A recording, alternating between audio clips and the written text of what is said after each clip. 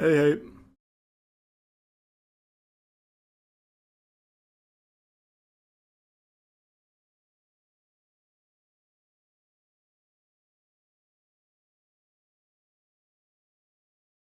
Good evening.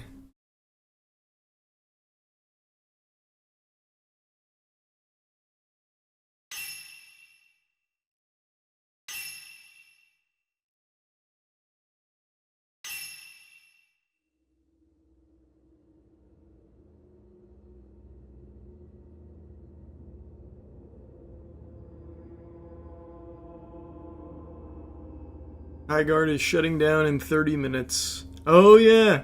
Oh, I completely forgot. Yeah.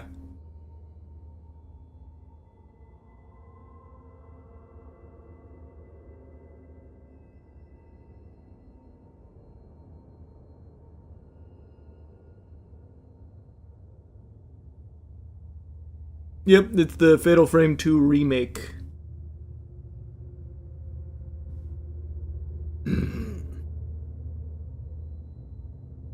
Here, I'll turn the lights off. This is a classic.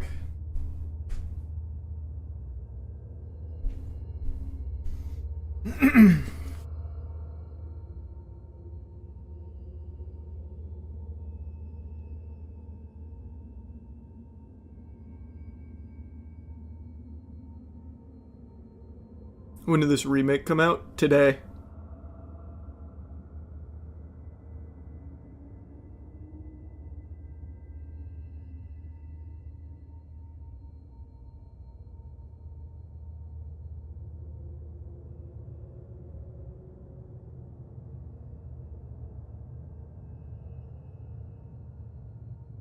Rate the latest JJK episode.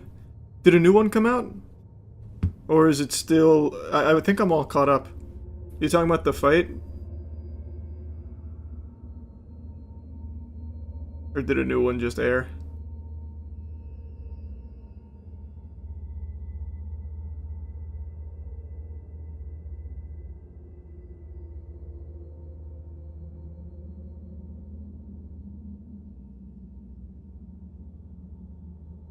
Okay, Fatal Frame 2 Remake. I'm pretty certain I've played a Fatal Frame game before. Which one, I couldn't tell you. I genuinely don't remember. But I am pretty confident I've played at least one.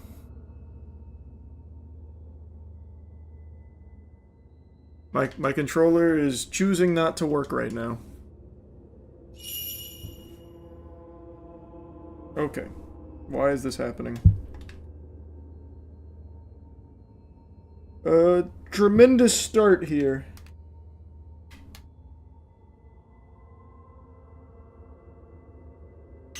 There we go.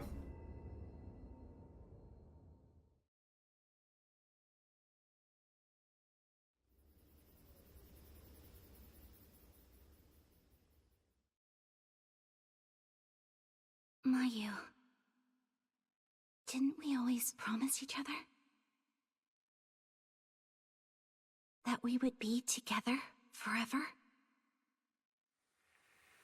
Mayu?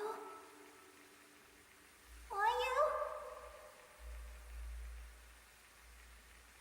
Oh no. I'm sorry. No! Sorry. The frame was fatal!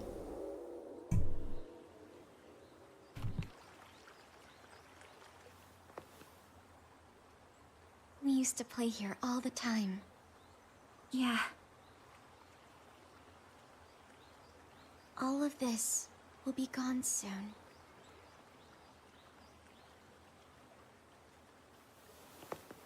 How's your leg? Does it hurt? A little. But I'm okay. Hey, Mia. Yeah?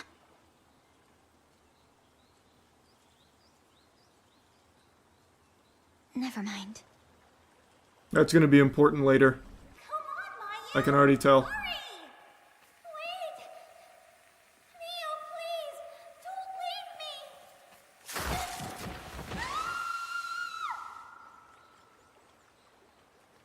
leave me! Mayu, What happened back then?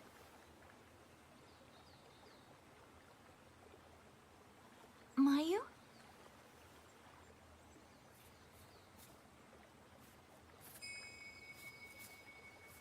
She's walking with a limp. She died. Mayu!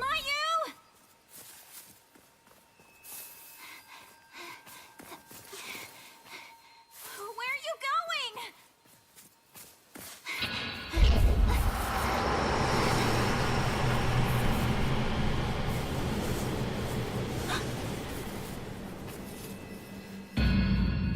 Mayu, stop! Mayu!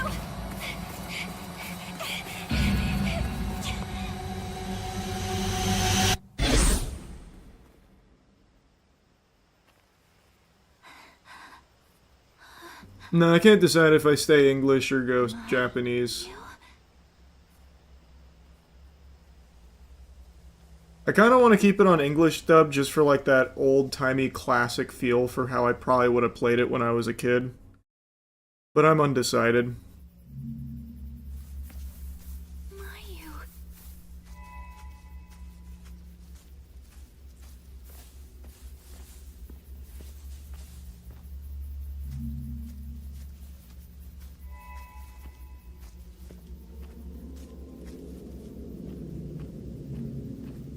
Mayu! Man, we're pretty slow. We didn't even injure our leg.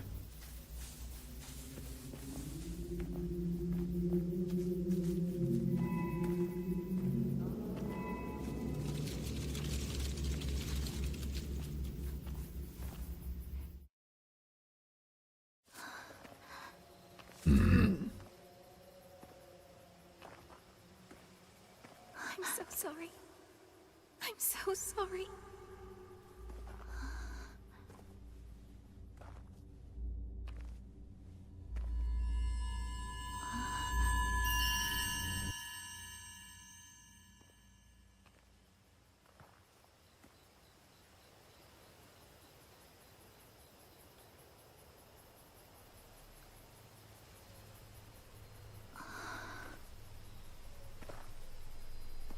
What is this?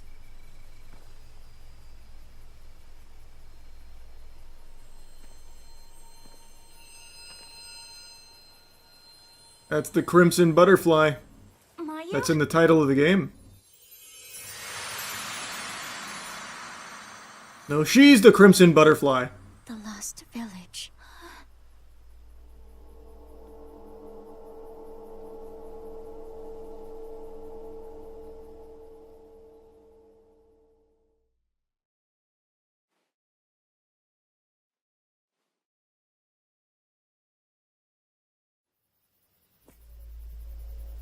Let's go. I heard about this place.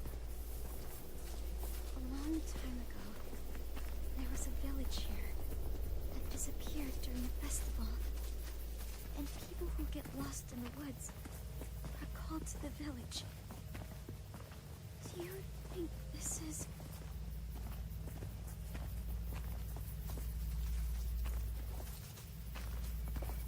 Do I have to hold her hand? Will she follow me? She will. Wonder what holding the hand mechanic is for. Hello!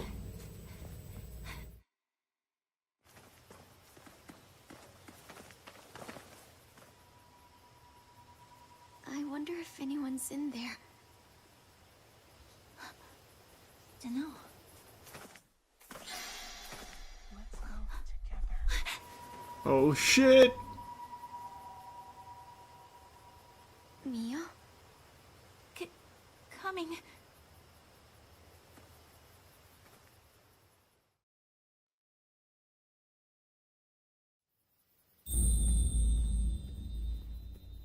What if there's someone in here, though?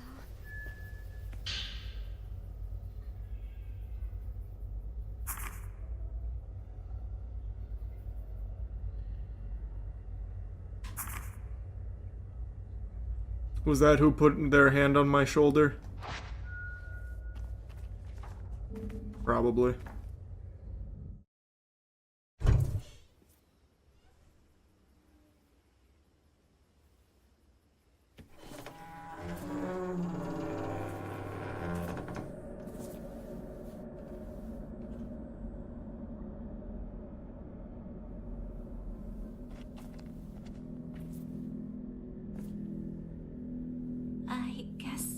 one's here.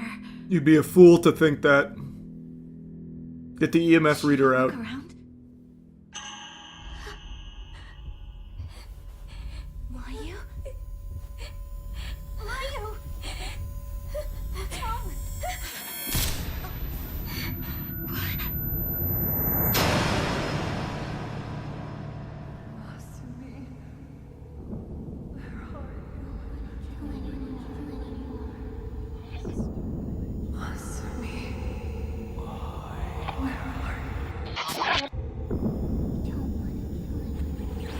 Lost village. They keep calling it the Lost Village, but I'm here. I found it. I don't want to kill anymore.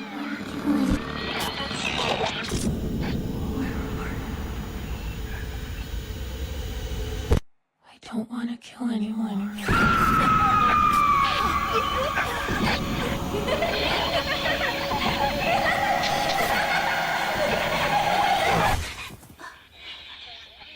Thank you for showing me all of that, Mayu. What was that? I don't know. I don't know.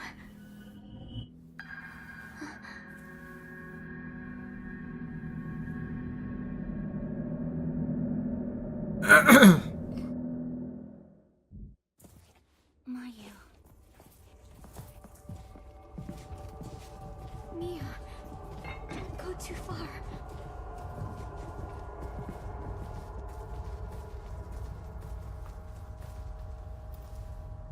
Whose is this? What if someone else is...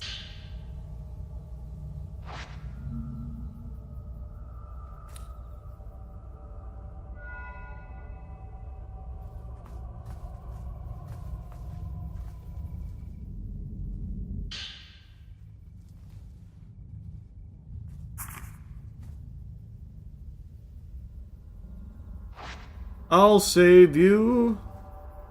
You can wait here. I'm gonna explore a little bit. a bed? A lot of diaries.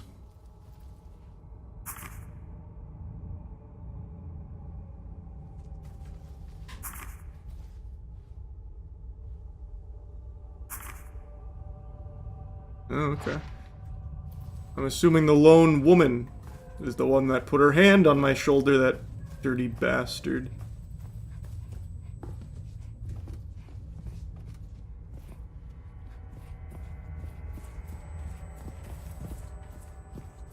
Anything in here?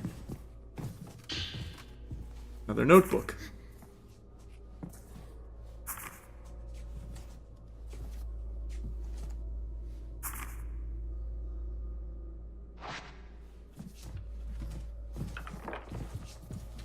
Okay, Mayu, there is not enough room in here for both of us.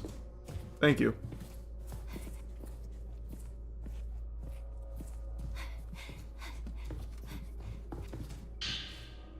Fuck.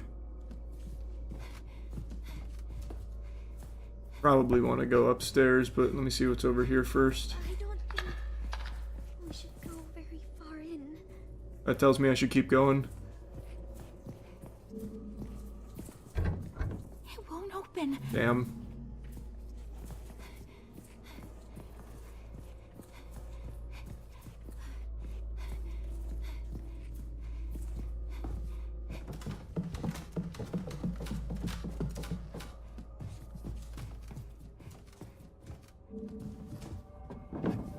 Man, everything's locked.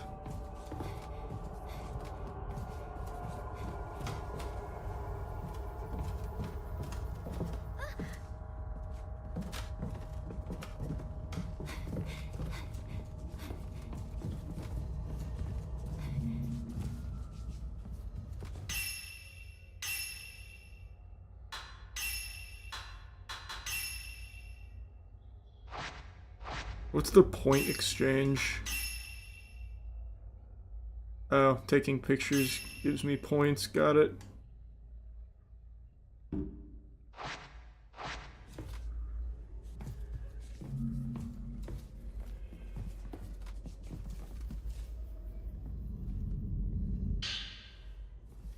Nice. Kimono room key. This key is for... Probably for the kimono room. Isn't that what it just said? Can you not read?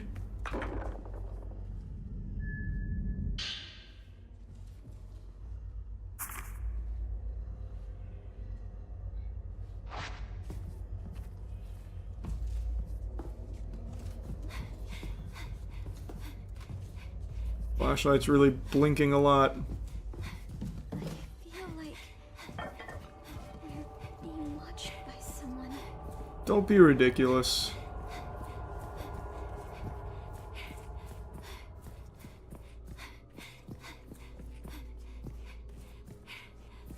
Oh, wrong door. It was over here that had the padlock. I should have just looked at the map.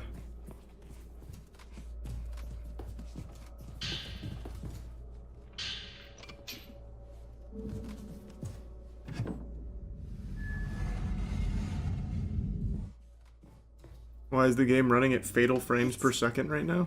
A bit cold. It's not that bad. Is it like laggy on stream or something? I think it's just at 30 FPS. I can't quite tell though, and I also can't bring up a menu.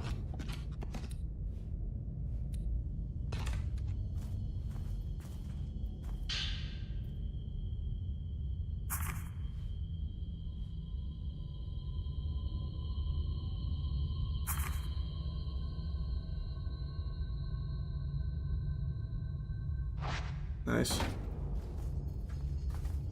The camera.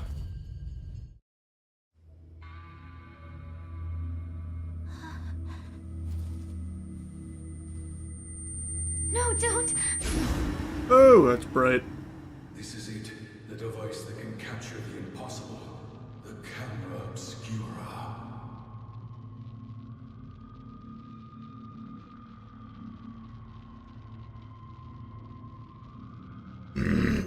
Is the game 30 FPS locked, or is it just whatever settings it locked me in at that's causing it? Anyone know?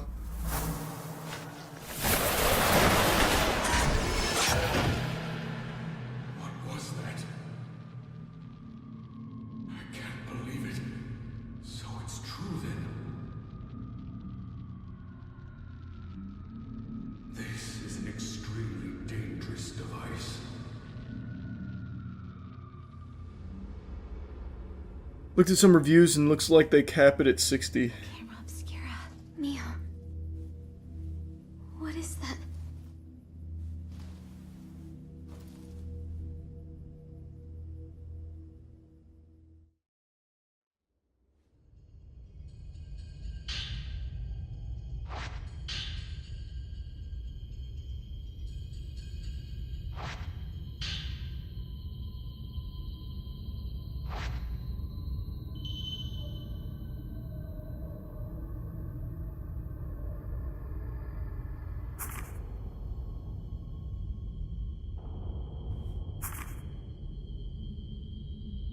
Nice. I wonder if that camera still works. I'm sure it does.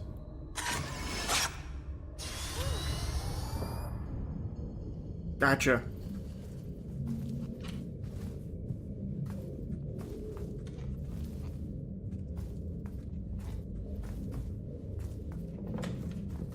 Someone's there. We don't know that.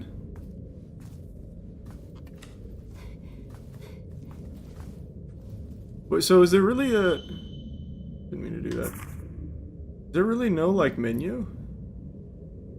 I might have to back out of the game into the main menu or something to adjust settings, but... I'm sure it's probably fine.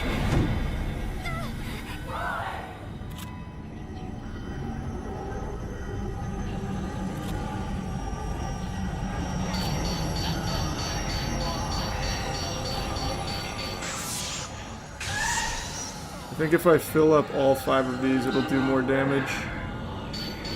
Oh, I'm reloading. Oh boy, that's on me. That's on me. Alright. Maybe I shouldn't be going for maximum damage. Oh god!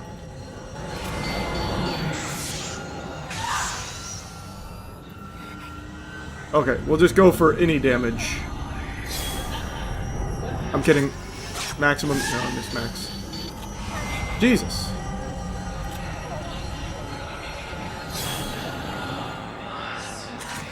There we go. Max.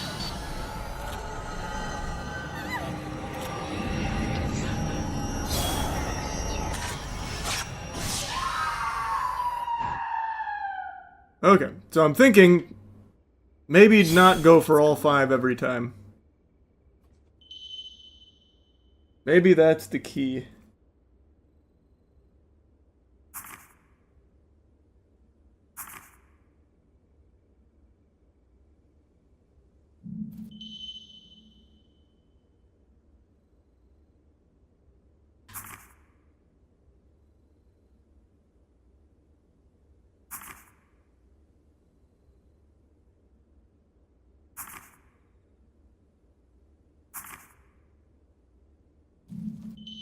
It's square for menu. Okay, let me check in a second.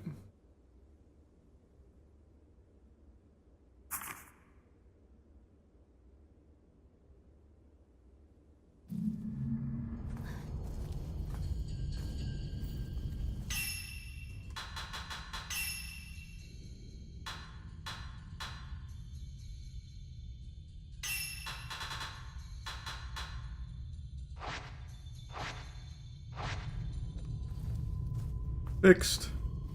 Are you okay? Let's just get out of here. Wonder why it defaulted to 30.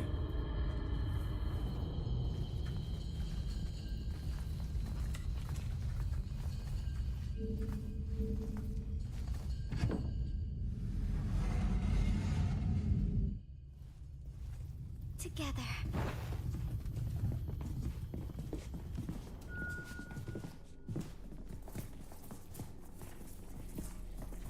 Well, we got like what we came here for.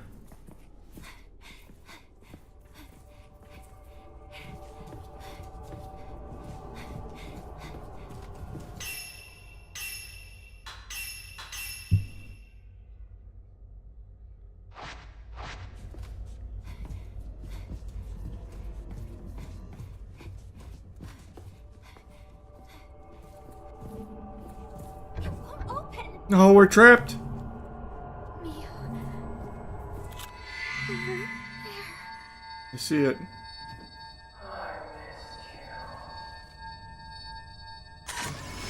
Too far away, that's not gonna do anything.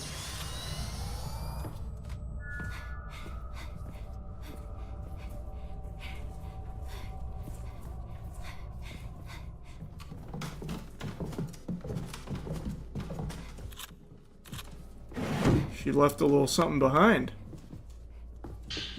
The last notebook entry.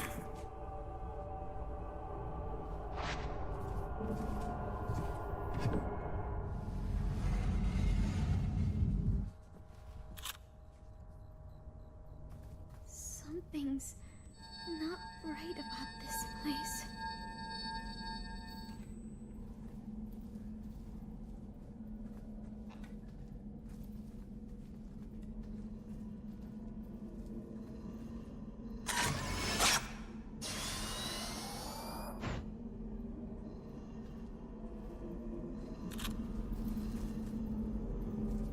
The hell did that do?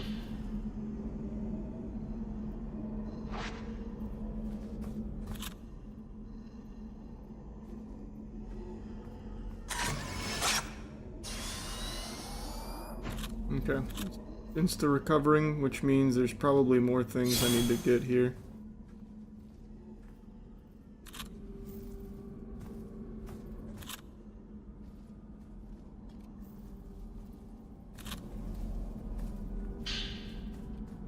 Notebook 9.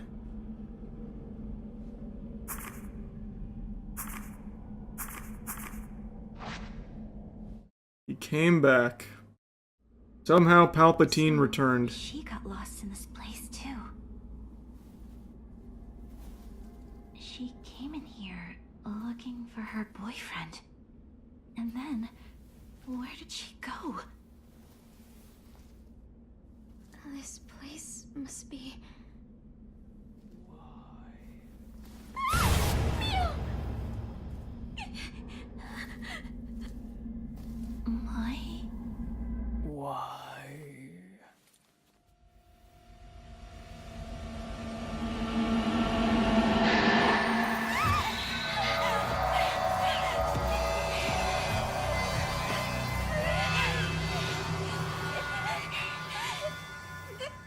She might not be evil. Just confused. Oh, what the fuck? I couldn't get it in time.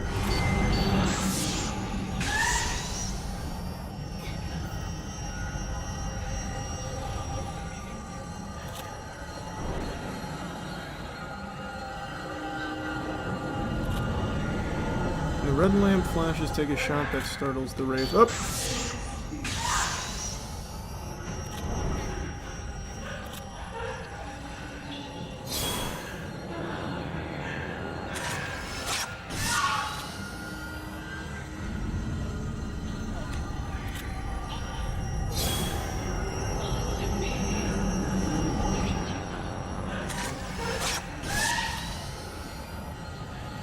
I'm assuming it means the red lamp above my shit, right?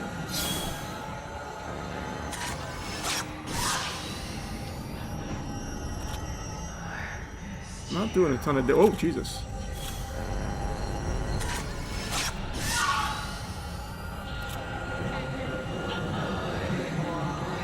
I don't think this is right. I think I'm doing this wrong. I should be doing more damage.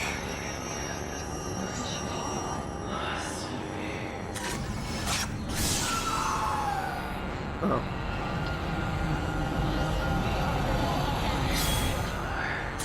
Oh, big fucking blast there.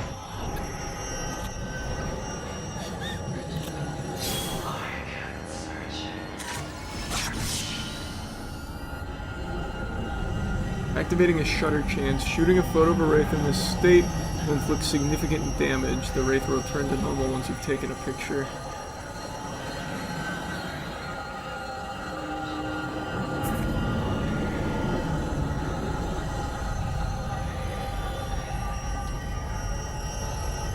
Okay.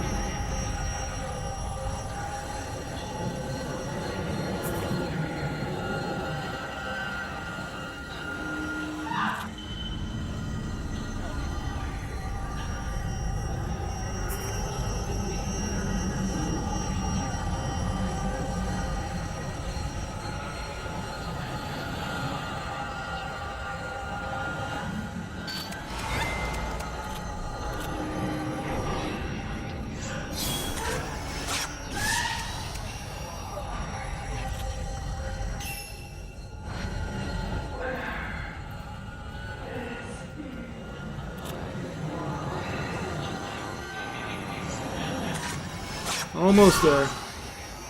Almost staggered. Gotcha. Now? Oh, I missed. Oh, there we go. Ah! Ah!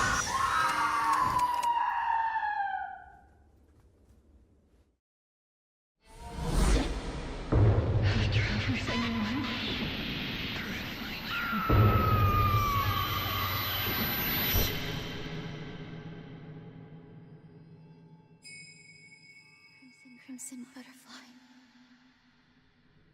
Thanks for the help, Mayo.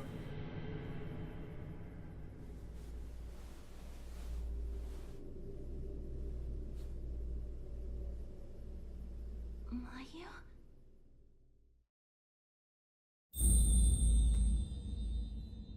Chapter 1 cleared. No, now I can't hold her hand to heal. Though I don't think I took much damage, so we're probably fine. Mayu.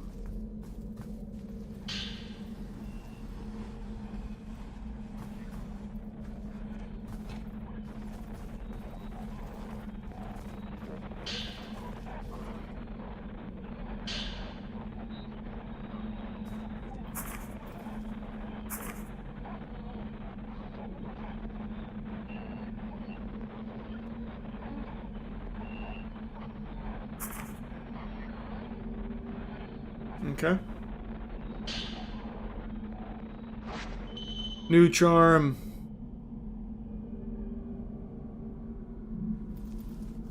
This is my sister's.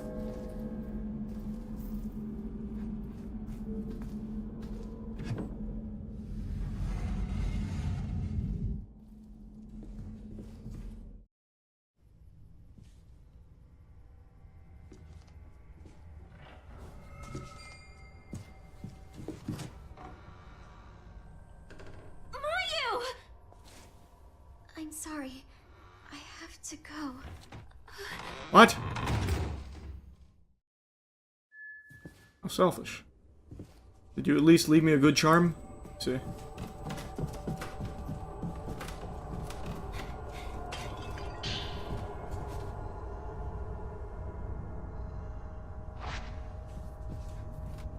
Okay, we got some new film. The old cringe compilation. Okay, that lantern's no longer active. What the hell's going on out there?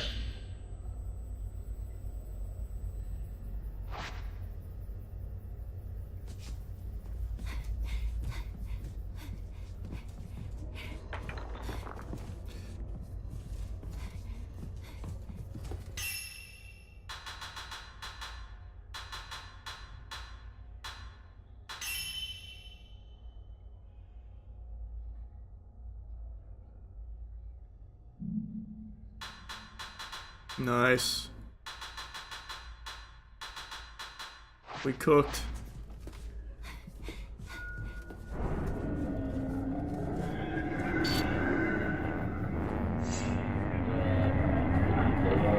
Come on. There we go, 5.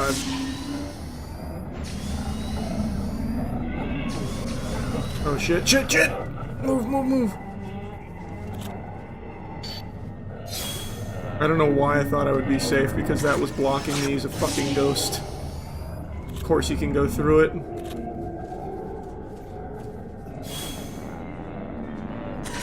Oh wow, I am cooking him. I don't want to waste any of my new film, though. There we go, vulnerable. Come on, baby. Come on, baby. Come on, while he's vulnerable. No! There we go. Oh, no. That was just stunned. I thought that was vulnerable state. Ha!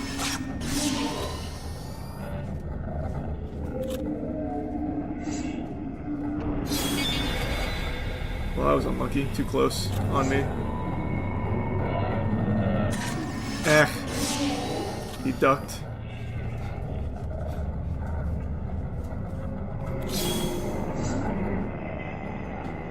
Man! Oh, fuck! Almost there.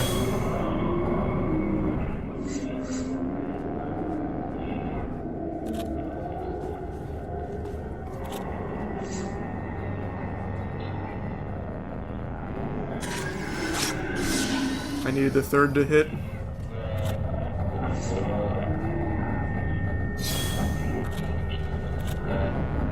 There it is. Vulnerable. Finish him. Finish him. Or not. Wait. Was that not vulnerable? Oh, fuck.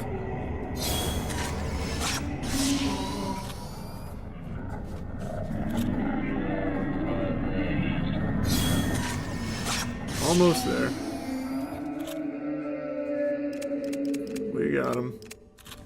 So why didn't I get vulnerable state there? I thought I did it right. What did I fuck up?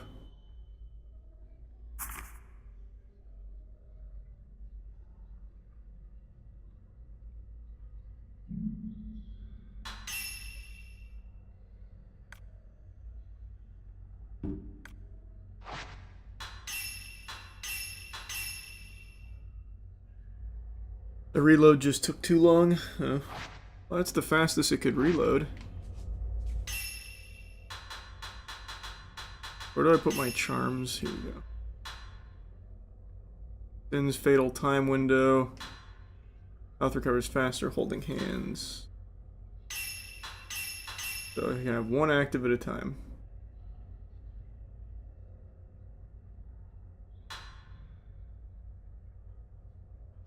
Okay, that was fine by me.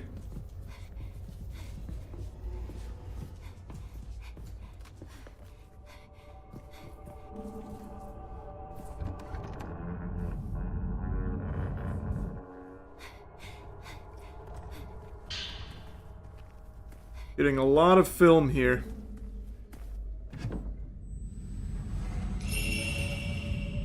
You a bad guy? He's a good guy.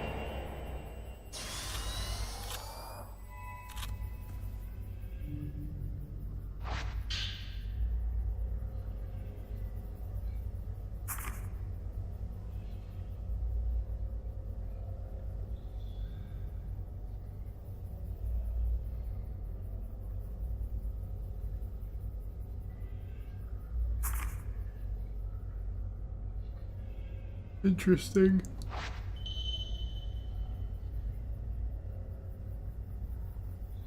A filter for viewing spirits, huh?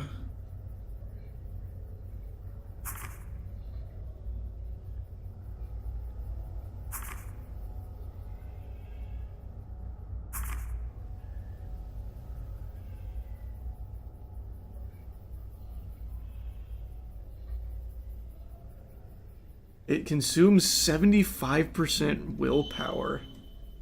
Wait, there are so many camera mechanics here? Holy shit.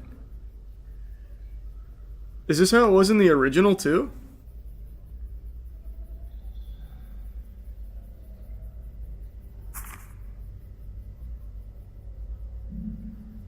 Vanishing traces.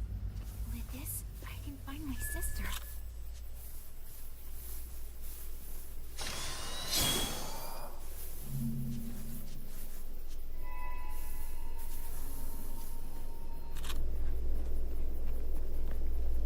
Yeah, it was. Wow. Didn't know it was so deep. No, I'm getting ganked. Oh, I have to shake off manually.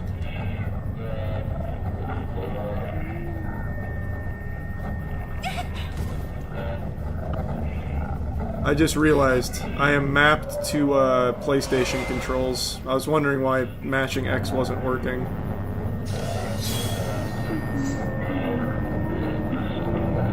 Oh, unlucky. I should have just ripped it.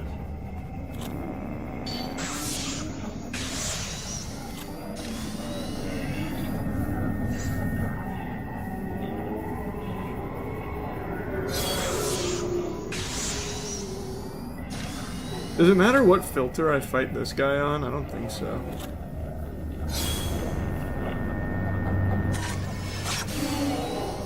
Yeah, it definitely does. This one's much better.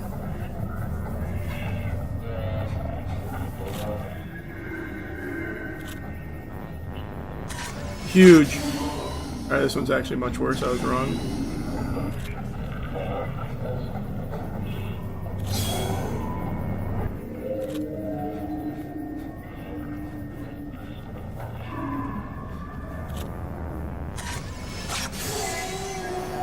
Come on, come on, come on, come on, come on. Hurry up, hurry up.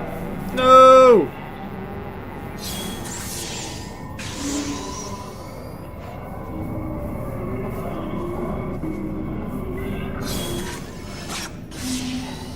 I don't want to waste any good film on these guys. Being very frugal.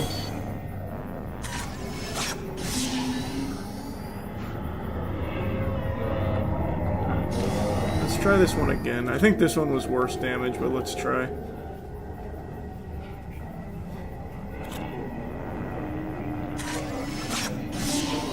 It's like roughly the same.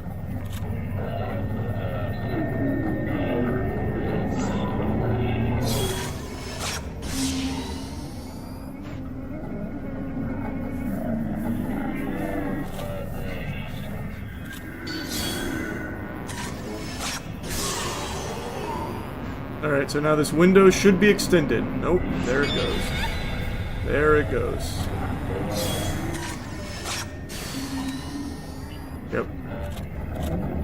So there's no point in extending that window, because I am still too slow on the reload to capitalize.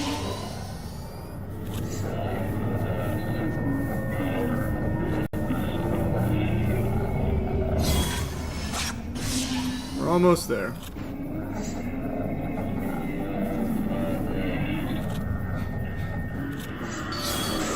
Nope. I thought he was closer.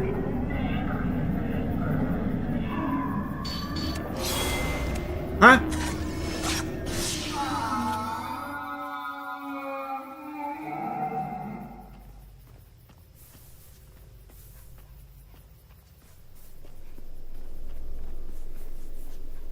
Not great.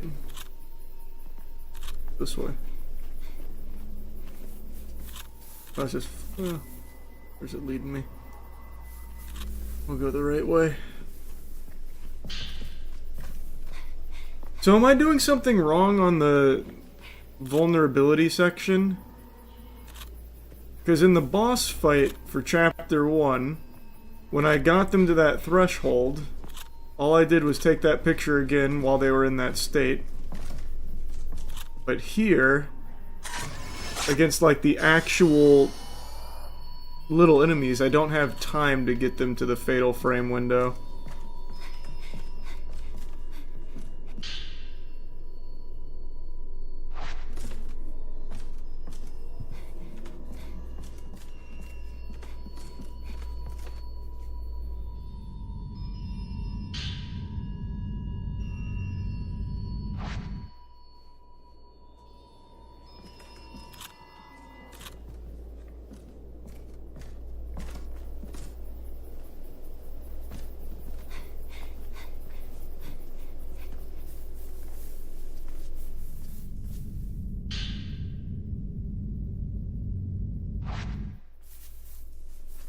A lot of items just thrown around. I see you, Mayu.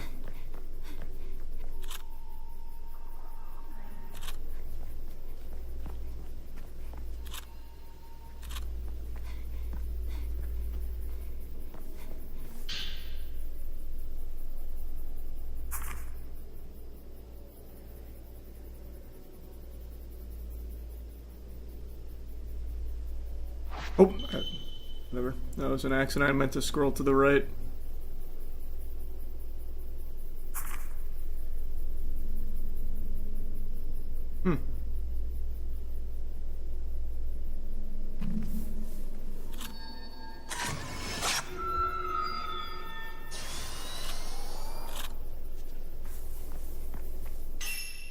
What'd I unlock?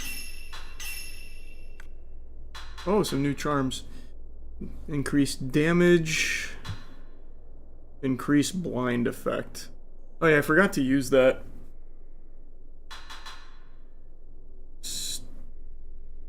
Stickers usable in photo mode.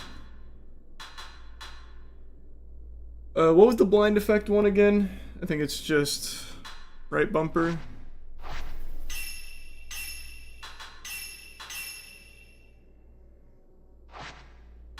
Can't afford the increased blind effect. It's 30k. I have 22. But I'm gonna save for that because I bet that goes crazy. I feel like I should explore a little bit back here.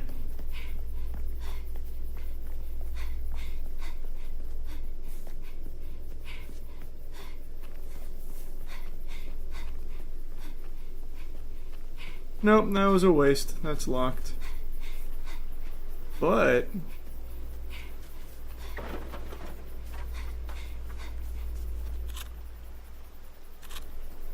okay, I'm guessing I eventually go this way. I have a full inventory. Fuck. Okay. Gonna have to start ripping shit.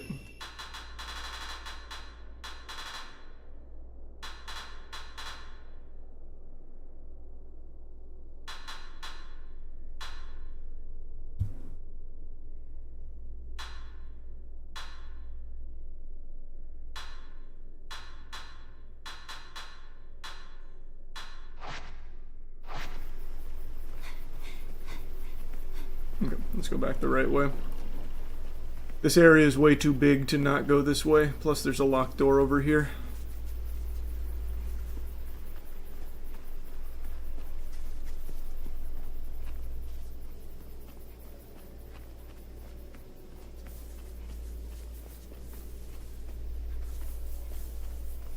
Pretty sure if you time the photo with the blinking sound when it's glowing red, you'll do a bunch more damage. I think it just goes by how many things light up. Right? We'll try. No harm in trying.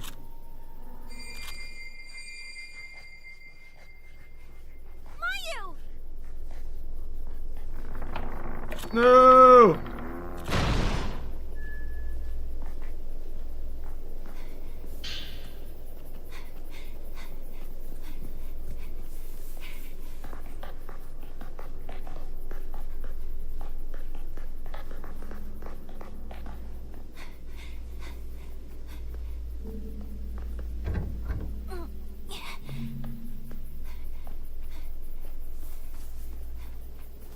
Why unlock the gate when I can just drop down behind it here? That's the big brain strats.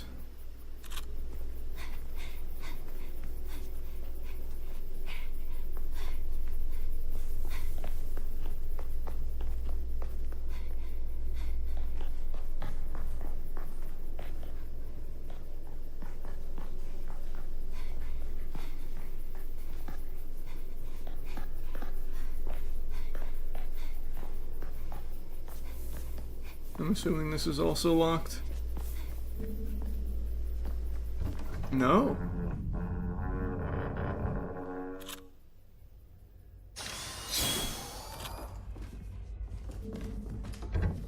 It won't open.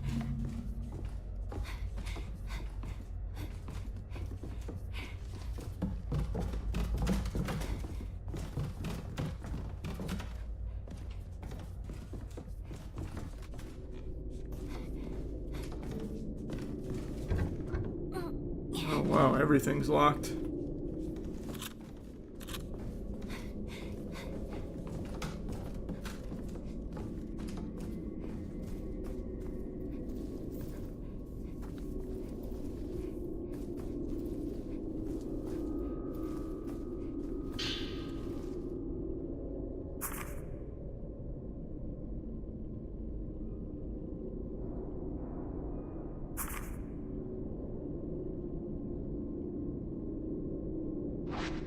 Crimson sacrifices, huh?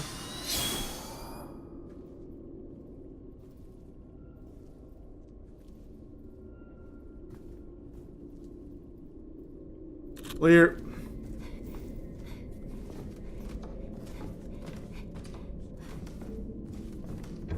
Wow, everything in this house is locked.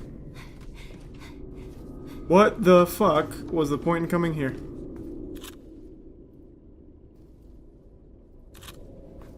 Is this just a completely worthless house aside from those notes?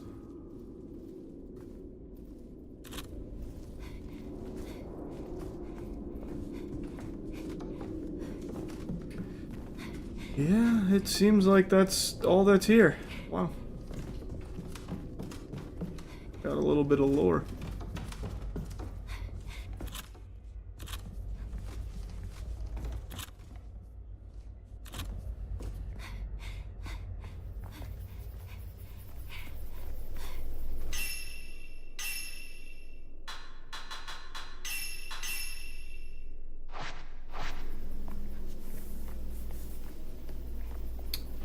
Okay, now I have to get that gate open. This is still locked, right? Yeah. Let's go back all the way across there, see what was that way. And then I'll go back the other way there.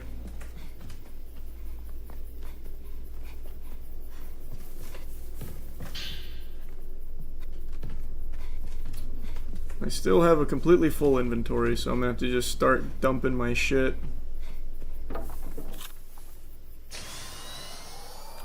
We'll hit this.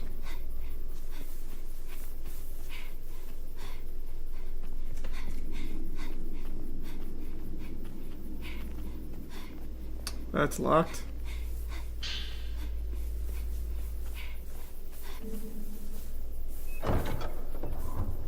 Everything is stuck.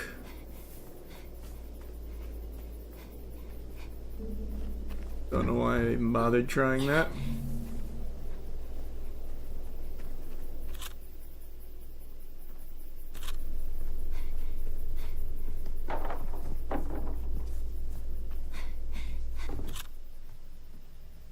Oh, there's one.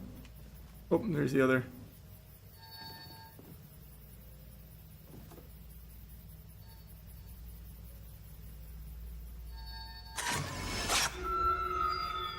Clean.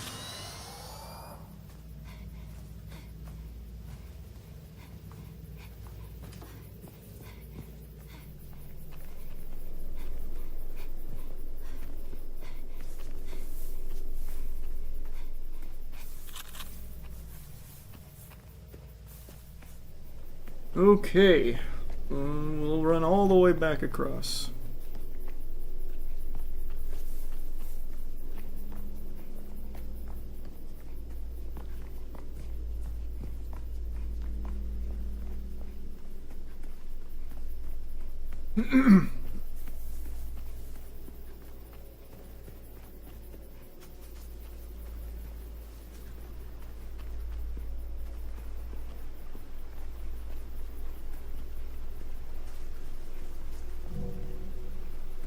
Still can't pick that up yet.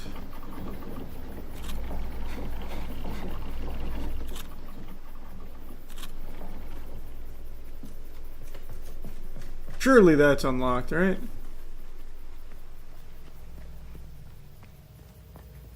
Probably not. Maybe I have to go in that way. Open it from the inside, but we'll check. Yeah, I need to stop just trying to open every door. Especially when I know better.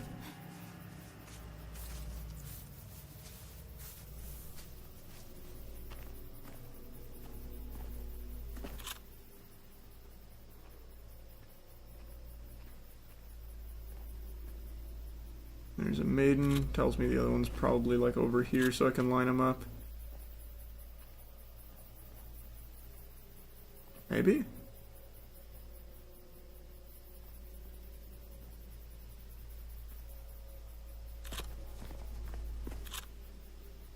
Is this it? Oh, what the hell is this? Oh, that's a candle. I see. Where's the other one?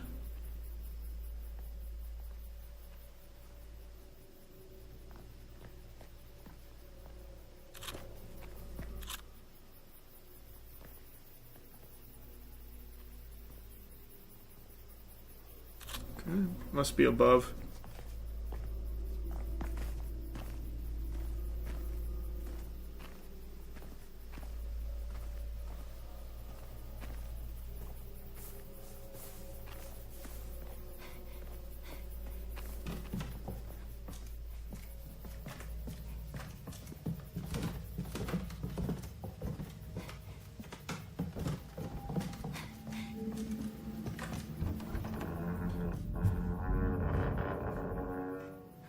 Do I get anything for taking a photo of one twin maiden? I don't think so. I think I have to get them both in frame in order to get the unlocks. Unless they were both right there and I just didn't see the second one. I can always just go back though.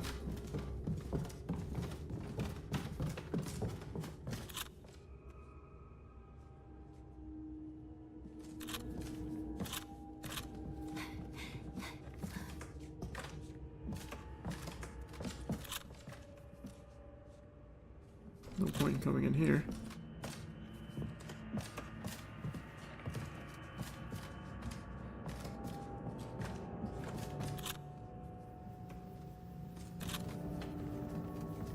This seems like a nice place. Here we go.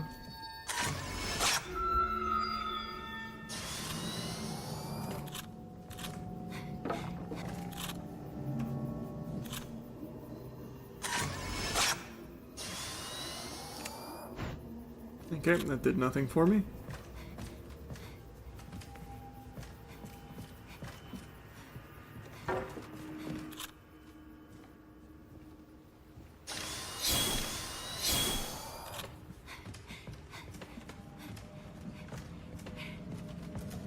Do I plant a seed in there?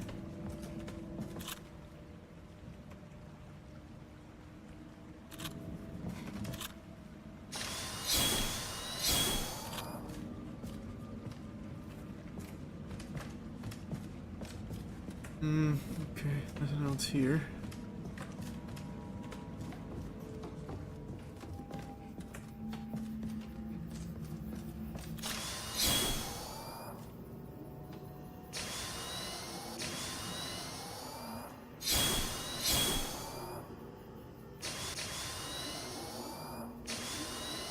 I have one of these.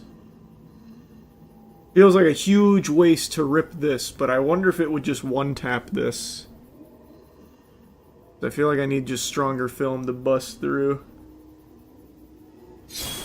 Not even close, actually. Not even a little bit.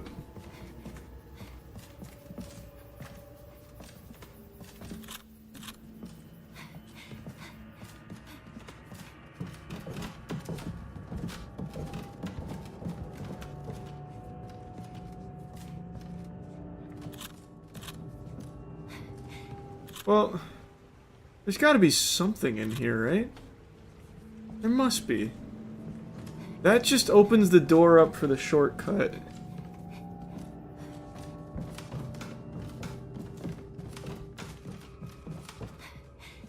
That can't be all there is here. And yet...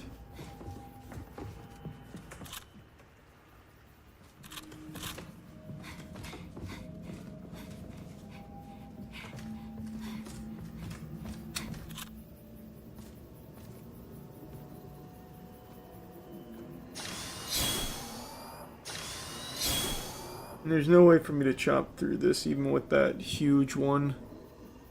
Right? Because this will just... Yeah.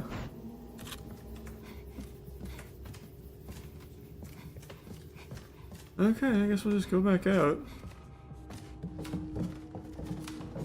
Have you heard of the horror game Bridge Curse? No, never heard of it.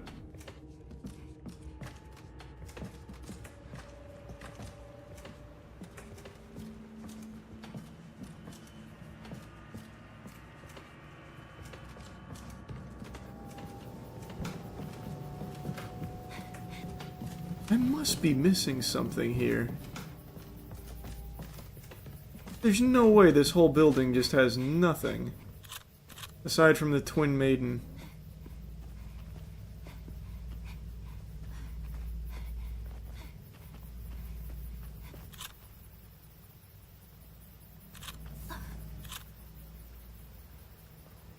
Still just the one.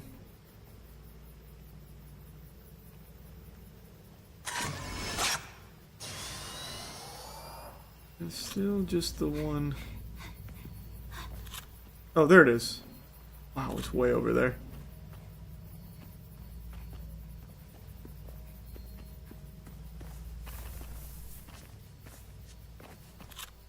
Way, way over there.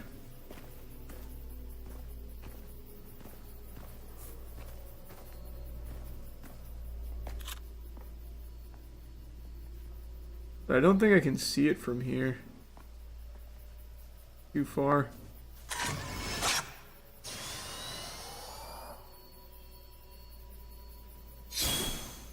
Yeah, I think I'm supposed to take it from that angle back there. But I don't know how the fuck I'd get both in frame. Let me see. Let's see.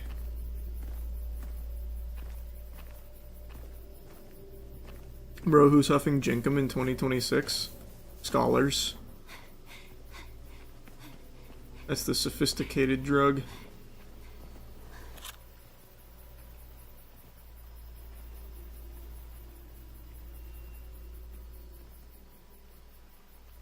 Yeah, I can only catch it from that angle over there.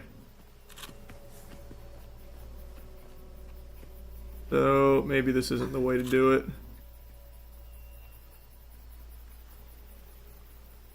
Oh, wow, now I can't even see it. There it is.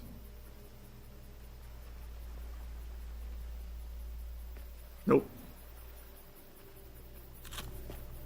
Yeah, there's got to be a different angle for it. Maybe off on the outside.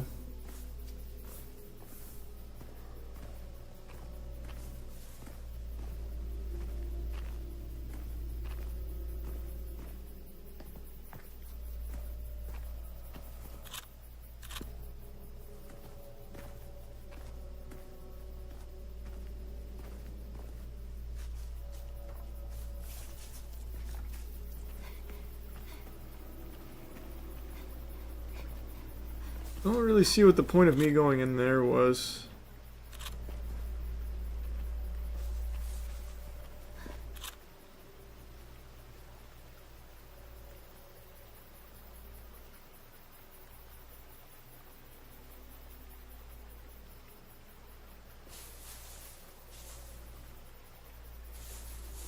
It's close.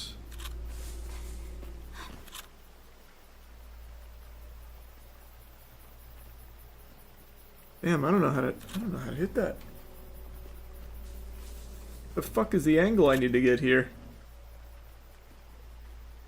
As far as I can go there. I need to get them both in frame, so I don't know. I need to finagle my way around. It's not the left side. I already checked the left side.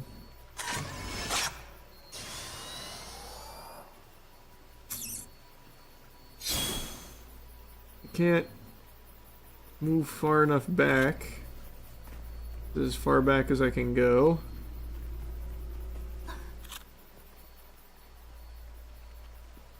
Damn, how do I get that? I can't go straight on there because it's blocked by this, so it has to be at an angle. But what angle? This isn't enough. I need a little bit more juice.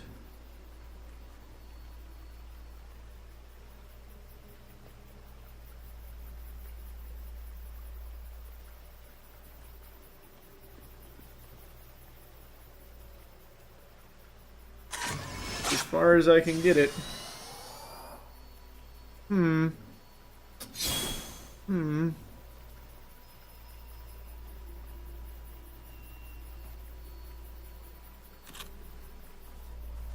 don't know if there's a way to destroy that, but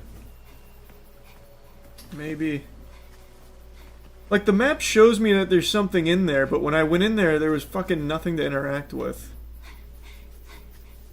So we'll go back again.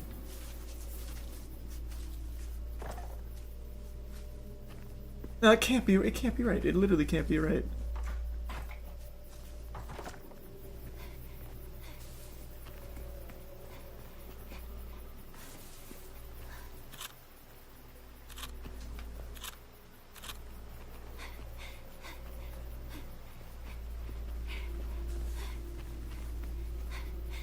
I'll just keep wandering aimlessly.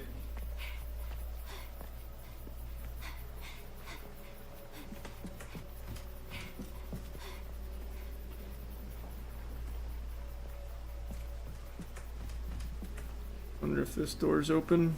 My gut tells me no, since none of these are. Nope, that's got a padlock on it.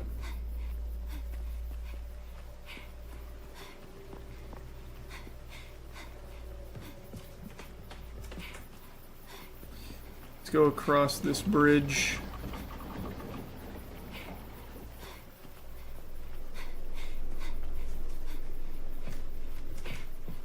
There's no way that whole building is useless. There's no way, right?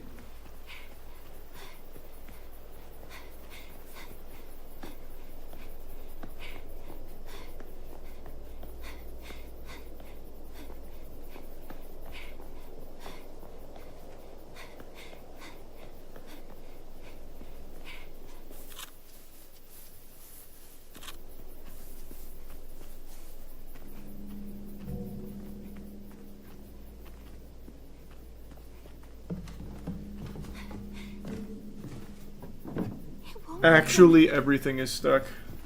Legitimately, every single thing in this game is stuck.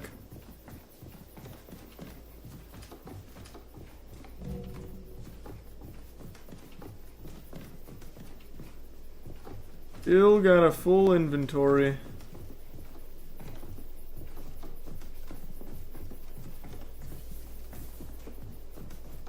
Good circle, good circle.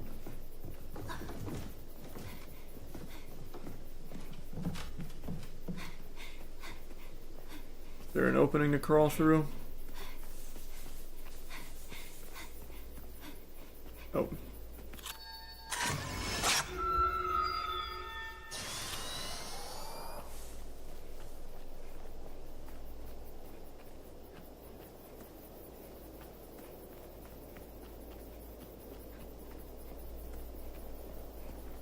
There is a lantern in there. Oh, prayer beads. This enhances my performance.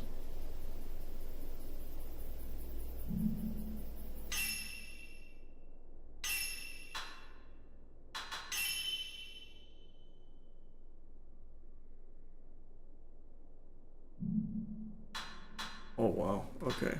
Focus. I can focus it manually. Zoom. Zoom in and out. This is probably how I hit the Twin Maidens at the other spot, if I zoom out even more. But I feel like I'm at maximum zoom out. Maybe not, though.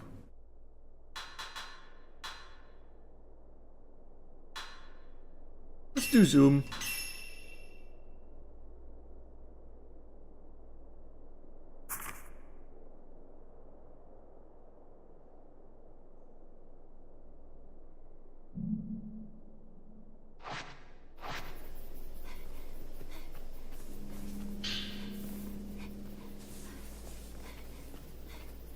How the fuck do I get in there?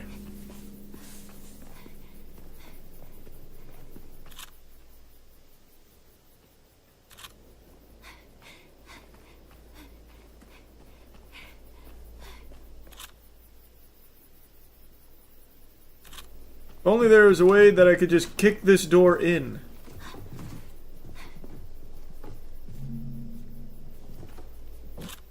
And taking a picture of it probably won't do anything. Man, every single building I have visited has been fucking worthless.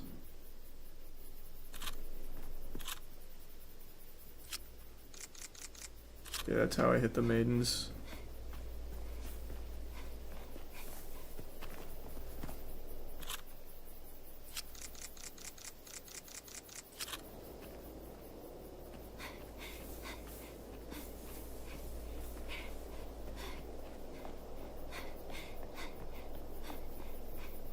Well, exploring didn't lead to anything. Go back to the gate.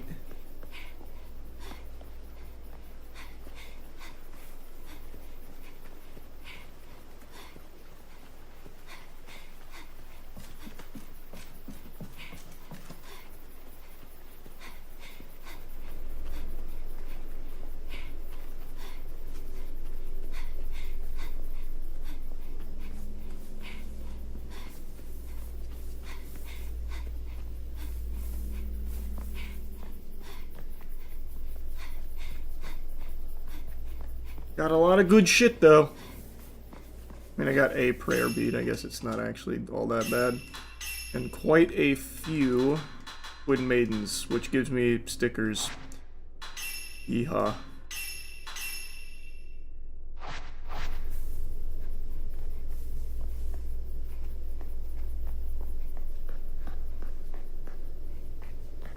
Building to my left is just lore.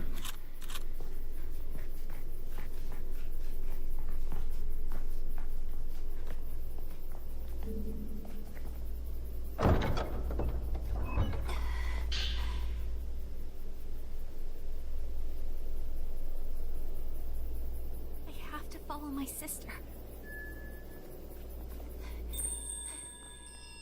Crimson butterfly.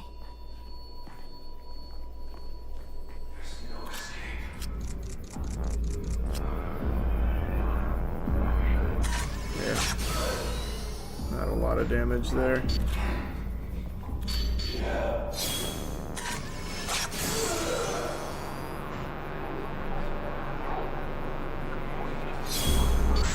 Ooh, huge damage there. Clean.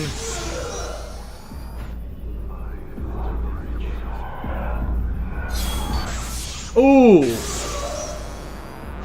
This guy got fucking worked. Oh, that was stupid. I should have just used my flash. Wait, why can't I flash? Why can't what? I can't. Oh, I can't flash. Well, should have just stayed with the other film. I was being frugal.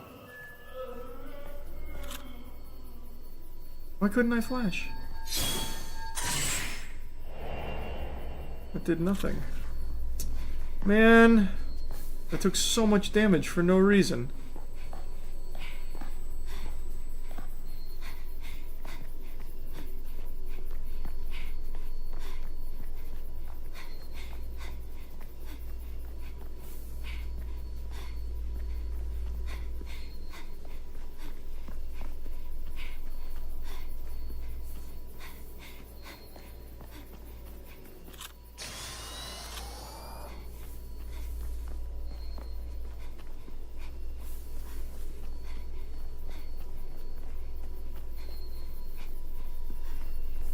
exploring was a huge waste of time.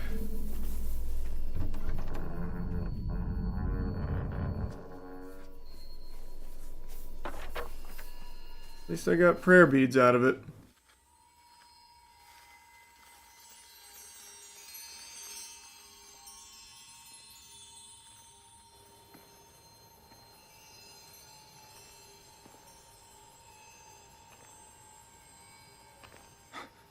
Yai. What are you still doing here? Who are you? The ritual will begin soon. If they find you.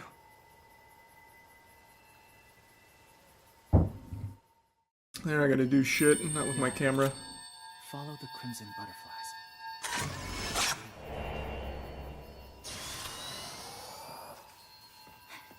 Yai, is that you? Ooh, free prayer bead, huh?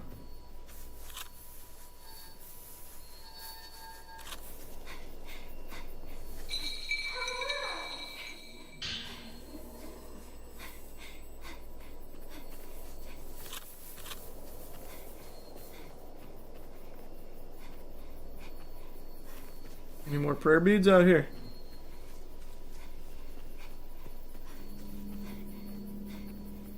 There probably is. I'm done exploring. I'm not even gonna bother. I'm throwing in the towel on the whole exploration thing.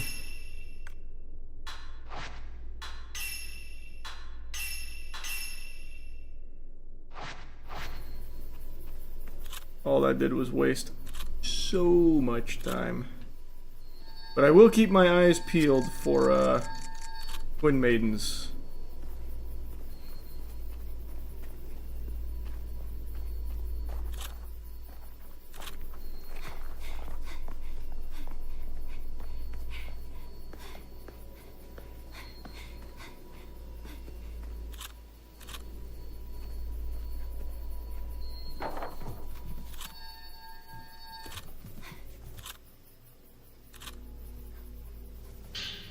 Prayer bead!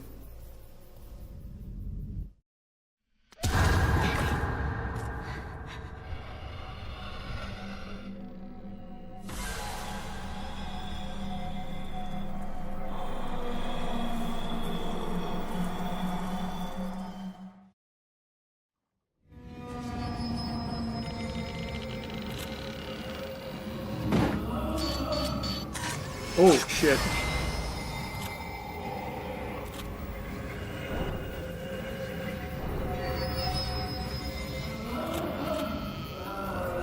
Oh wow, she's good.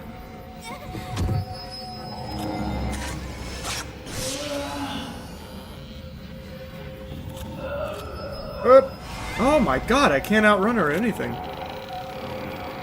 There we go, 5.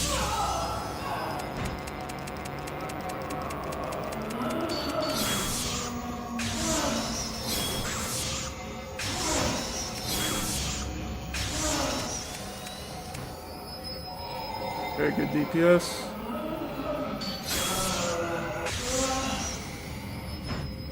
Oh shit. She still hits that? Where'd she just go?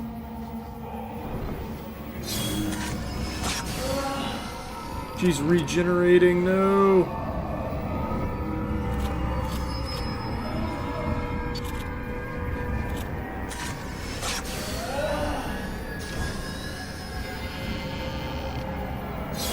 Just more or less. Oh, fuck. I thought she went behind me.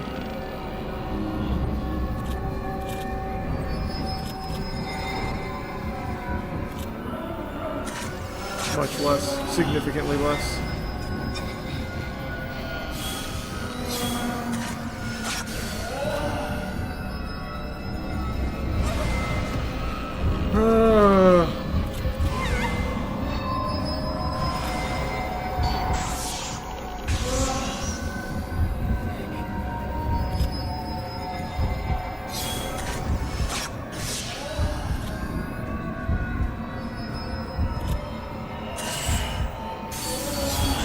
That didn't stun her at all.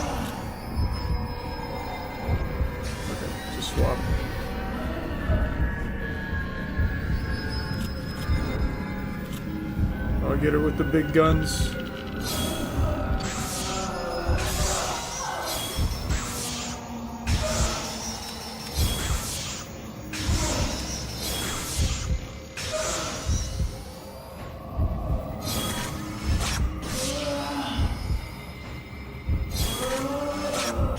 Almost. Oh, fuck, fuck, fuck. Oh, come on.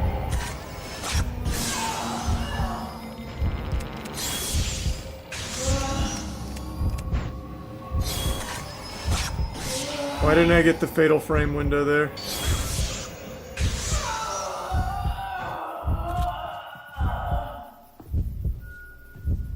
Why am I not getting the fatal frame window consistently?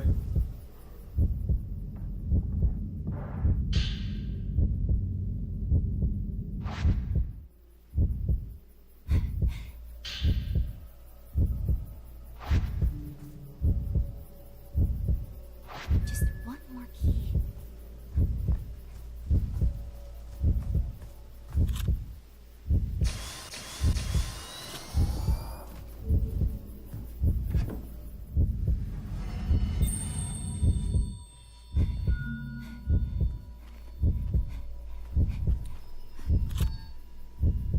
This is a friend.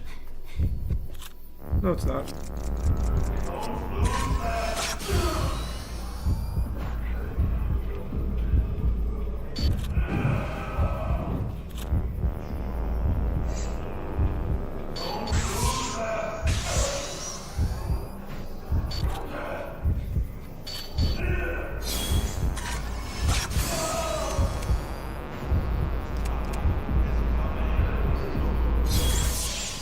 Oh, huge chunk.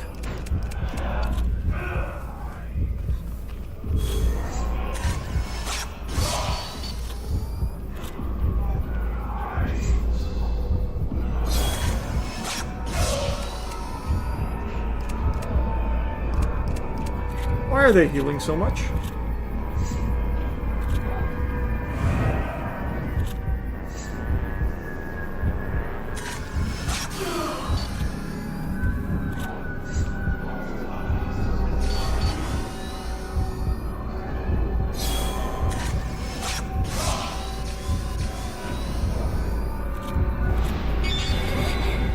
Huh? How'd you hit that?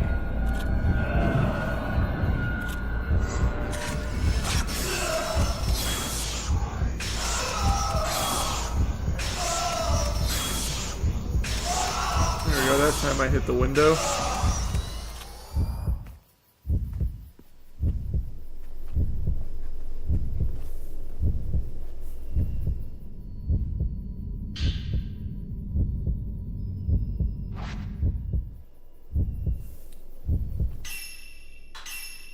Okay. When I used blinding against the lady that was jumping at me, it didn't really do a whole lot. So let's just do this.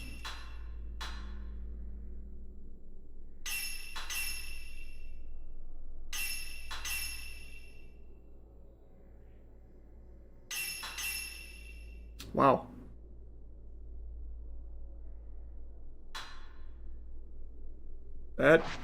That was a lot there.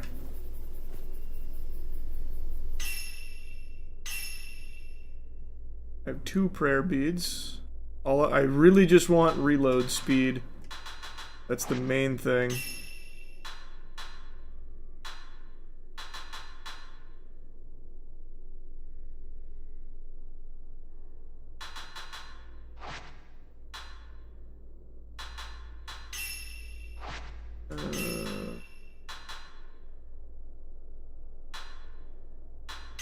That has done nothing for me.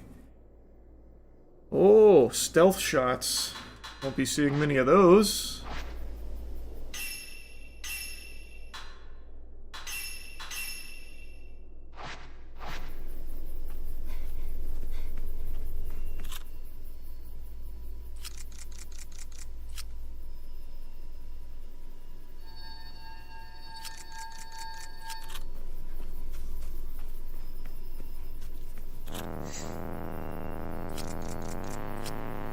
Stealth shot.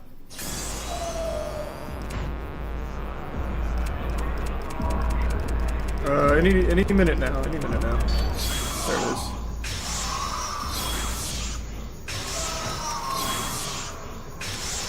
Alright, my damage is a lot better now with this charm.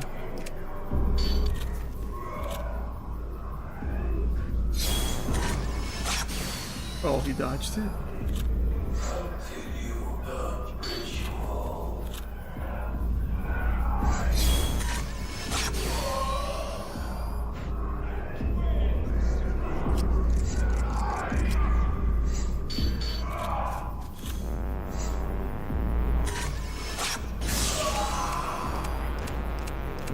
Oh, we're so close. Come on. Watch.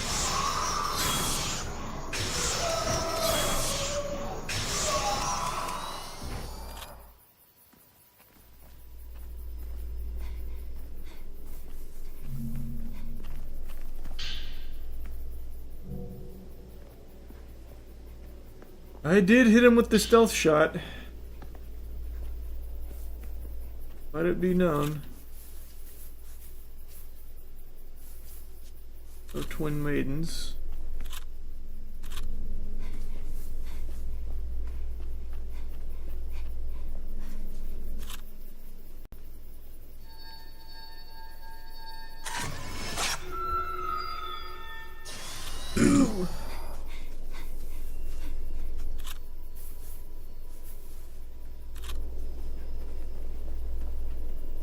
There's so much good film that I'm leaving on the ground, unfortunately. Prayer bead! That's my third one. Now I can do reload speed. Now, the reload speed is on standard filter, though, but I have to imagine reload speed is universal, right?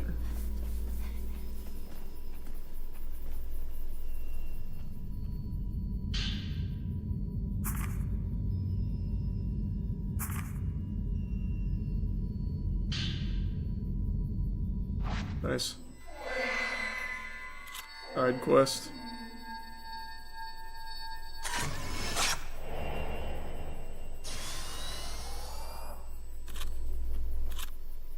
Don't know why I'm bothering to do this. I have already said that fucking exploration was just a big waste of time, and yet here I go doing a side quest. I can't help it.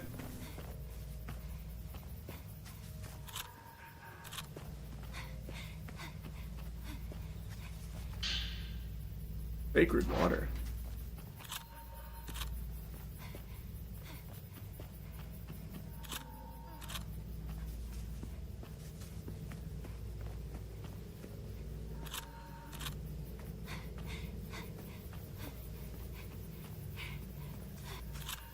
Okay, how much further are we going? It's gotta be just right here, yeah?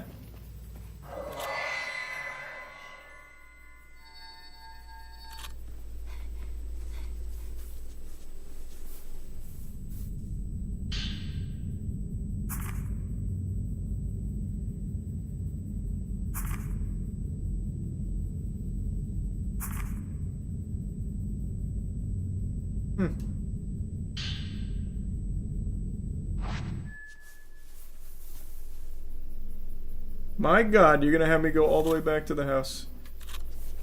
Investigate Osaka house.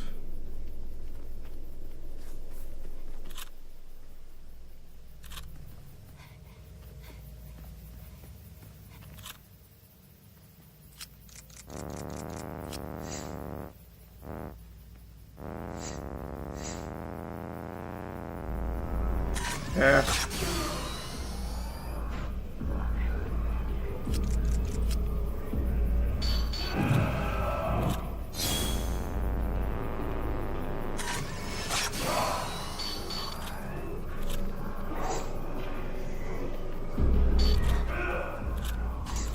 Oh, I thought it was gonna be a double.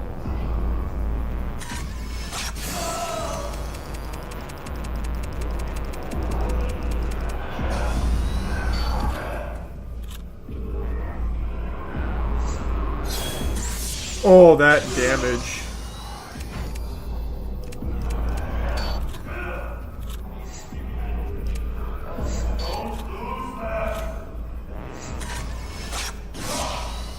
We're so close.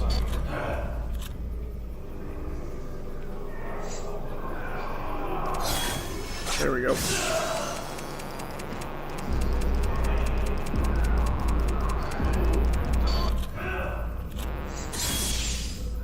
Really? Oh, okay, good.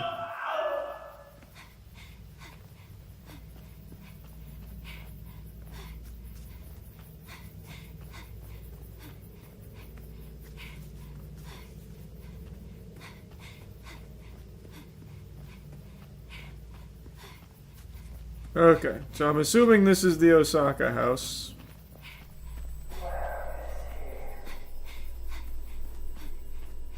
It is the Osaka house. Oh, now the door's probably unlocked on that other side. Is this still off limits? Yes, it is. Oh, no, it's not. We're good.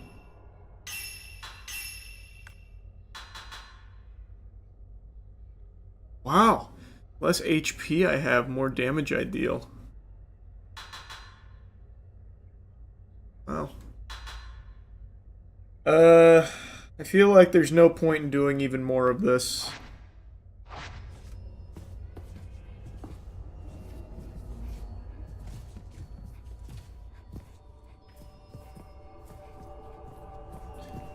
So this is... I can't tell a difference between damage between these, to be honest. The Paraceptual one lets me see like the past and stuff to track things, but as far as damage goes, I just don't see a big difference. Like, it feels like the Paraceptual one does more. This is still locked. Still locked, okay.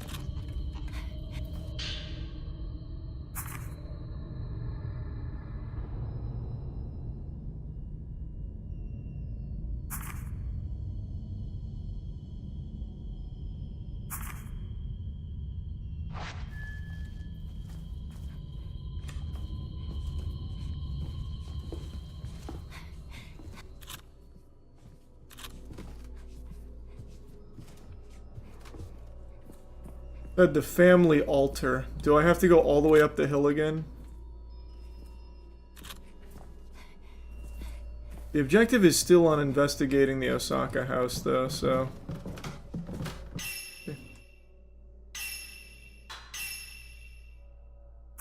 Yeah, figured that much out already.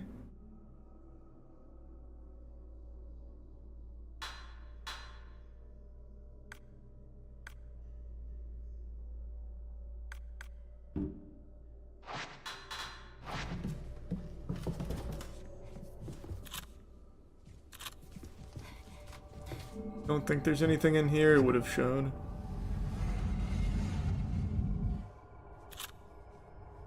Oh.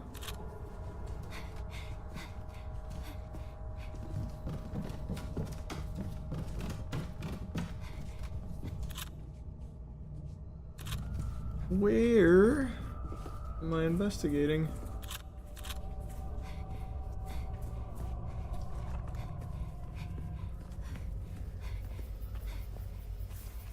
Perhaps out back. Nope, not out back. When I was on the... Oh. Oh, wow. What the fuck?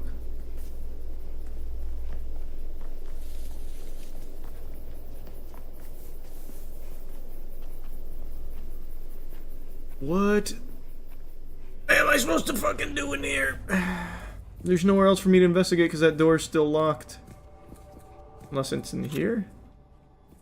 It's not.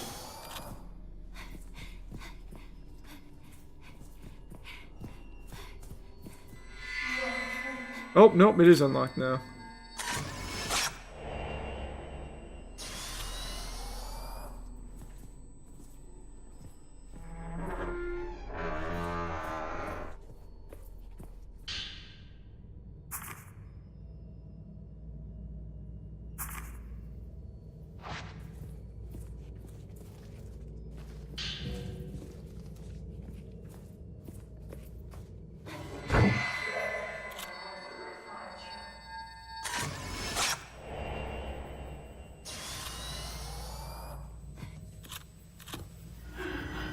Wind Maiden.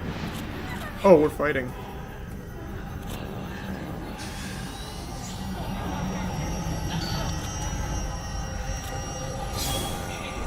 Oh, that's cringe and you know it. Oh, wow. What a dodge. What a superstar dodge.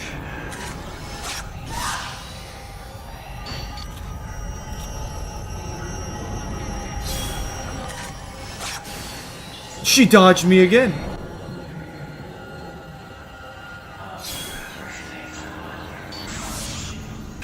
Damn it.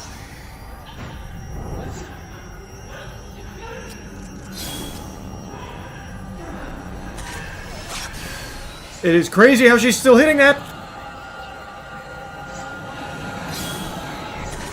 Ah, she's done it again. She's good. She's good.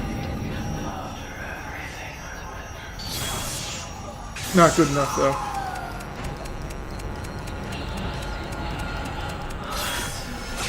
And she did it again.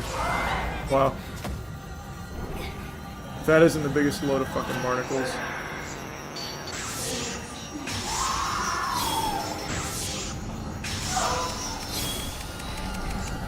What? That's all I got? Gotta wait. Just wait, just wait. Just wait.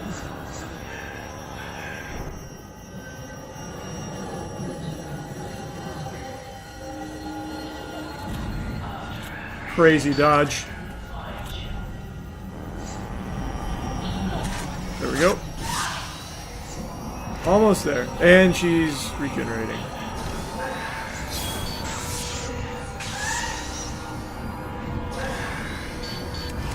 Not good. Not good, that hit.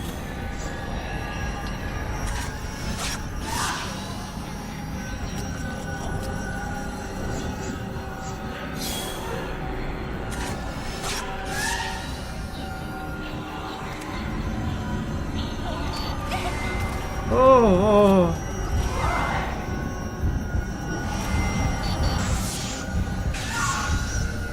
God damn it.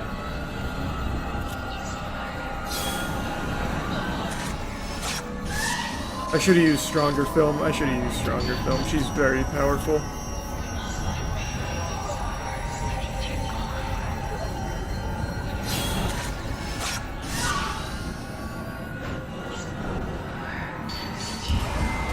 What the fuck?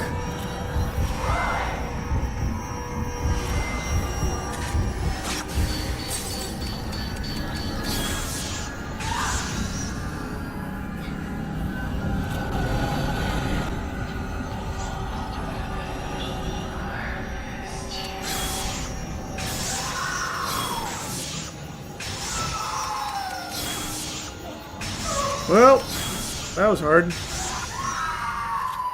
He fucking dodged everything and was so tanky. All that for some sacred water, huh?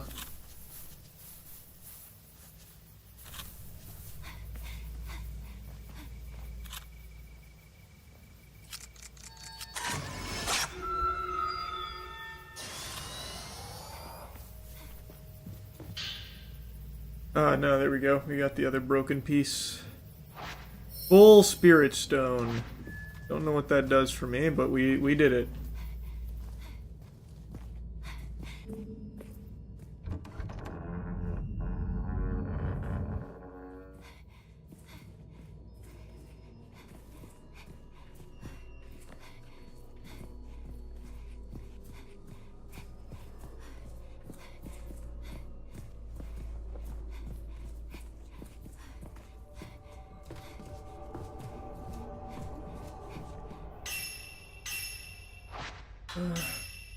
I thought that was gonna give me more points. That's okay.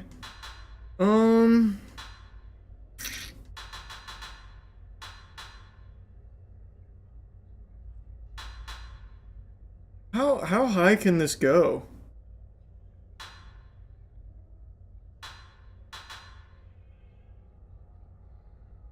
Let's just save this for now.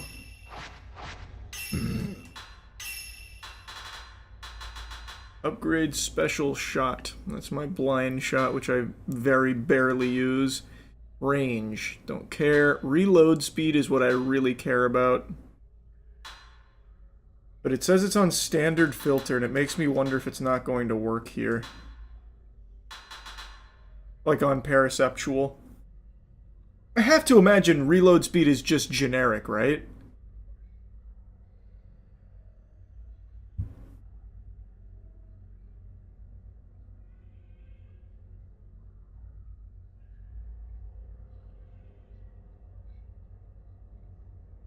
Yeah, I guess there's only one way to find out.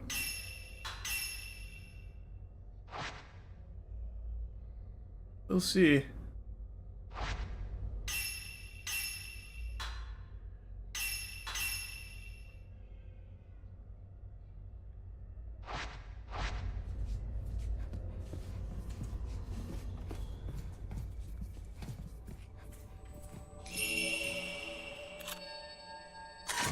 Another side quest, huh?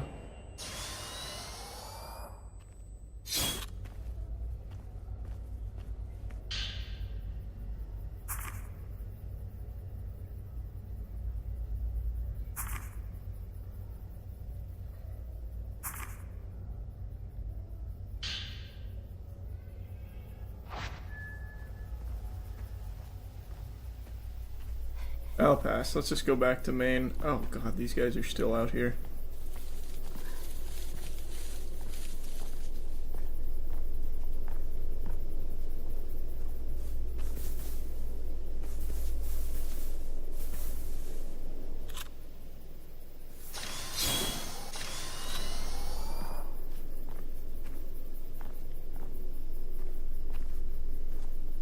This guy's he's just gonna collapse right on me, I'm sure.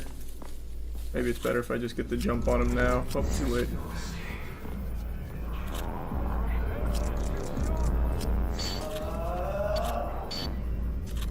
Jesus.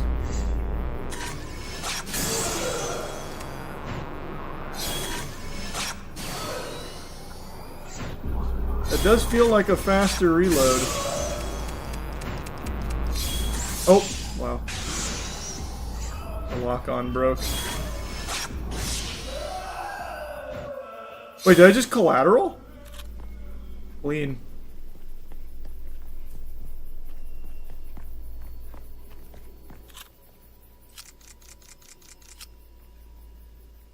A woman's shadow. Maybe.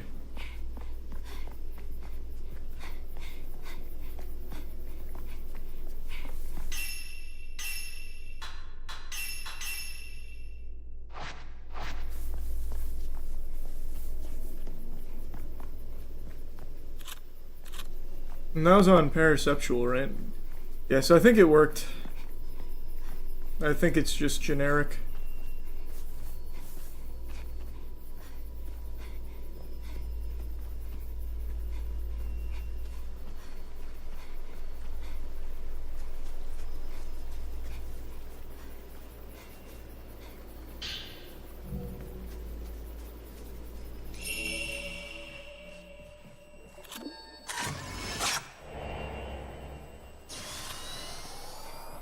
The side quest still.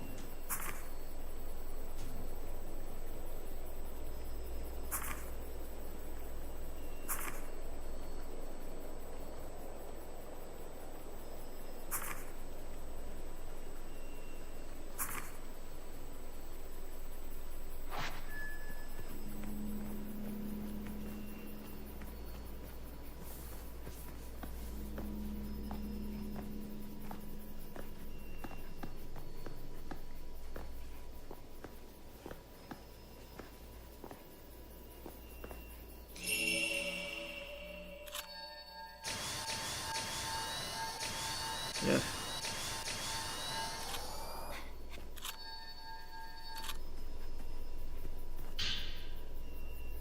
The report.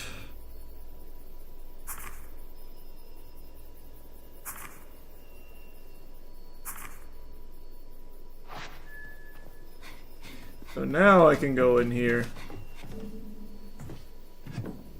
Man, I wish I didn't waste like fucking 20 minutes exploring for no reason. I need to go back to the old ways of never exploring.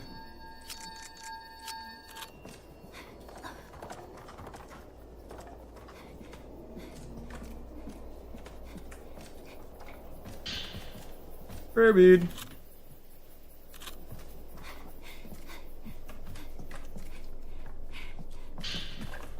Lunar incense.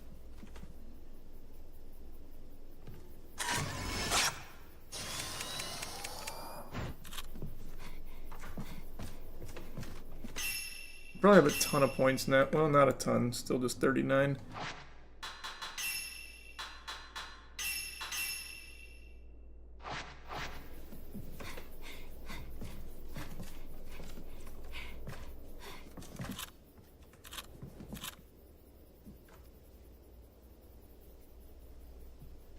Okay, there's one. Where's your friend? Probably have to go around the other way.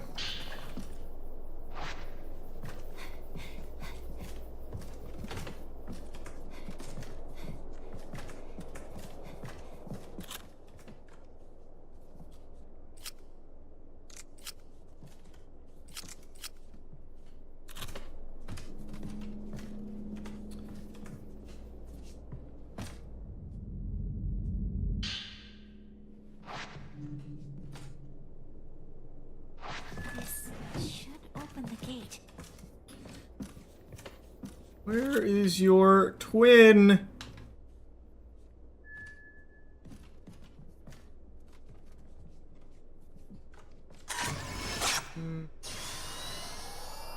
Oh wait, does this show me?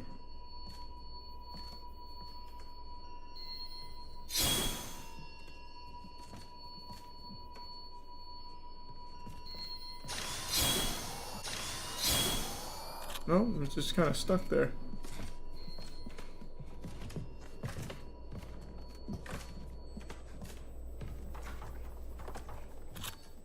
Ah, there it is.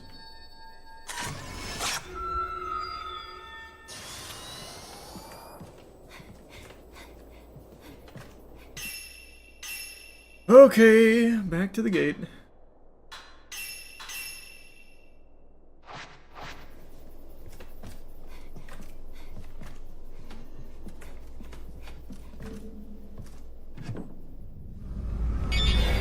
Uh-oh.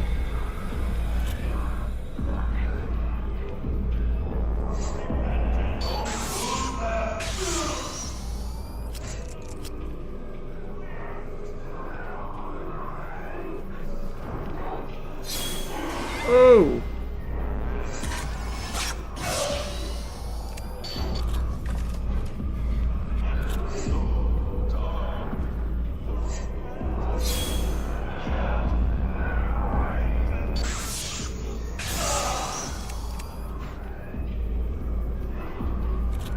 This one doesn't feel like it's reloading as fast. Let me go to standard and see if there's a noticeable difference. Okay, this guy's a real asshole.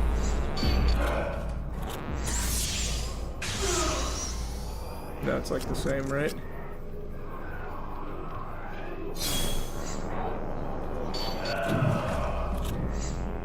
Oh!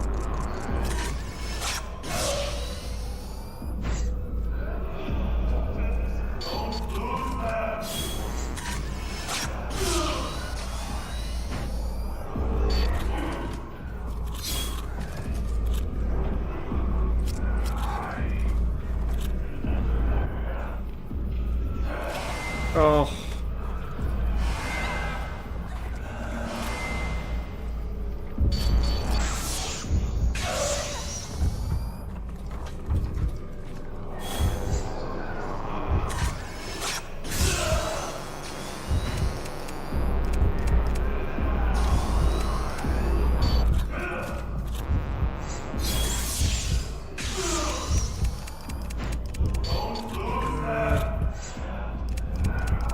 Reload feels about the same. I missed. Oh no!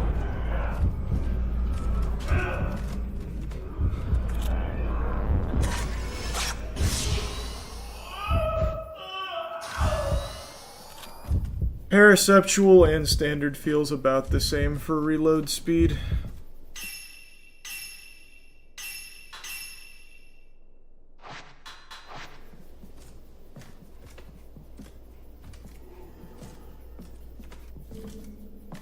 That's a shame. I thought I was going to be doing a lot more DPS there.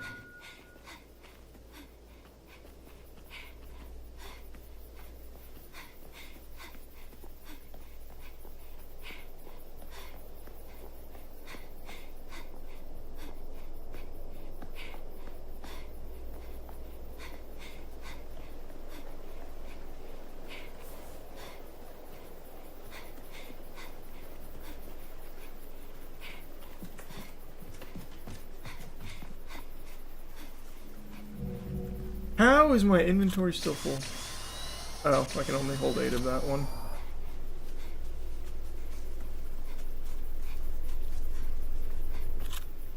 And they got bad guys all over the place in here.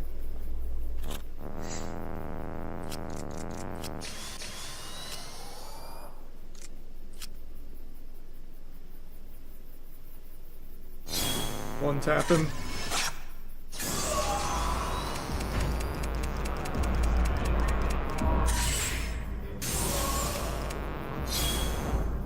Really? That's just a joke. You're telling me a gag.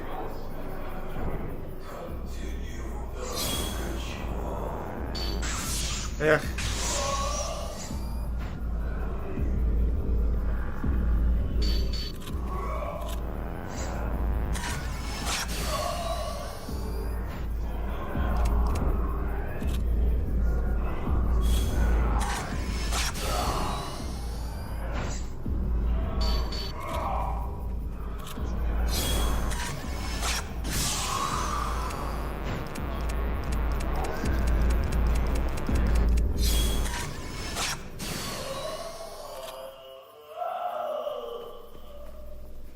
Okay.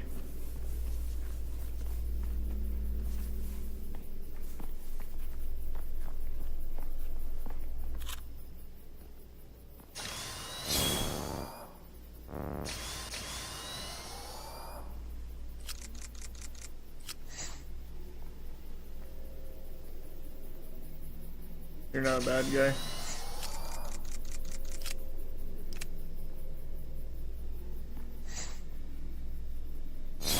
Oh, you are.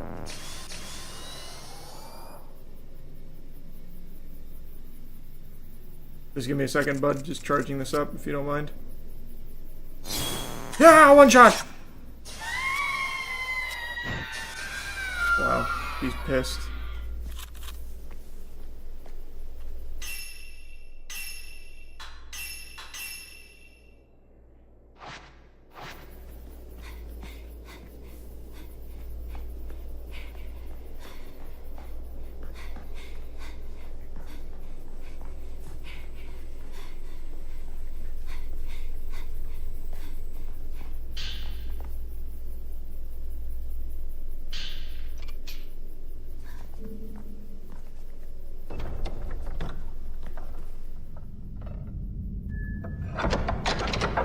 Mayu! Surely I'll be back. There's like 50 locked doors back there still.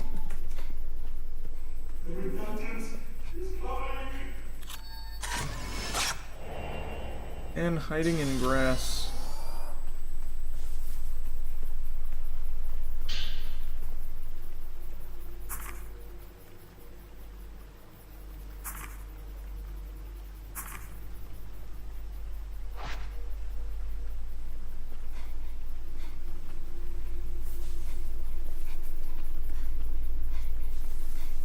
Ugh.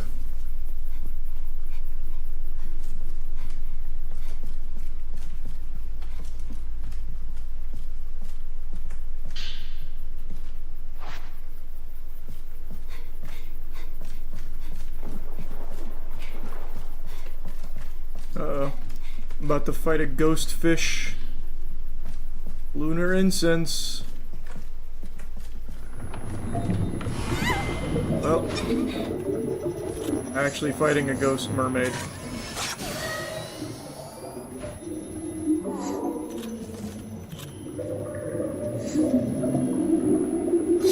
Ha! Damn, that's just not a lot of damage, huh?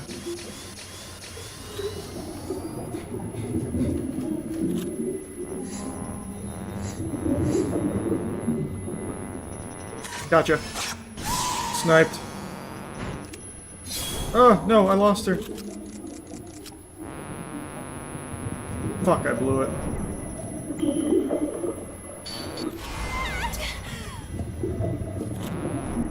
Okay, this is annoying now.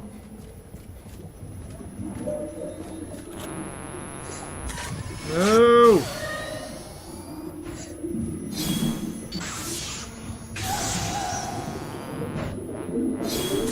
There we go.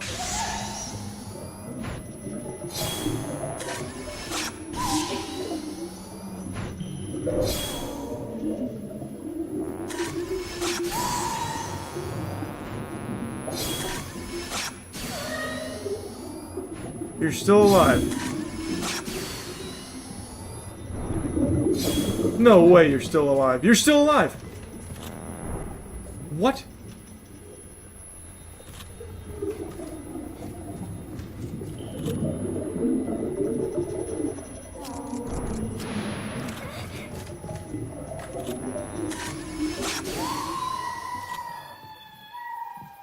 Okay.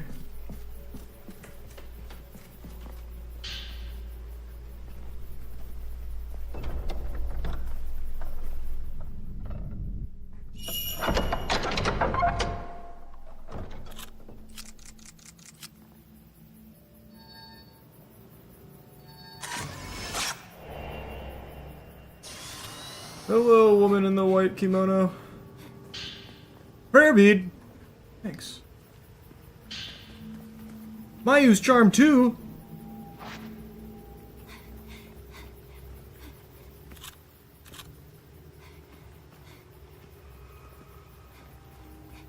Got some big loot. Let me guess, it's stuck? No way, there's just a door that's open.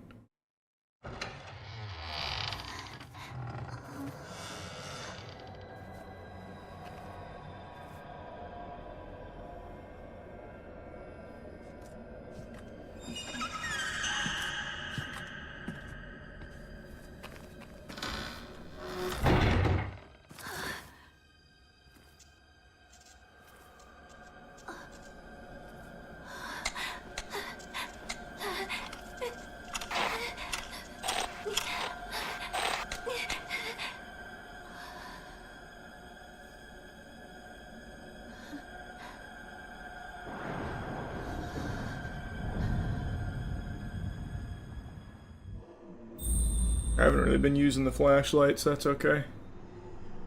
Chapter 2, cleared.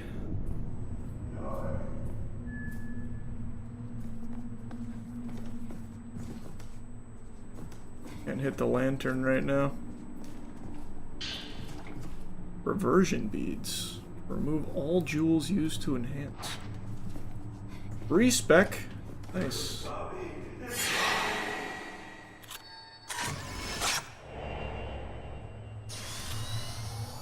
Why are we worried about the Kusabe?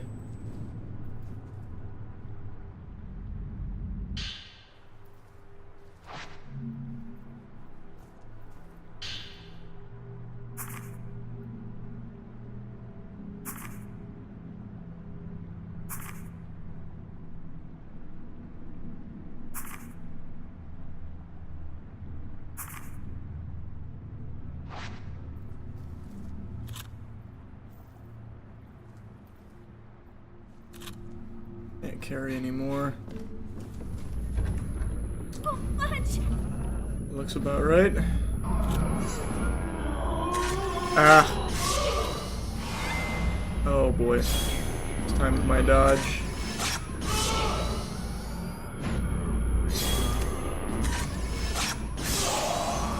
My 90 film reload speed is great.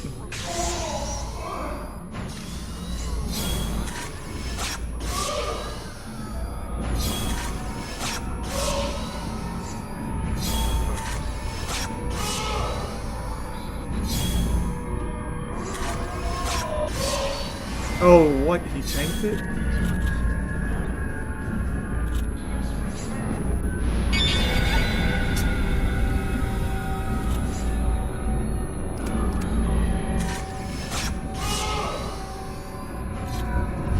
Oh my god, he keeps getting me with the timing schmicks up.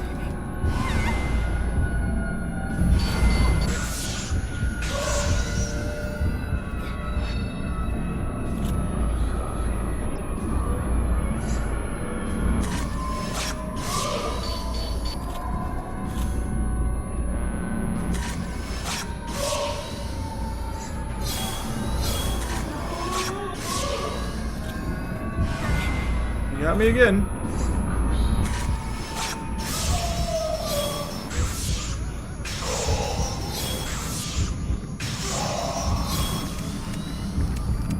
Hello?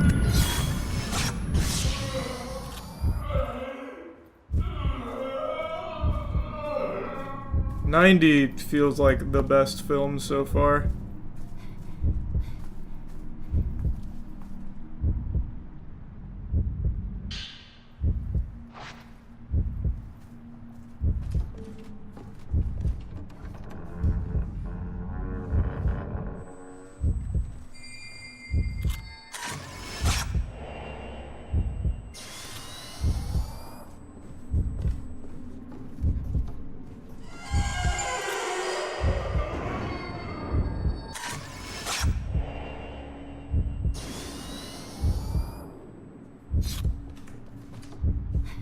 What's this way?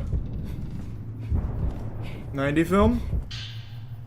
No, more glowing crystals.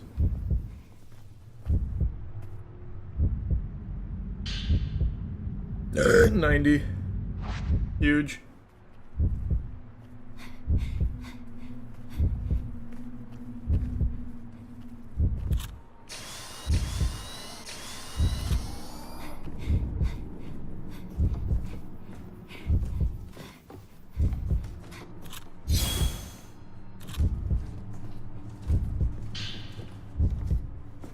That's alright. Not terrible.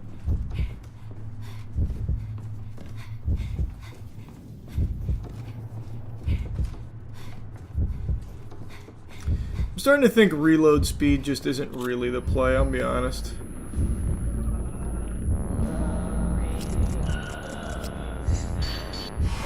That hit me from there. Wow. Okay. This lady's serious business.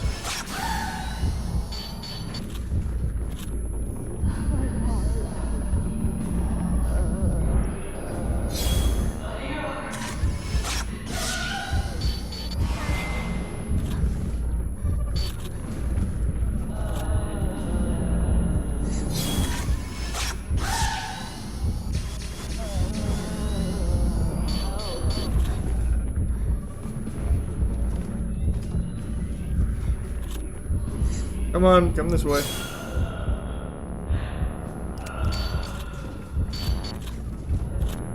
Oh, God.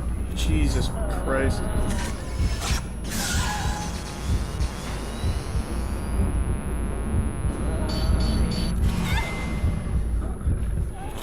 Okay.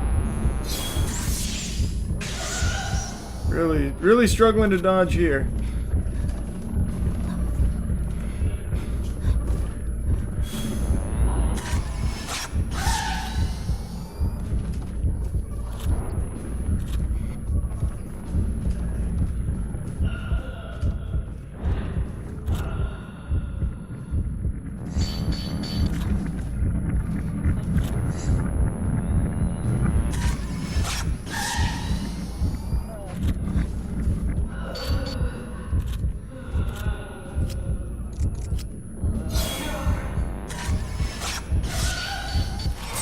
She tanked it!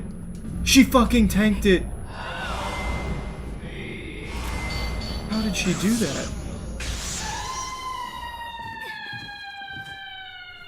Man, I'm getting cooked, bro. Holy.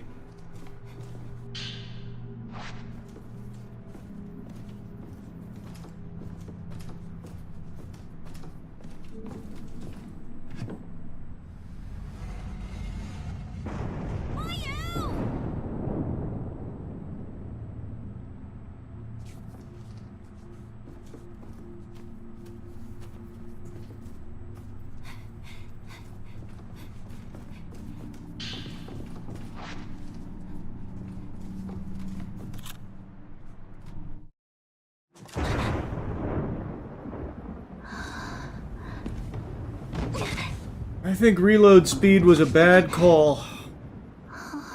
But I don't know if it's worth popping my respec bead and just going for damage. Because it is such a negligible difference in reload speed so far.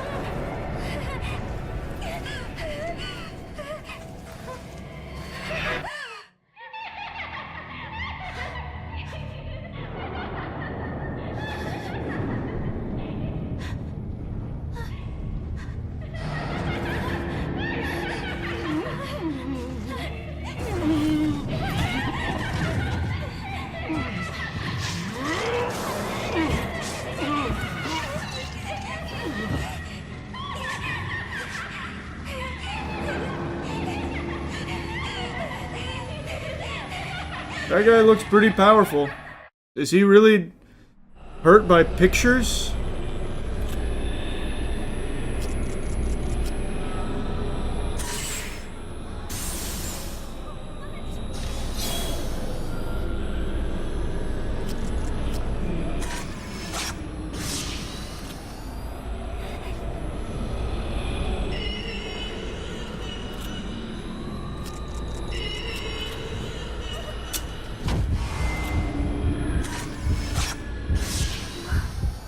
Oh, that killed me.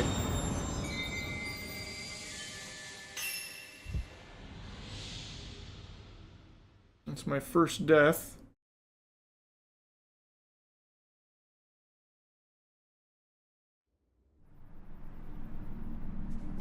Feel like... Oh, this was right after I killed that lady. Feel like... Probably don't fight him.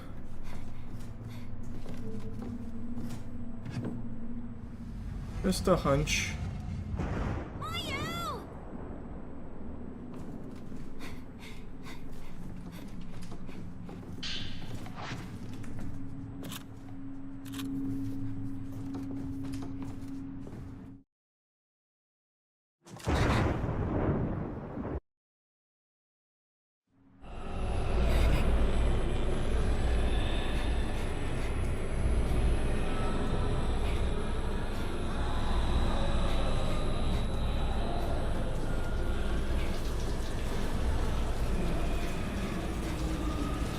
This was the wrong way, but Type 90 film, can't be mad about that. Excuse me. Oh, that hit me.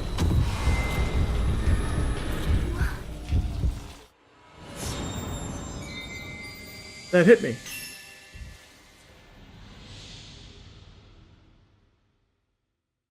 Huh.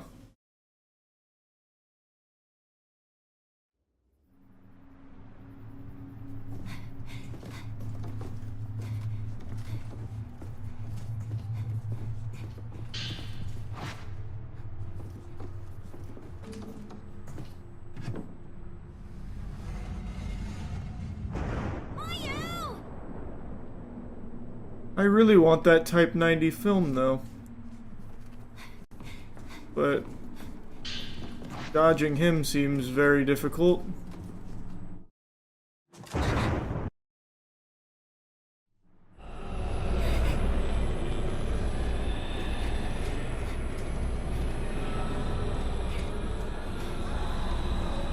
Fuck it. I'll leave it.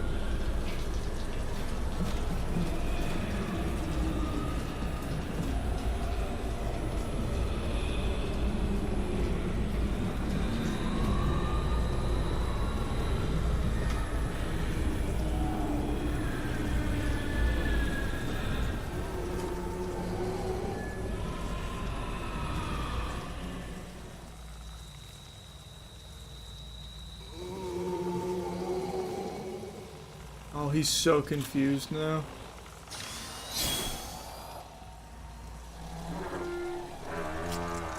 No!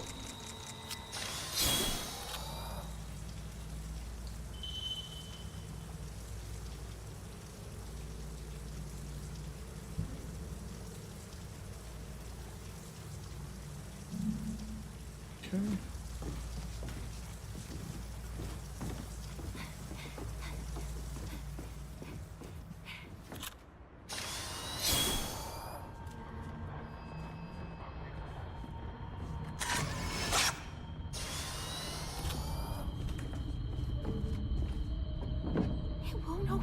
Naturally, naturally. Why would it open?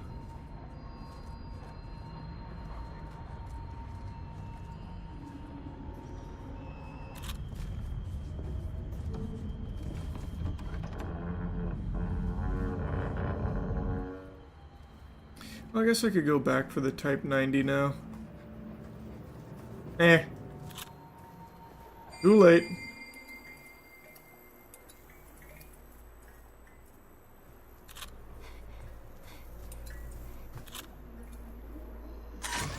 Still can't do shit about that.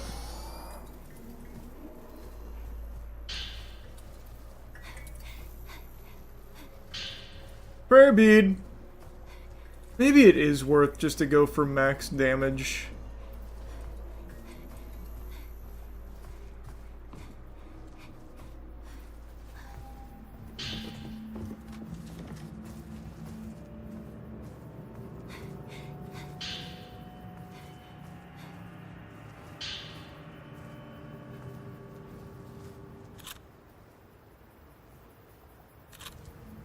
Let's see.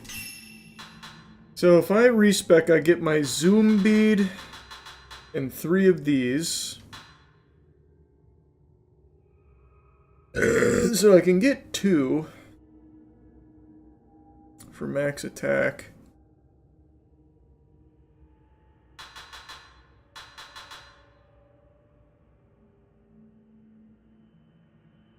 Yeah, fuck it.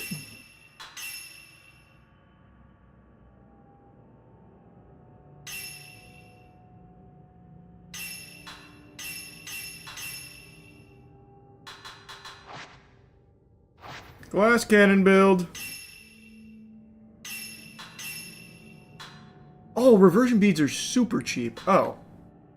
We're super fine.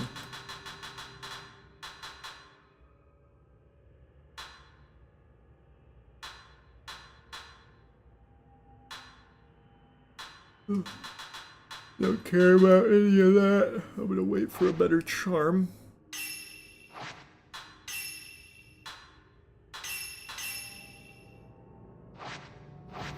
Hey Joel, good to see you, brother.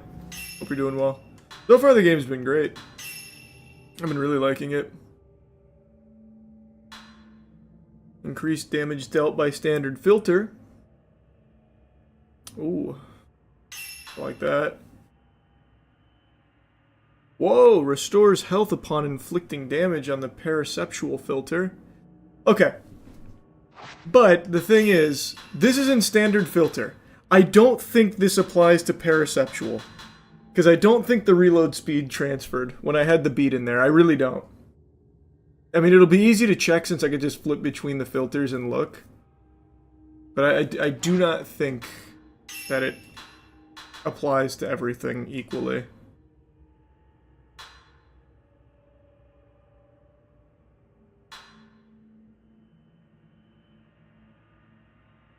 Increased movement speed while camera raised, increased damage dealt by standard filter.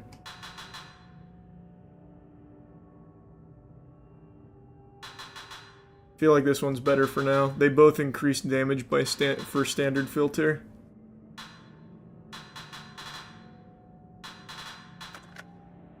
I have to get back for the ritual. Okay.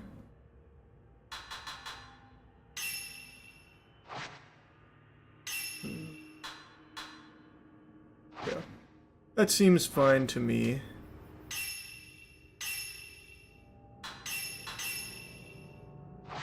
Okay, now let's take a peek at the damage numbers here.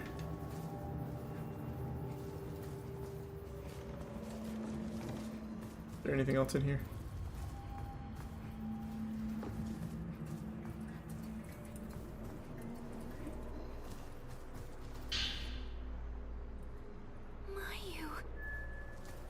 Triple diamond door.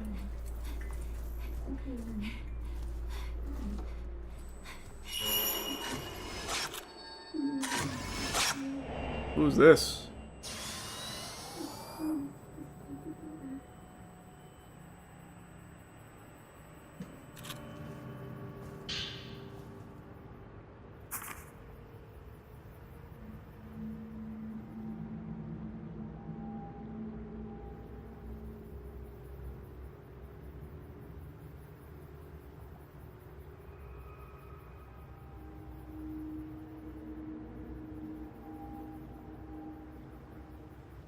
Okay. New filter.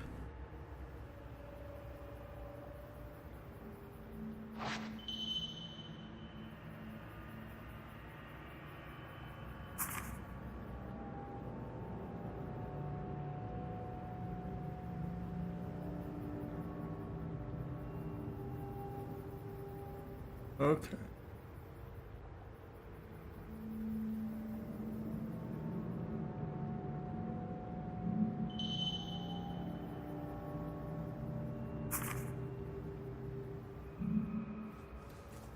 Phantom expose?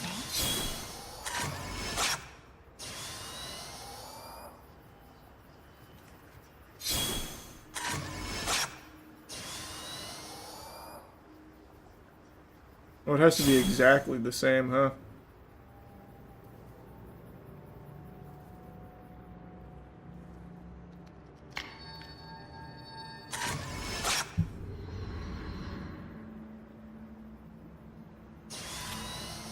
Just like in the photo.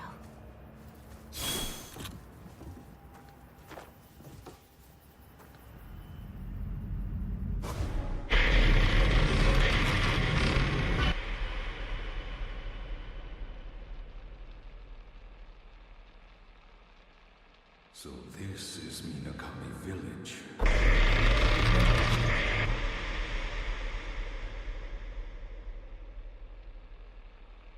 A ritual so forbidden that speaking of it is taboo.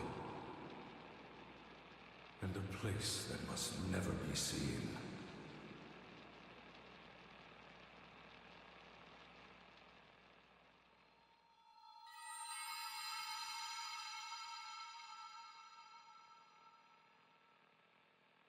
If I could capture it with the camera obscura.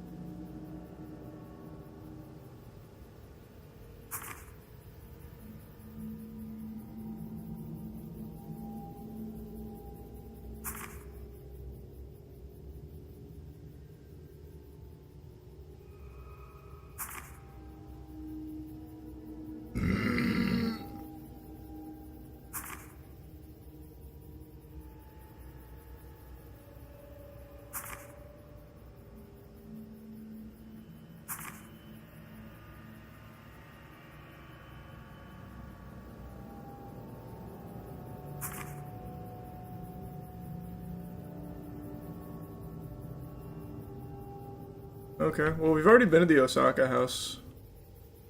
Even did a side quest there.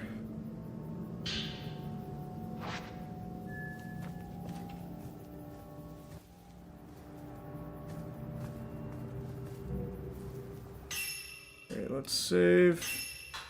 Wait, it gave me a new item. Slowing. Oh. Oh, I wonder. Fuck. I wonder if you respec put everything into reload speed and juice the exposure charm, if the reload speed will make up for the lack of damage. Oh man, I bet that could be some great synergy. But that's assuming, again, the reload speed applies there, which I don't think it does. This is standard filter, and I think all of this is locked to standard filter. Well, there is reload speed there, though, for exposure filter.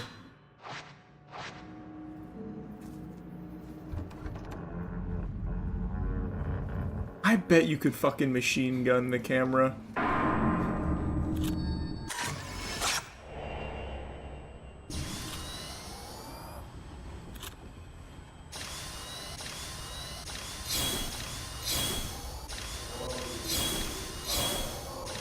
Just making noise.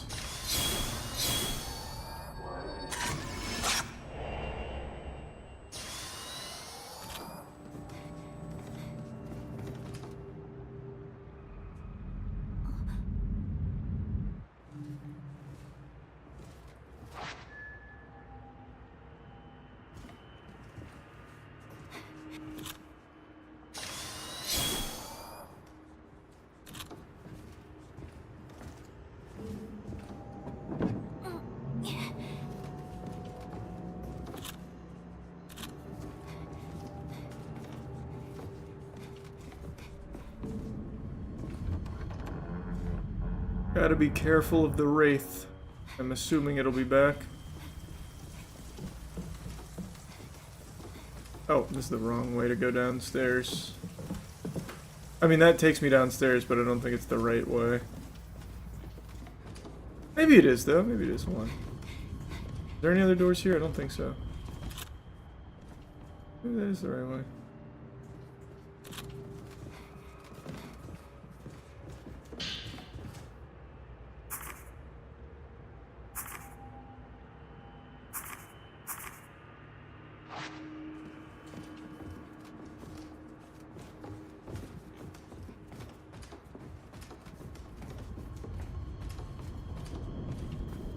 Yeah, because I can't go through that door, so yeah, it has to be that way.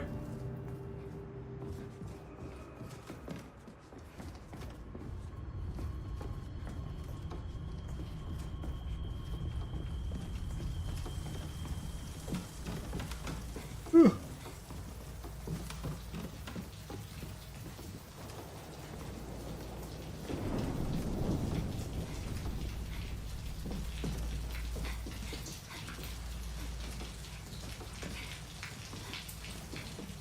Type 90.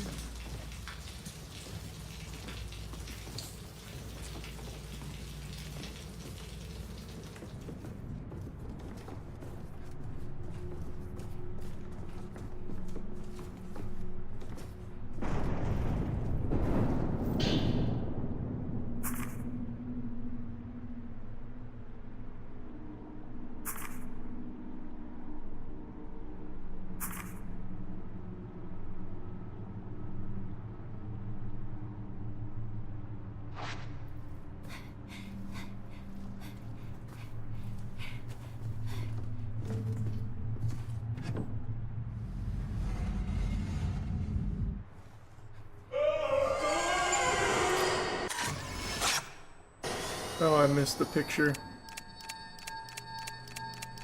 No!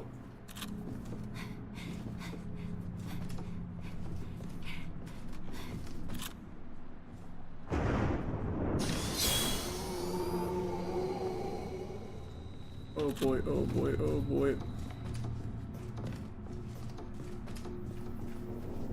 No! Get outside!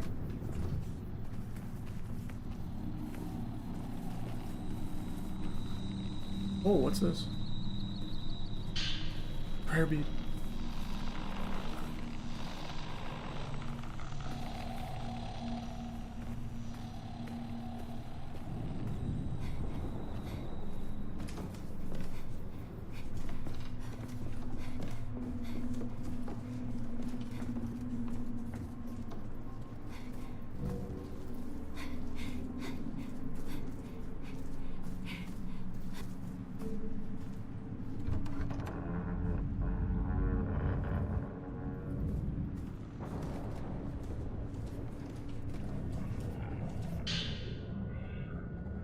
Double diamond? What the fuck? Okay, let's see the damage. Alright, not much. So that's on perceptual, right? Oh, Jesus. What an asshole. What an actual asshole.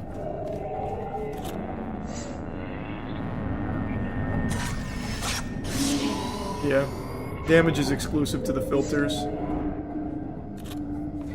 Same with things like reload speed.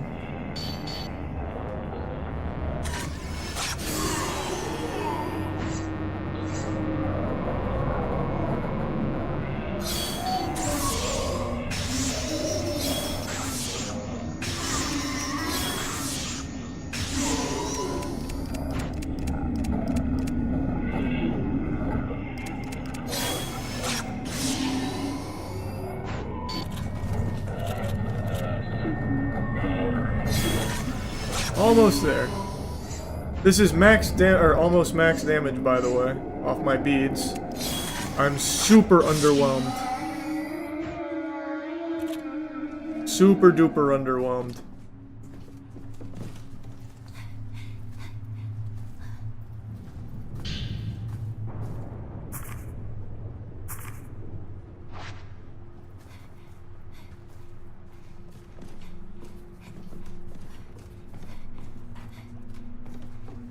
Okay, I think the strat is just reload speed on exposure. I think that might be the way. Alright, servant's room. Okay. So the key is in the room from this photo.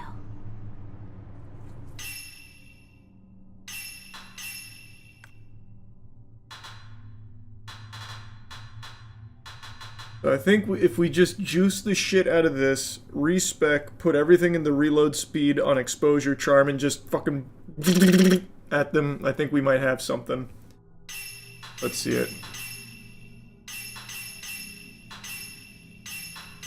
I'm all in. I just saved, so if this is trash, I can always just go back.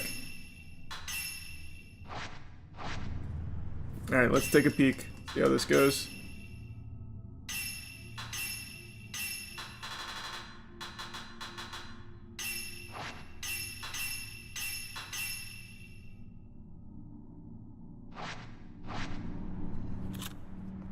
And now we just stay on this.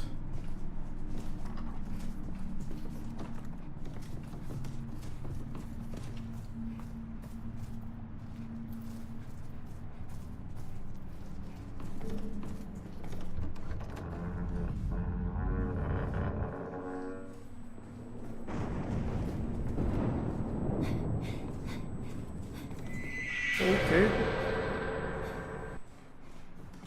We take those. He's kind of guarding it. Oh, Jesus. Oh no, he was just an illusion.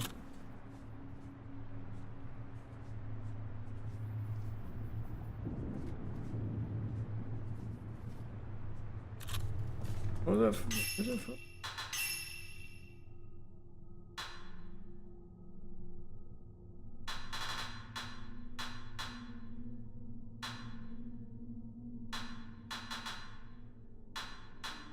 These are all the side ones. I did that one, I have not done that one.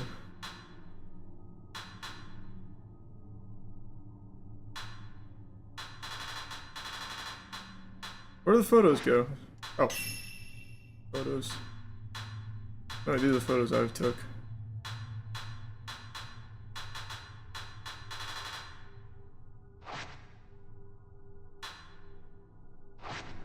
Why don't I check the photo again? Because I'm pretty sure it's here, right?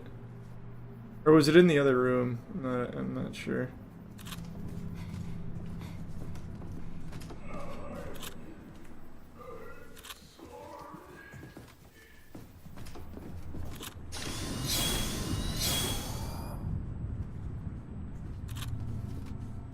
Oh, it's back out that way. It's right there. It actually shows me.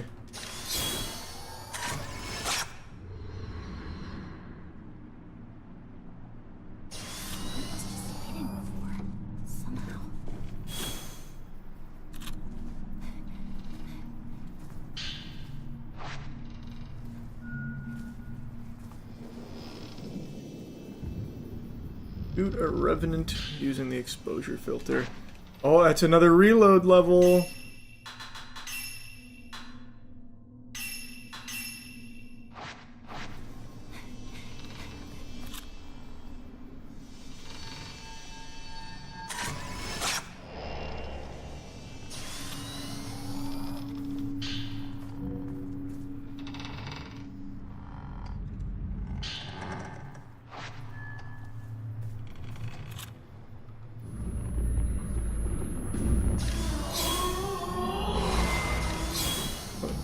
Where is it? Oh.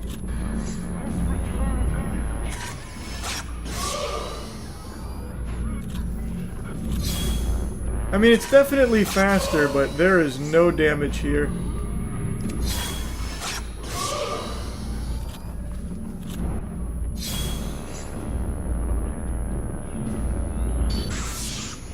That is certainly not the play with the pistol. I'm calling this the pistol, but it's just the infinite ammo one.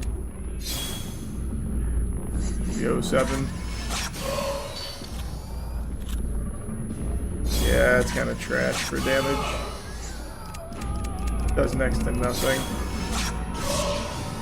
Let's try with other films. Really, bro? now he's healing.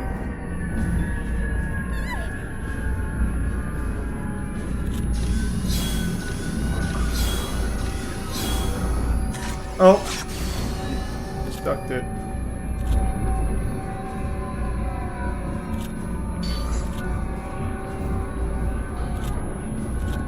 Oh my god, this guy.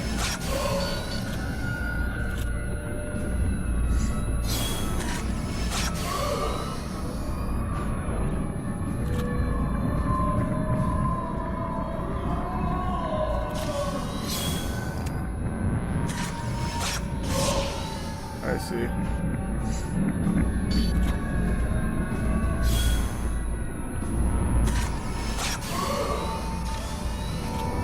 Yep.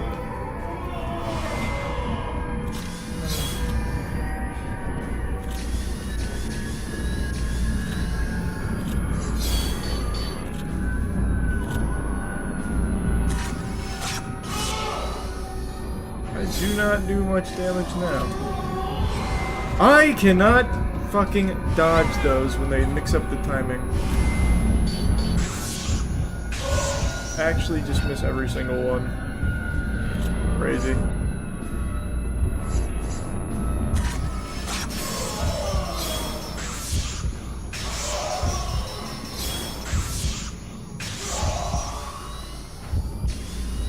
Still didn't kill, even with my big one.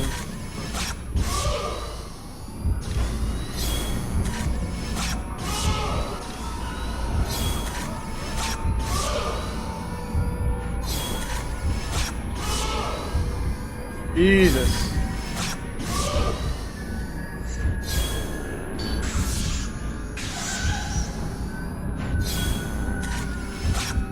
I'm getting double teamed. Okay. Now it's getting cringe.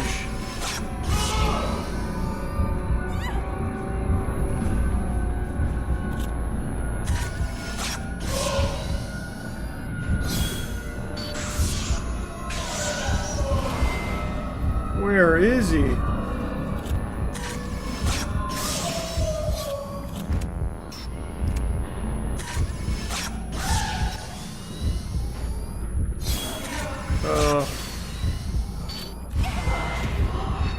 Oh boy.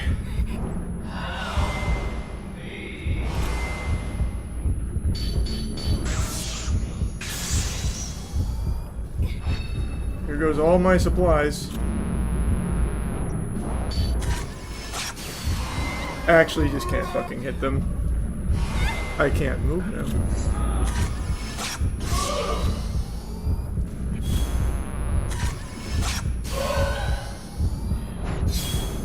Oh my god. Also, why does my special never fucking do anything? It feels... okay. It feels worthless, unlike all of them.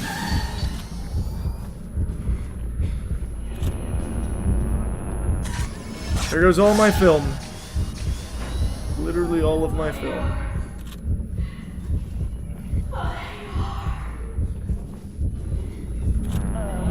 Not only all of my film, but also all of my heals.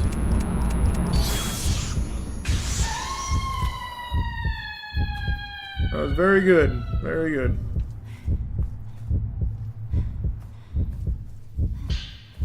Crazy. Excellent.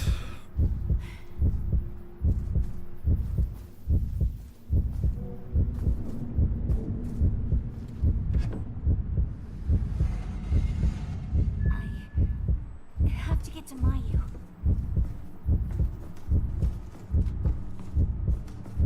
What a disaster that was. A double team in that tiny little room. Eek.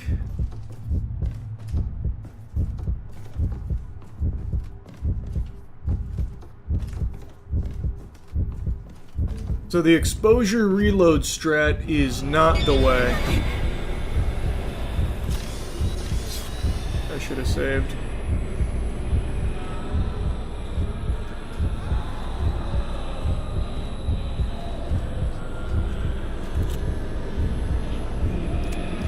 Oh, I can't use it. GG.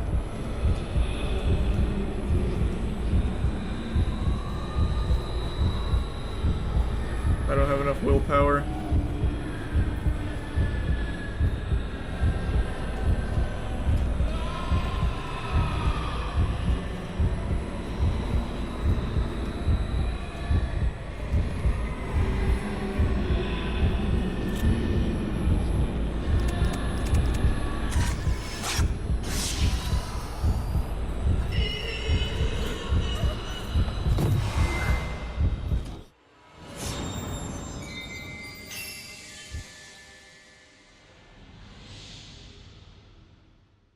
Damn.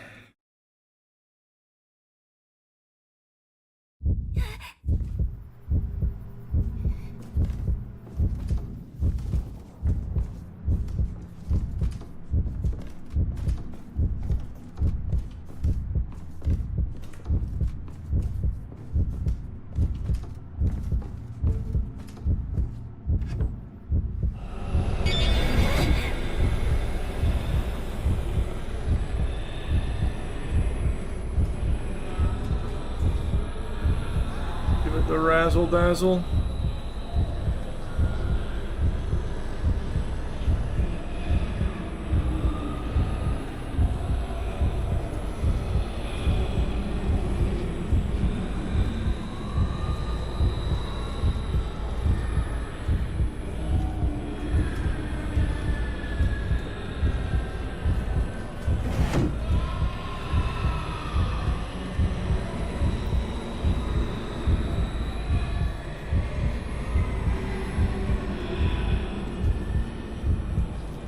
Just need to make it upstairs.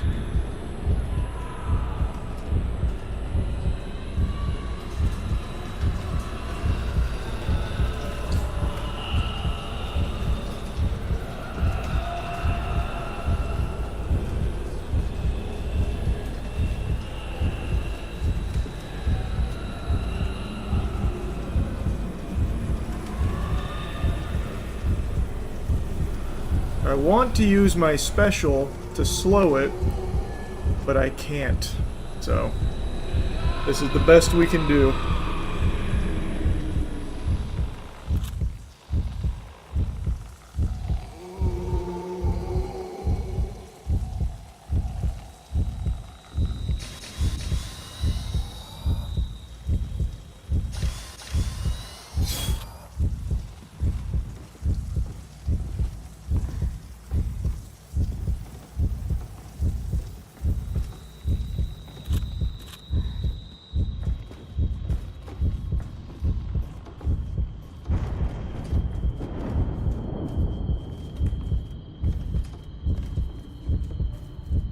Alright, we made it. Wasn't clean, but we did make it. I wish I could get my camera points back because holy fuck, putting everything into exposure charm was poop! That was trash. Nothing I can do about it now, though. Alright, that's probably a good stopping point for now. Banger. Game's very good. Okay. Alright, I'm gonna head to bed. Sleep well, have a good rest of your night, everyone. Bye-bye. Jinkies. So, Highguard. Huh? What's the deal with salt shakers, am I right? It's, well, it's not good news on the front of Highguard. There has been an announcement, and maybe an announcement's not the right word to use, it's not really accurate to say that. There have been some LinkedIn posts from former Wildlight employees, Wildlight is the studio behind Highguard, mentioning that most of the staff has been laid off at the studio following the release of Highguard, which only came out about 2 weeks ago. 2 weeks appears to be like the curse, because Concord had something very similar where it only had a lifespan just barely longer than a mosquito, where it had completely shut its doors in about 2 weeks. It barely even was able to open its eyes after its birth. It seems like 14 days is the magic number that big budget games are given to either blow up or blow out your ass. It's like in The Ring, you know, where you get that phone call saying you're going to die in 7 days, but in the video games industry, you get 14 days. You're going to die in 14 days, it seems. Now, in Highguard's case, they actually had put out a whole year-long roadmap, which made a lot of people believe more heavily in them committing to the long term of growing this, expanding it, and trying to make it flourish and find a player base. And make no mistake, this game did have a successful launch. The day this puppy came out, 100,000 curious sports fans hopped in there to check it out, but as of right now, there's just over 2,400 playing, which isn't really like the smallest potatoes ever. 2,400 concurrent players with nearly a 4K 24-hour peak is pretty decent for a lot of games, but given the scope of this project and the size of the team, it looks like they're closing the doors on a lot of the employees here. I don't know if that means they're looking to shut it all down or if they're looking to just downsize because they can't justify the spend any longer. I'm not entirely sure. That remains to be seen, but it's certainly not looking good for the future of Highguard, which unfortunately I don't think a ton of people were surprised by. A lot of people kind of predicted that this might happen. I don't think anyone read this shocked. Like, I don't think there was anyone like eyes wide open, you know, jaw on the floor, stunned by this news, because releasing a game like Highguard in the current saturation of this market, it's kind of a death sentence. Like, those guards must be high to be expecting this to be like a massive success that blows everything else out there and finds its own footing off rip. That was always going to be an uphill battle. It's very difficult to get gamers to switch from their comfort game to your game in the same genre. They might go check it out, but most likely they're going to go back to the game that they've spent the most time with, the one they're most accustomed to. The most notable example that completely bucks that trend is Marvel Rivals, where it entered into an extremely saturated genre, fucking hero shooters. That should have been dead on arrival, death sentence, bury that shit in the dirt. But thanks to the power of the Marvel IP, where so many people are so passionate about Marvel itself, and also the developers diverting tons and tons and tons of resources to just churn things out really quickly, very high quality, very quickly, and also the timing they entered the market where Overwatch was starting to flounder and people were hungry for something to replace it, Marvel Rivals just had all the stars align, and now it is successful, and it did carve out its niche. Highguard didn't have those luxuries.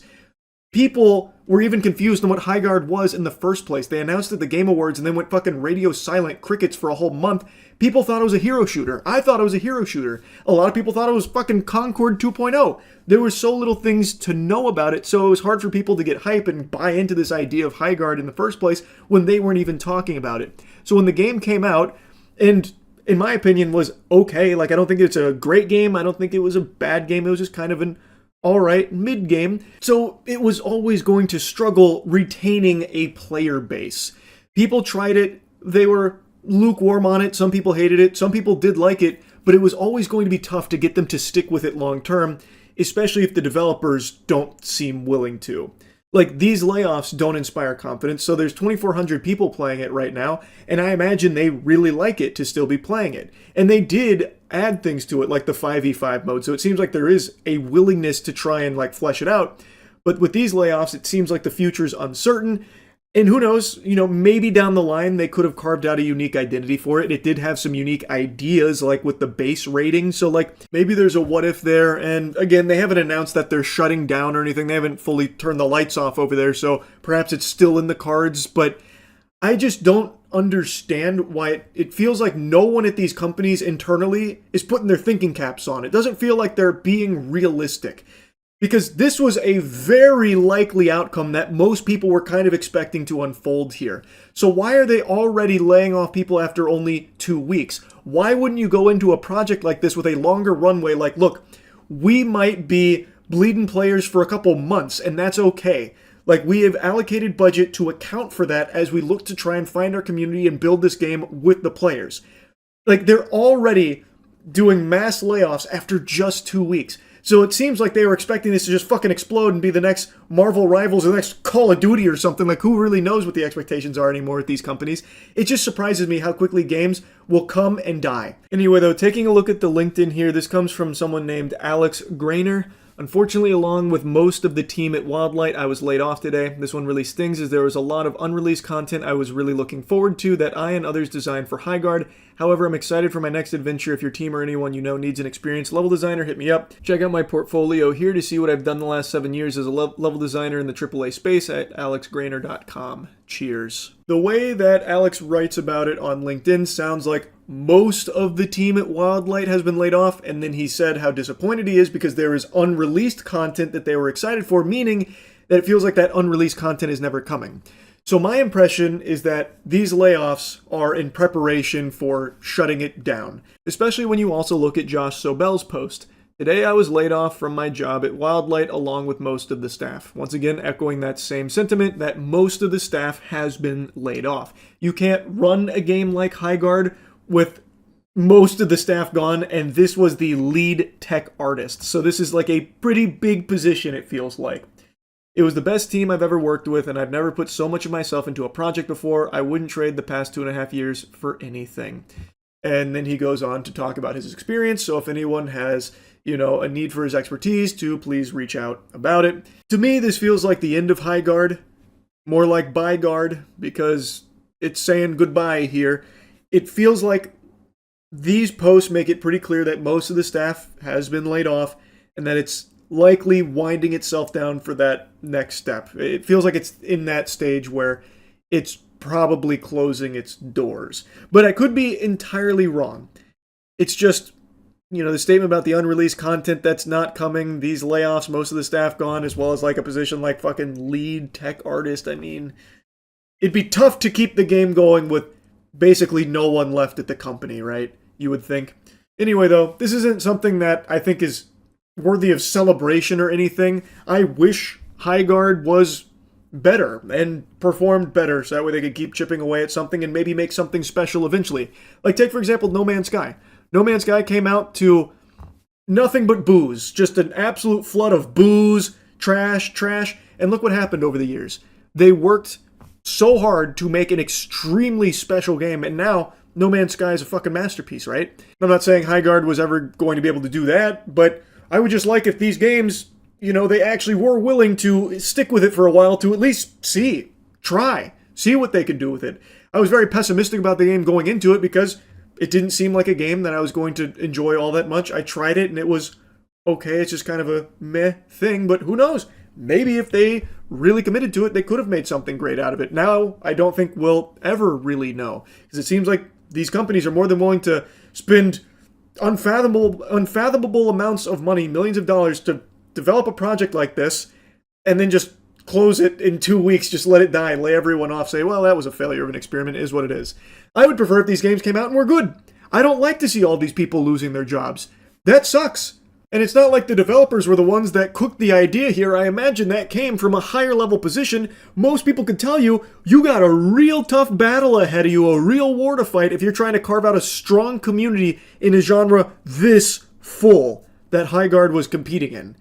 Like, it's just, I feel like it should have been obvious, but I think so many people in the games industry at the highest level of the food chain just are delusional. Like, it is what it is, man. But yeah, anyway, I wanted to yap about this a little bit. I do think it won't be long now before we see Highguard saying that, they're going to be closing it in the near future. But maybe not. Maybe they are going to run this with a skeleton crew at Wildlight. As I was rendering this video, Wildlight Entertainment put out a statement saying, "Today we made an incredibly difficult decision to part ways with a number of our team members while keeping a core group of developers to continue innovating on and supporting the game. We're proud of the team, talent, and the product we've created together. We're also grateful for players who gave the game a shot and those who continue to be part of the community." So, it seems like, based on this, that maybe they aren't looking to shut it down. They're just looking to maybe cut expenses, save some money on the bottom line because the player base has dwindled so much. That's pretty surprising, I'm not going to lie, because from some of the positions I've seen here, they seem to be pretty high-level positions. So, pretty interesting and honestly pretty surprising.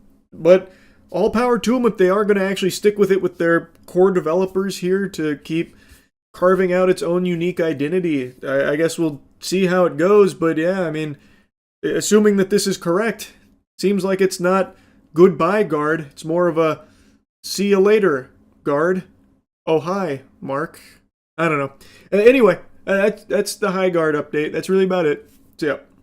Well, it finally happened. We're here, baby. This day was inevitable. You didn't need to be Nostradamus nor Baba Vanga to predict that eventually someone was going to get shot over Pokemon cards.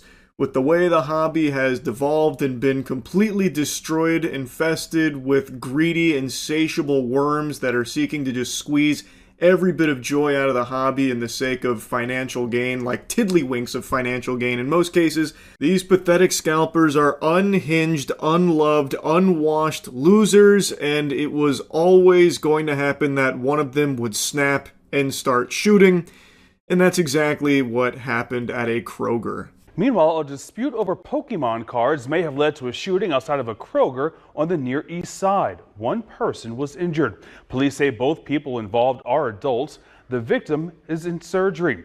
It happened in the parking lot of the grocery store on Twin Air Drive just before 7 o'clock this evening.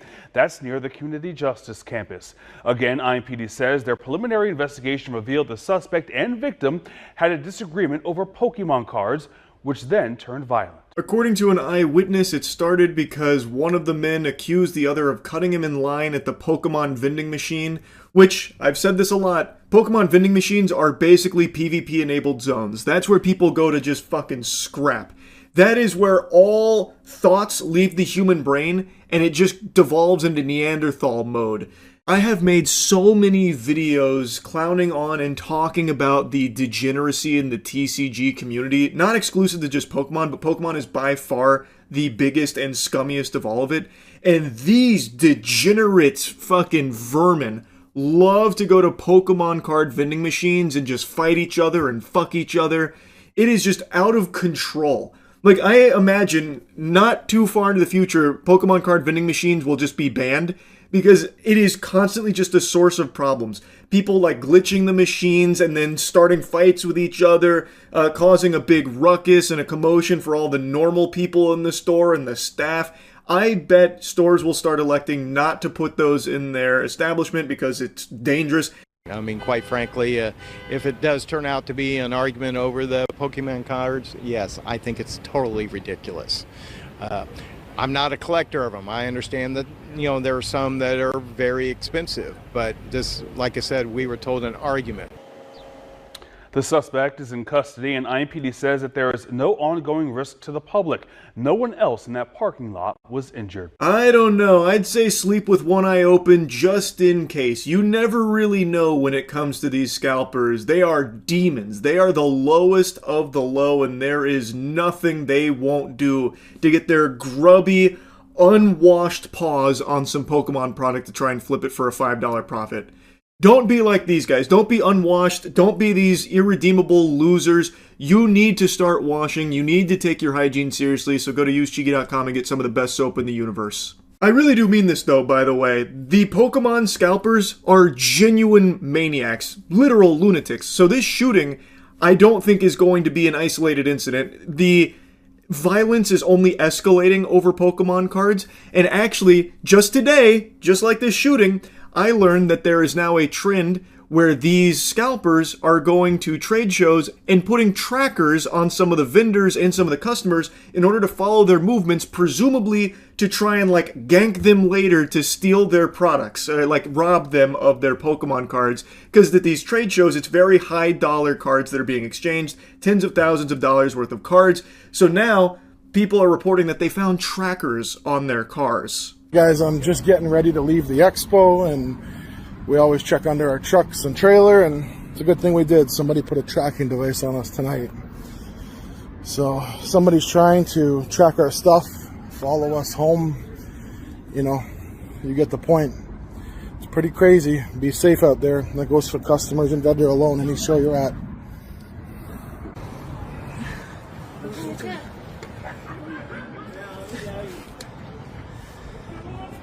Tracking device put on our truck. Now, when I first saw this video with the claim that Team Rocket's going around putting trackers at this expo, I thought maybe it was like fear-mongering or like just trying to make a viral story out of it, like this giant bulky tracker that looks like some kind of gadget or gizmo out of Ocean's 11. I thought like, okay, maybe this is fake for the sake of cashing in on like the hysteria around Pokemon cards. But I have seen multiple vendors now claiming that no, they are actually finding trackers on their vehicles, like across the expo. There were a couple other vendors that reported that, yeah, they had found something similar on their vehicles too. And then I decided to do a little more digging, like, is this something that's new or has this happened in the past? In the past, there have been instances where vendors, not so much at expos, but like actual delivery drivers that have Pokemon product, have been tracked by scalpers in order to follow them to wherever they're delivering the product, and they put tracking devices on the vehicles. So all signs point to this being real, like legitimate. It is something I can find evidence on in the past too, way before all of this started bubbling over to this degree. So it stands to reason that because of the state it's in, they might be doing it even more to a larger scale now, where they're putting it on vendors at the expo and shit. That is terrifying.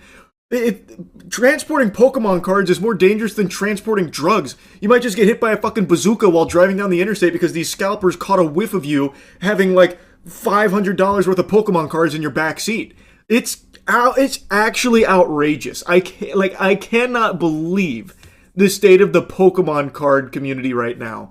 And it's not showing any signs of getting better, only getting worse. Like also, just today, the Costco Prismatic Evolutions restock happened, and let's take a peek at that line with all the people that were lining up around 1 a.m. waiting tons and tons of hours for opening for the chance, not even the guaranteed, the chance of getting their hands on some Prismatic Evolutions Pokemon product. Look at this diabolical line. This shit is going over to the next county. The line for GTA 5 midnight release wasn't this long. This shit's longer than Disney World lines. Fucking Taylor Swift concerts probably don't even have lines this long. And this is Costco at like 1 a.m. or something with all of these goobers lining up waiting for it to open to maybe see Prismatic Evolutions. It blows my mind. It's so pathetic. And not a single child in sight there, unsurprisingly, because what kid is going to be getting up at 1 a.m. to go wait in line for 8 hours before open to go maybe get some Pokemon cards? This is a hobby that has completely kicked out the main demographic it was made for. Children. It is all these assholes, these losers, and I bet there's not a single collector there amongst them. It is all scalpers desperately trying to get their hands on Prismatic Evolutions, which was a very popular set, and they covet it, and they believe if they can get some here, they'll make a little bit of money by flipping it on the secondary market. That is the entire clientele of Pokemon now, and this is just the perfect demonstration of that. It's just gross, man. I don't know how you can have so little shame. I don't get it. Anyway, had to yap about it again. That's really about it. So yeah, I've got to yap about two freaks today, and I want to start with the wackiest one. RFK Jr. and a dead raccoon's penis. That is a match made in heaven right there. That is peanut butter and jelly. Vultures don't get as excited about roadkill as RFK Jr. does. This guy loves it. And he brags about having like a freezer full of roadkill that he studies and like feeds to his hawk. I had no idea this guy was a cock scientist. I didn't know that. But in his new book, he just openly talks about the time that he pulled over with his family in the car, mind you, his kids in the car, pulled over in order to cut the penis off of a dead raccoon so he could bring it back and analyze it. As if he's some kind of, like, archaeologist. Like he's, fucking Evie from The Mummy going through, like, the Book of the Dead trying to research it and learn about it as if he's some kind of scholar for dick. Animal dick. It's all documented in his new book, RFK Jr., The Fall and Rise. I don't know when the rise is happening. It hasn't happened yet. He's still in that fall. This dude looks like he's housing every single plague that the world has ever seen in his body right now. Every image and video I see of him, he looks like he's deteriorating further and further and just devolving into a fucking ghoul from Fallout. This is the experience here that he pinned. I was standing in front of my parked car on I-684, cutting the penis out of a road-killed raccoon thinking about how weird some of my family members have turned out to be.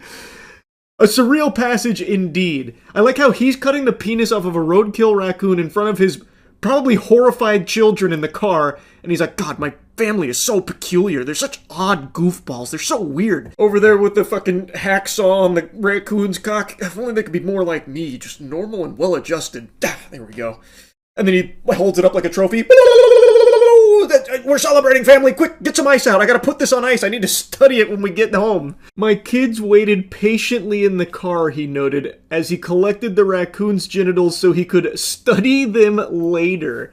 Finally, a man brave enough to go where science fears. He was willing to do the dirty work of snipping a raccoon's dick so he could take it home and really find out what makes it tick. Like, I'm curious, what is there to study with a raccoon penis? Like, what is there to do with that? What was he doing, just over there, like, playing with it? Stretching it like a penny whistle? Write it down.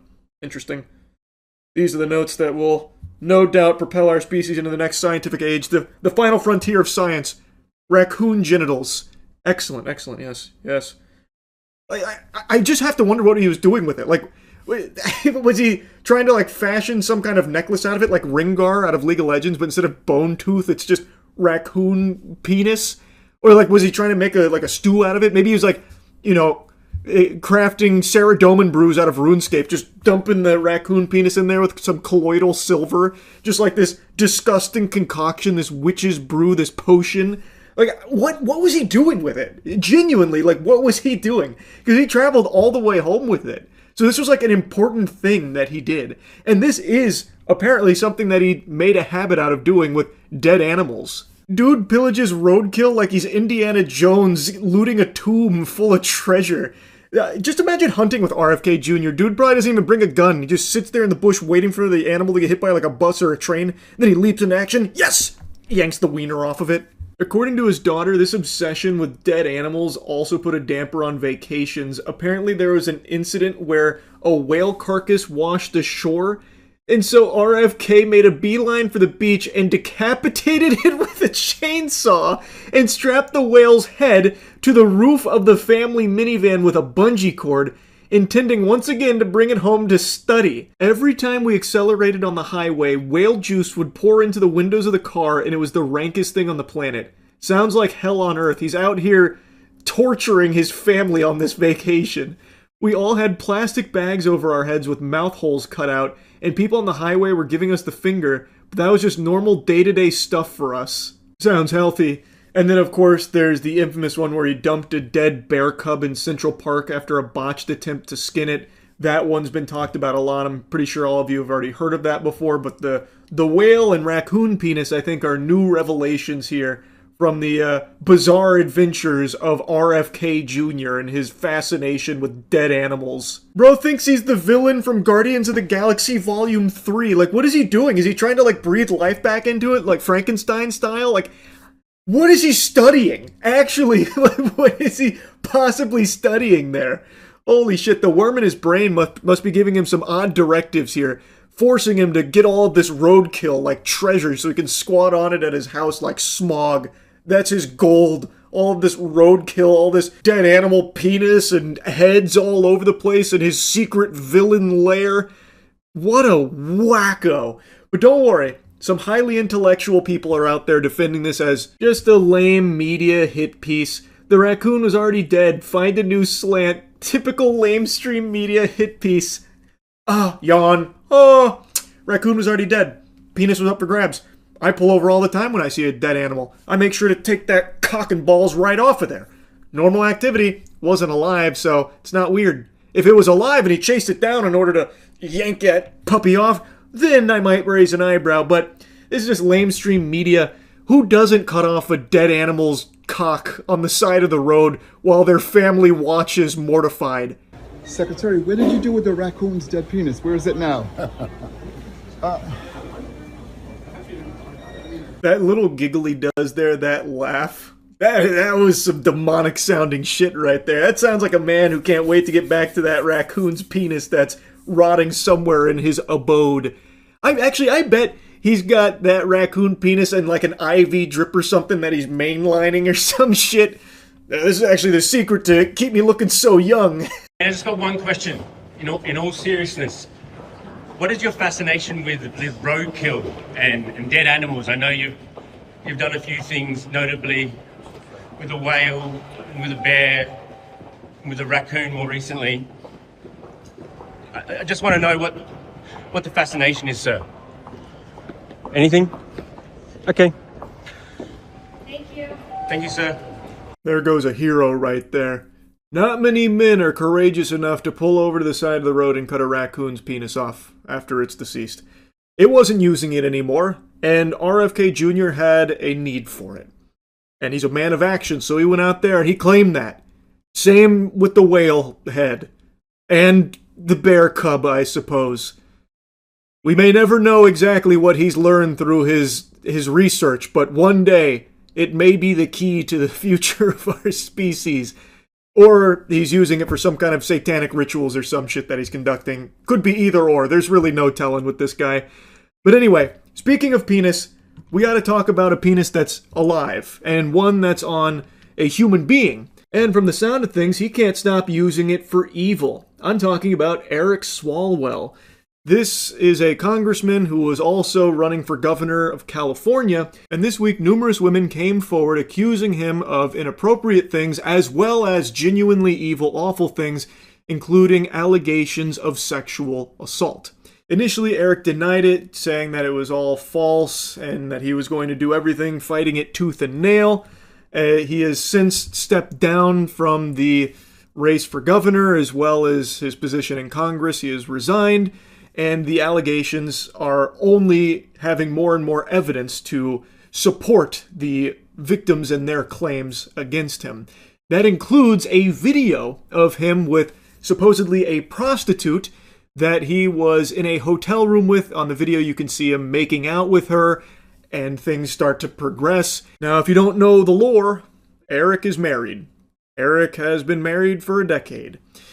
Now, in the video he made denying the very serious allegations, he did make a mention of mistakes in his judgment, as well as mentioning that a lot of it's between him and his wife, and he has to accept the responsibility for mistakes he made, seemingly corroborating the extramarital affairs while denying the sexual assault allegations. All of this is still pretty new, and from what I've read, there is an investigation taking place because he might be facing criminal charges if these allegations are proven true, which he 1000% should. This is vile shit here, and from everything that I've read about it, from what's available, it's not looking like this is just some innocent guy here. There's quite a lot of meat behind these claims. Personally, I think Eric's guilty as a motherfucker here. Based on all of the available evidence here, I don't see any world where he could weasel out, just squeak out some kind of excuse like, oh, it was all just a big misunderstanding. I was just cheating on my wife a lot. Come on, it's not that big of a deal. Just come on, the sexual assault stuff. No. We don't need to get into the weeds of that. Like, based on everything I think that's out there, there is so much evidence, and I think it should 1000% warrant a further investigation into Eric and hopefully some subsequent charges based on whatever they find there. So anyway, I found that to be extremely disgusting. I was reading about that earlier, so I wanted to yap about that as well. Anyway, that's really about it. So yeah. There's Useless, and then there's Pam Bondi. Cockroaches have more respect from people than Scam Bondi ever will. She's just been fired. Hallelujah, time to butt chug some brewskis in the bathtub tonight to celebrate this wonderful news. Pam Bondi famously shut down the conversation about Epstein, stating that we need to focus on the Dow because it's over 50K, stating that it's ridiculous to be talking about Epstein when the Dow's over 50K. That's what we need to focus on. And now look at us, Pam. Who could have seen this? Dow's under 50K and she lost her whole job. Ain't that some shit, huh? Man, when it rains, it pours. Pam Bondi's time as Attorney General will be looked back on with embarrassment and shame. They won't be hanging her jersey number in the rafters, celebrating her time in this position. She was fucking useless. More useless than my goofy areolas. There has never been anyone in the history of this country worse at their job than Pam Bondi. And I don't just mean from a government position, I mean across the entire spectrum of jobs that exists, there has never been a single soul that is more terrible at their job than Pam Bondi was as Attorney General. You could have given Attorney General to a fucking crackhead who's never lucid, and he probably would have accidentally stumbled into doing a couple of things. She did nothing. Literally nothing. She accomplished less than a gas station toilet, yet she probably swallowed more shit than a toilet. And she did so proudly, without an ounce of shame or regret. It's so pathetic. I don't know how she sleeps at night. And apparently she even had the gall to like grovel and beg to not be fired because this means everything to her. She doesn't do anything. All she does is just lie and idly collect a paycheck while delivering lip service that is constantly contradictory and debasing herself in front of the entire nation with a chin held high. It is the most pathetic shit imaginable. Good day. We are coming on the air with breaking news. President Trump has apparently fired his Attorney General, Pam Bondi, according to a senior administration official and a source familiar with the matter. This comes after NBC News learned that the president has grown frustrated with his Attorney General in recent days, according to multiple sources. This is a blow because she has been a very loyal sort of friend and ally of the president for a long time, going back to Florida. I love how the reporter struggled to find the words to adequately describe her relationship with Trump, because friend and ally, loyal, that doesn't even really encapsulate it. She was a leech, an actual parasite, a fucking hemorrhoid, a pinworm, living deep inside the asshole of President Trump, more than willing to just suck the farts straight out of his butt. Like that, she was so deep in there, and I know she never thought that she would be thrown under the bus because of this level of NPC behavior from her. She was a full-blown drone. I don't think she has had an actual thought of her own in years, because she is just on cruise control, idly just going through the motions and delivering speeches and just constantly lying about the Epstein files being on her desk, by the way, which they're probably still there. She's just got to go in there and dust it off when she's collecting her things and leaving the office forever. And now that she has been thrown under the bus here, I have to imagine she's just sitting there fucking drooling blankly like the parents from Weapons after the spell gets broken on them. Pam's probably just stunned, catatonic in like a fucking fugue state, not sure what to do with herself. She threw everything away. Literally became a complete clown in front of the entire world, and now it didn't pay off. She wasn't able to just endlessly coast off being this bot. Assisting in the first Trump term. And this, in many ways, comes down to a representation of the frustration that President Trump has, that his vision for how he could exact retribution against political rivals and those who had, in his perception, done him wrong at some past point, to be brought to justice. That has not happened, even though this Department of Justice under Pam Bondi has attempted to do so in a number of areas where we've seen the failed attempts to prosecute James Comey or Letitia James. Failure really is the only word that can appropriately describe Pam Bondi's entire career. Everything she has ever attempted to do here during her time as Attorney General has been a complete and utter failure. And now, the person that she was huffing farts like they were oxygen is throwing her to the side. Like, Woody, I no longer want to play with you. And now what, Pam? And now what?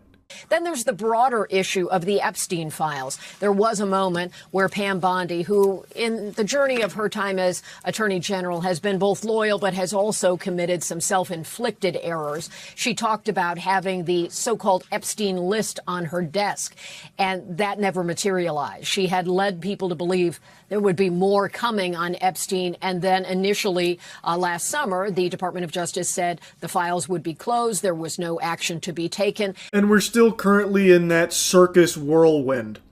Pam Bondi will always be mocked and looked at as the clown that she is. That being said, better late than never. I'm glad she is finally fired. That is wonderful news. Yes, it should have happened sooner, but it's still good that it's here now. Though I don't think her replacement is going to be a huge improvement. It's Todd Blanche. Todd Blanche is someone I've already shot spitballs at because this guy openly just talks about how there most likely will never be a further Epstein investigation into the clients. He also famously had that wonderful little segment where he said it's not a crime to party with Epstein. Is there any chance that any of these individuals who partied with Epstein and engaged in relations with minors will be prosecuted? Any chance? I'll never say no, and we will always investigate any evidence of misconduct. But as you know, it is not a crime to party with Mr. Epstein, and so as horrible as it's not a crime to email with Mr. Epstein. And some of these men may have done horrible things, and if we have evidence that allows us to prosecute them, you better believe we will. But it's also the kind of thing that the American people need to understand, that it isn't a crime to party with Mr. Epstein. It isn't a crime to have Didn't look like that's all that was going on some of those photos. I mean, if the photos could speak, some of them look pretty bad. That's right. And unfortunately, photos can't speak. And so we need witnesses and we need Are there evidence videotapes that you all have? Or? For the millionth time, yes, there are videos. Also, Todd Blanche mentions the witnesses and stuff, but they don't really seem to want to talk to the victims overly often. That seems to be an area they're not super gung-ho about gathering information from the potential victims that have come forward. Todd Blanche is not someone I put a lot of faith in doing a better job as Attorney General, but I will say it would be hard for him to do a worse job than Pam Bondi. And he is not shy about just letting you know that they don't really plan on doing a whole lot with the Epstein case. There's another clip that he has become infamous for where he pretended he didn't understand the question when asked about like the abusers in the Epstein files, that kind of thing.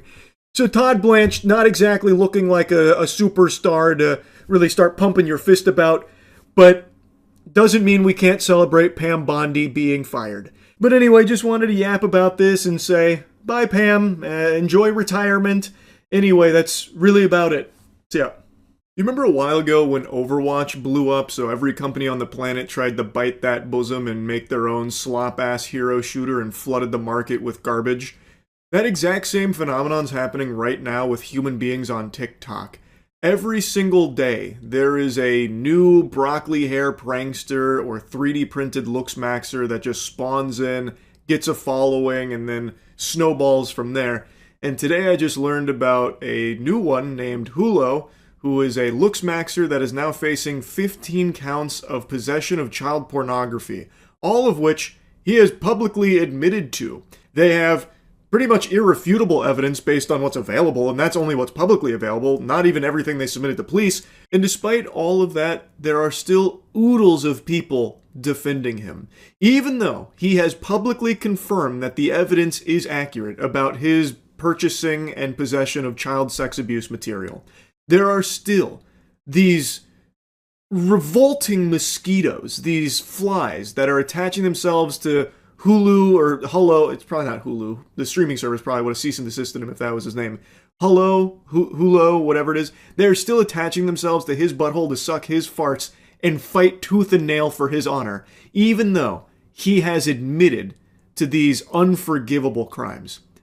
That's the state of things right now. It's sickening. I talked about this same thing happening like with David, how the Dipshits for David movement is still defending him, saying he's been framed, even though there is so much evidence publicly available and the case is still ongoing and not looking good for him. They are still willing to die on this hill that David's innocent, and now in this case, Hulu is a good guy and he deserves to be defended. I'll start here before going over Gideon's investigation of it. He has been arrested, and here is all of the charges he is facing here.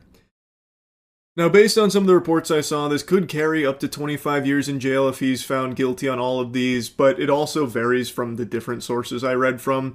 It's a long time in jail here. And the fact that they have these charges against him, the possession of this material, means that they probably have evidence of it. Outside of just Gideon's video where he admits to it, I imagine they have something far more solid, because they wouldn't... Think about all of the other, like, predator catchers, where they do get the pedophile to admit to things, and that becomes inadmissible. There's a lot of times where that can't be used. So you don't see them ever get these kind of charges. The fact that he has 15 counts of this means that they probably do have very solid proof that he had this material. This is just one of the Telegram messages that he was talking to. Just one. So, as you guys can see first, he messaged first. He said, "Hi. This is what the trader said. CP, teens, and all group links available.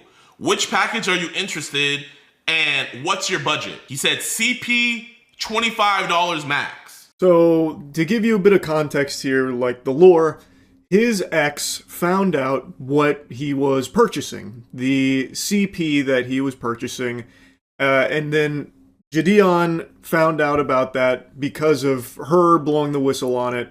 Then they teamed up as well as predator poachers. They went to the police, they submitted the evidence, and then also publicly started to out some of the evidence so that way people could see it and stay away from him. And I've talked about this a lot. I think when it comes to shit like this, putting it out in the public is extremely important. Making sure that it doesn't compromise the authorities' investigation on it, but also alerting the community so they can stay safe as well and avoid these kind of fucking monsters. So I totally understand that approach. And what you were seeing there is some Telegram messages. Gideon goes through a lot of them. This is him trying to purchase CP for $25. And this became a meme in his community, as well as like a couple other looks maxers made it like a joke to try and water it down and like sterilize it. Like, oh, it's not that big of a deal. Haha, $25 for cheese pizza, which they all keep calling it on TikTok. So he even posted like a 5x5 joke about it. So his manager, who I will be outing later, is purposely telling his client to make jokes about him buying CP, CSAM. That $25 he spent $25 to watch and jack off to children's innocence being taken away. And he knows he did that, yet he posted this meme. Evil shit, man. This guy is purchasing videos of children being raped and then making a meme out of it. And apparently at the direction of his manager. It's actual demon shit. He said hi, they said hi, CP content available, and he says how much. More Telegram messages get posted that show him cruising these telegrams attempting to purchase CP. So Hulo, I'm just going to call him Mason. His real name's Mason. I don't know how the fuck to say his stupid handle online. So Mason was going around trying to purchase all of these videos and did successfully buy them. And was then confronted directly where he just started singing. He just started squealing and confirming all the evidence was true. You guys can defend him all you want. You guys can make all the memes and jokes and all that. But keep in mind, this man has a 10-year-old sister and an infant sister as well. And listen to what he admitted. Like that you saw? A little bit of this, a little bit of that. I guess. Okay. So I'm just going to ask you straight up because you've been straight up with us. You're going to be straight up with this too. Did you masturbate to those videos of the 12-year-olds? Or was your hand rubbing your penis at the time that was being It watched? was just, I guess my hand was on my dick like the whole time. I'm just going through everything. Okay. So was your hand going up and down on your penis? Yes. Okay. So it's fair to say that's probably masturbating. Yeah. Okay. I appreciate you being honest about that, dude. On camera, openly admits to masturbating to videos of 12-year-olds being sexually abused, and the Hulo is innocent gang doesn't care. He is then asked again if the allegations are true, and he confirms they are. That he downloaded those videos, he claims he deleted them. Also, it says he, told the police, when directly confronted, he openly admits to it. And it's all on camera. And now he is being charged with 15 counts of this. And still, people are defending him. In Gideon's own chat there, you could see a lot of people saying he's not a bad guy, free him, it's not that big a deal, that kind of thing. You can literally see it in Gideon's own chat. And then on TikTok, his community is standing beside him 100%. Like, as if it's, some kind of mistake that he made that he'll learn from. That's not a mistake. That is pure evil. He is buying videos of children being raped for his sexual pleasure. He apparently tried to say that he was in a dark place when he was doing it, but now he's a changed person, so people are like, oh, he deserves a second chance. No, we can't let his life be ruined over this. He was just in a bad spot. Do you know how many people are in a bad spot that don't turn to paying money to watch videos of children being raped so they can jack off to it? That's not an excuse. That's not a justification. It is pure demonic evil shit. And people are just giving him a pass. And like fighting tooth and nail for him. They got their fucking shield up going to bat for him like white knights to defend Hulo. Even though he openly admits to it, he is being charged. They're pursuing 15 counts of possession of the child sex abuse material. And still people don't care. They think that this isn't that big of a deal. And that, well, he was in a dark place, so we can't be mad at him for it. They're not even saying that he's innocent, that he didn't purchase these and watch these. They're not even saying that. They are saying they don't care that he did. It's just unhinged, man. It is actually scary. Because it's not a small amount of people. It's not. It is not a small number of people. I know you can always point to like these fringe outlier freaks that'll defend anyone and anything. But here, you can find a ton of them. Like, go to any post that's talking about this, or go to any video, or go to some of the communities. There's even some people, like, in the Looksmaxing community that are going to bat for him. You can find so many people defending him. It's just, I just cannot wrap my head around how we even got to this point. I don't get it. I don't get it. There is just nothing that is just universally condemned anymore. There isn't. Even just objective evil like this no longer gets a complete condemnation from human beings. Sanity is just devolving. It's scary. It is completely unhinged. Anyway, I just wanted to yap about this. I think it is a great thing that he is being charged with all of this. He's a fucking disgusting monster. Anyway, that's really about it. See ya. It happened. Doomsday is upon us. Nostradamus tried to warn us, but we plugged our ears and refused to listen. But now we have been dragged kicking and screaming into the end times. Pranksters found AI. Or at least one of them did. This one courageous soul bravely peeled himself away from his daily routine of eating glue to use AI to have an overwhelmingly negative impact on strangers' days. Full disclosure though, I don't think every video they've posted doing this prank is real. Because some of them are just so outrageous that I find it hard to believe that he wouldn't have had his ass beaten right then and there for doing it. So I take all of them with a grain of salt, but what he's showcasing is very much something that can be done, and I have seen other videos of others doing to a lesser degree. This guy, however, has made it his entire identity to do these AI pranks. So he's the one that I want to talk about today to show. Do you know that guy in the blue shirt that was sitting right behind you? He was like going up behind you and like kissing you in the back of the neck. I recorded it. That guy, right? Mm-hmm. Look. He did it with... That's crazy. What this guy does isn't really a prank. Fundamentally, what he's doing is he's framing innocent strangers for crimes they didn't commit. He has, I think, 28 of these. It's basically all he does now is these AI pranks. And I don't know how what he's doing isn't a crime in and of itself. Because this is going to lead to an innocent person getting arrested. No doubt in my mind. In this one right here, what he's doing is he's going up to a stranger, claiming that another stranger that was sitting near him was kissing the back of his neck. A sexual assault. And then he shows him a video of it and is convincing the guy that it happened and is goading him to confront that gentleman, who did not do this, by the way. This is all an AI-generated video that he is now trying to fan the flames of an actual fucking fist fight for. So even if this one is fake, which I have a hard time believing this one in particular is, because an employee even gets involved in there, and I feel like they probably wouldn't participate in shit like this.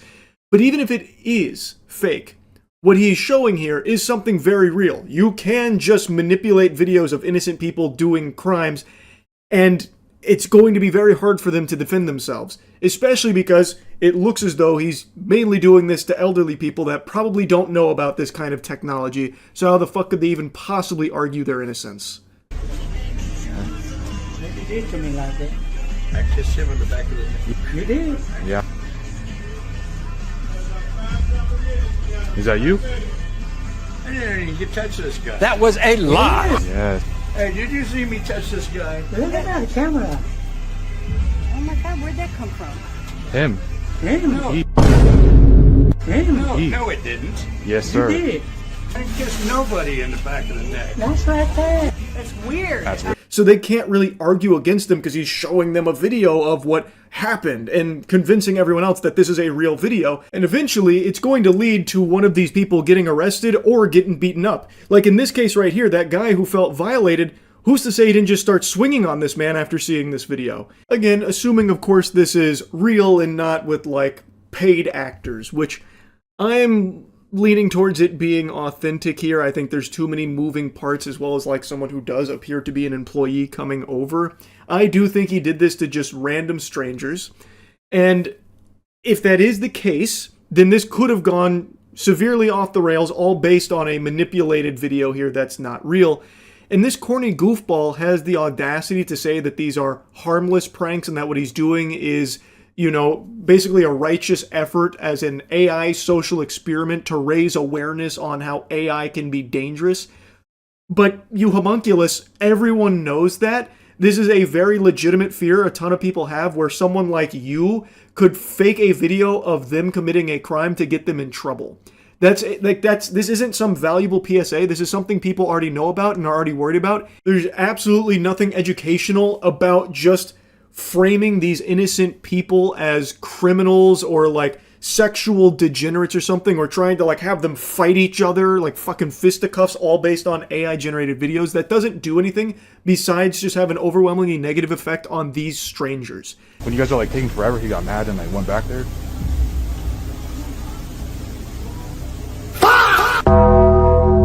Is he allowed to go back there? First off, I didn't go back there. Who the fuck are you? The joke is these people panic thinking that they're about to be punished, maybe even go to jail, all based off a video they know can't be real but can't explain its existence because they don't know about AI tech. So this guy is now being framed for going into the back after getting angry or something, and all he's saying is like, I didn't do that. Who the fuck are you? Little did he know he was in the presence of the alpha goober here who likes to pretend that he's some kind of saint.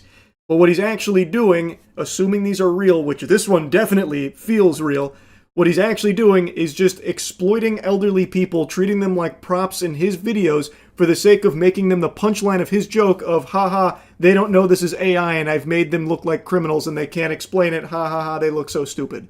So that way he can get some Instagram clout. So I got like a couple calls saying there's like a man in here like popping, like stealing stuff out of people's pockets. Can you see the video? Yeah.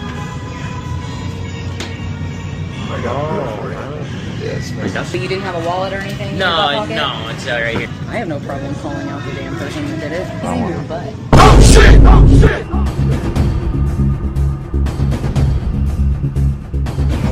Enemy spotted. Here he's actually going up to store staff about a stranger pickpocketing one of the employees. Again, this is a crime. They even all go together as a group to confront this guy they think stole from this man or was attempting to. Who's to say they wouldn't have just called the police right then and there and this innocent man being taken away in handcuffs? Now, I imagine at that point he probably would have stepped in and said it's an AI-generated video. Maybe, but maybe he wouldn't. Maybe he would be afraid that then he'd be in trouble. So maybe he'd just keep his fucking mouth shut and that guy would then go to jail all based on this AI-generated video. It's terrifying. Not only is he trying to suckle from the titty of clout, but he's also just trying to promote some dog shit website that's probably a scam. It's why he has his watermark plastered all over the place there, and in every single one of these videos he is shamelessly shilling for that site constantly. I imagine it is a fraudulent website based on this guy's behavior and the way that it gets discussed here, which should be further evidence to this guy's true motives not being something positive about AI awareness, but instead to get Instagram followers and money through his affiliate partnership here with that site that he is constantly plugging. Now again, there is a chance that this is all scripted, but I find ones like these hard to believe that he would have the wherewithal to fake it and be able to get this many people on board with it, because that does appear to be like actual Sprouts staff.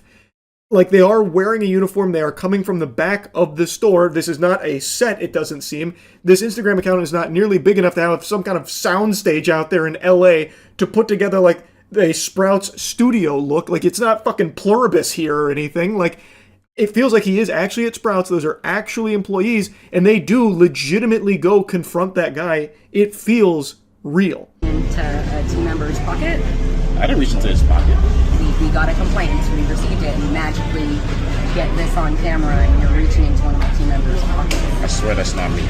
The odds of that same shirt, though.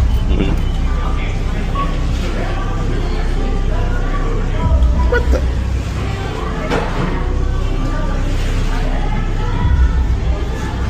I don't know what the hell's going on. I did not go in his pocket.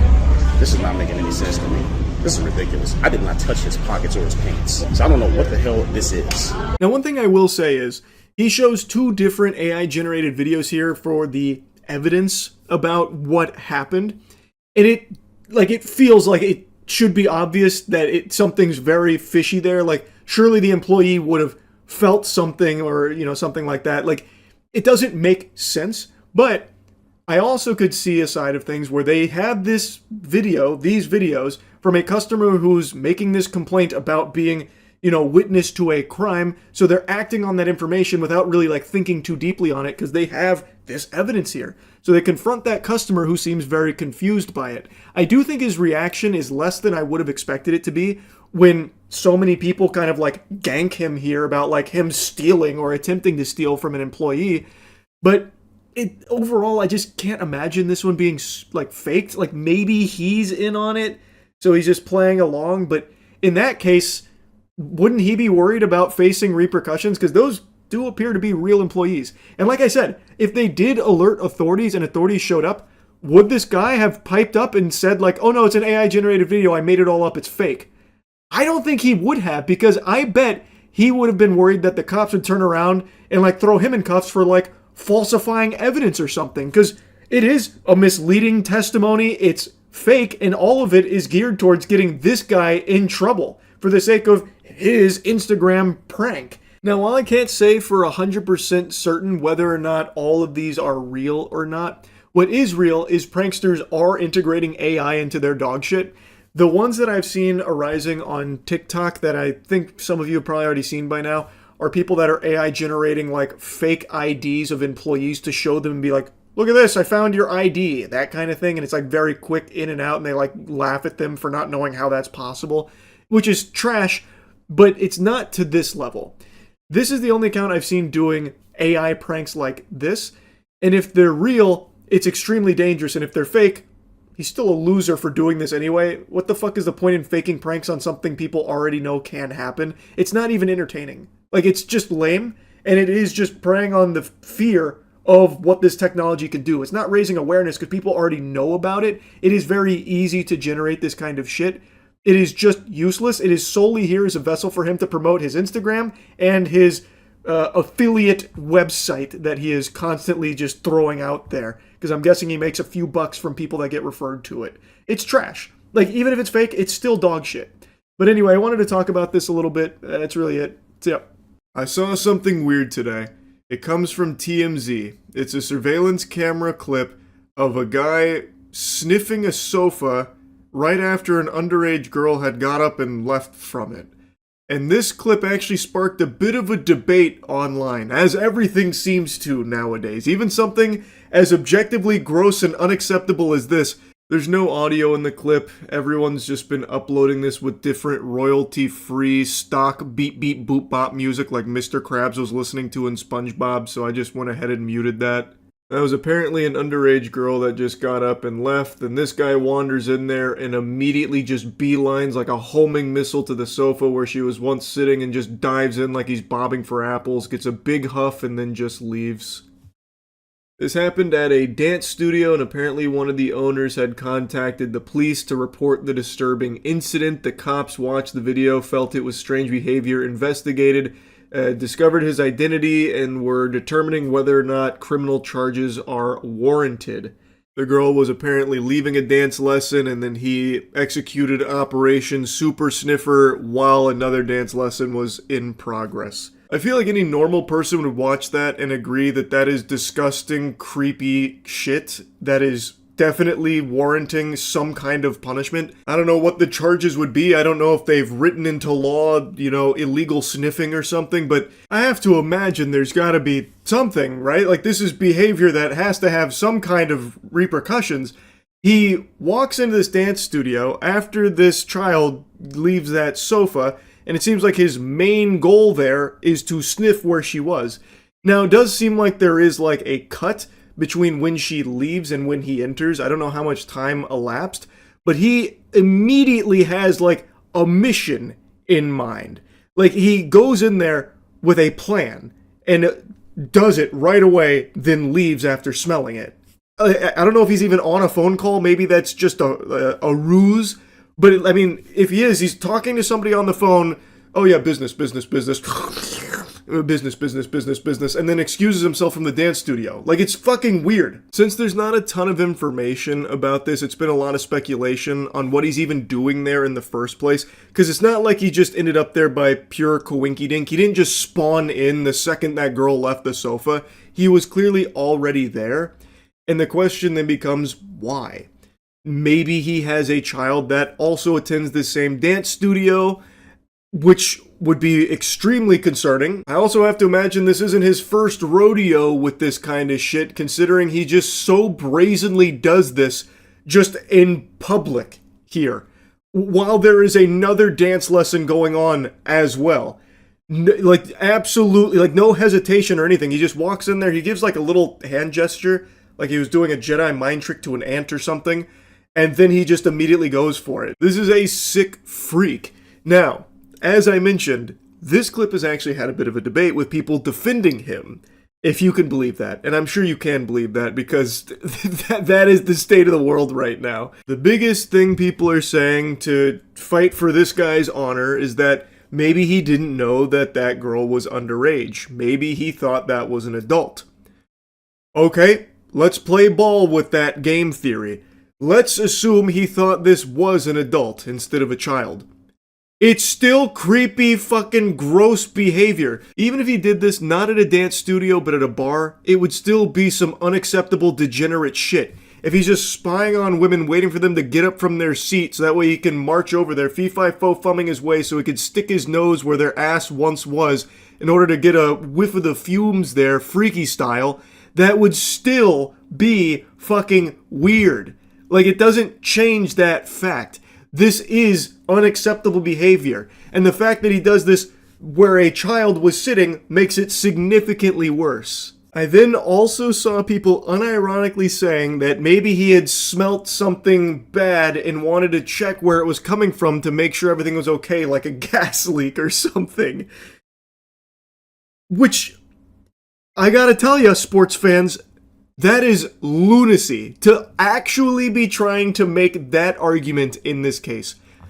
How many of you, when you smell something bad, your instinct is to go shove your whole face into it? Like, if I smell dog shit and it's like, oh boy, this is yucky, I'm not immediately going to bury myself in that dog shit to confirm the bad smell.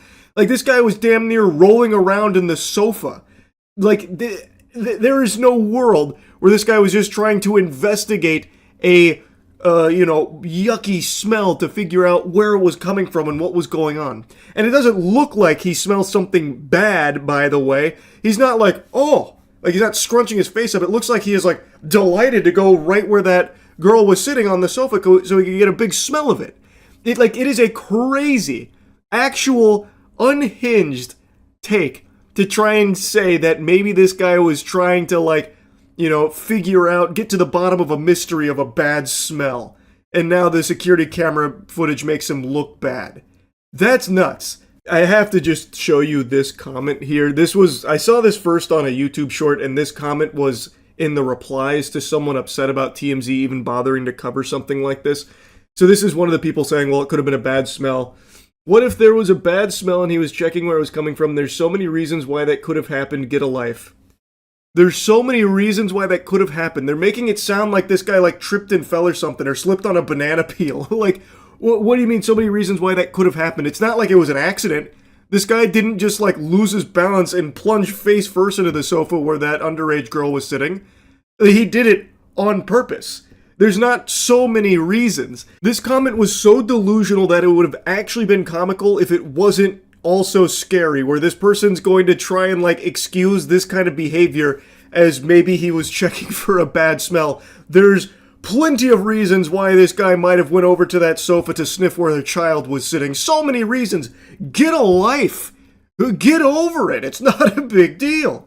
It's so fucking peculiar. It's sad. It is sad that something like this can't even just unanimously be condemned anymore. That there has to be people still, for some reason, fighting tooth and nail that A, it's not a big deal, or B, you're just not understanding what actually happened here. Here's the real story, and it's just fucking fanfic people are pulling out of their ass to defend a complete stranger who was just a degenerate.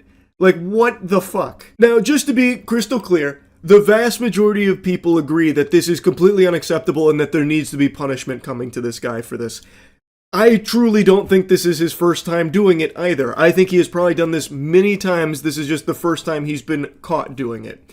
So most people agree with that sentiment, but the fact that there's even a handful of people, like a noticeable amount of people defending it, is just so pathetic. It is just so sad. There are some even more outrageous explanations people have drummed up, but I'm just going to give you one more, and it's this little thread right here, which was in reply to the clip. There may be some reasonable explanation for this behavior. He enters, talking to someone, goes to couch, sniffs, continues talking, then leaves. That is not the behavior of a perv who would spend more time with the area where the girl sat. Perv may not be the explanation. Now, I don't know why is, but I will watch the story. He then has a couple of people who agree with him in the comments. The idea that a perv would sniff a couch for only 3 seconds then leave is ridiculous. Whoever released this video should be sued for violating privacy. Employees should be able to do their jobs without having every moment scrutinized by an online mob. There are so many assumptions there, I don't even know where to begin. I don't know where he's pulling this from, that it's an employee doing this. If it is, that's extremely alarming.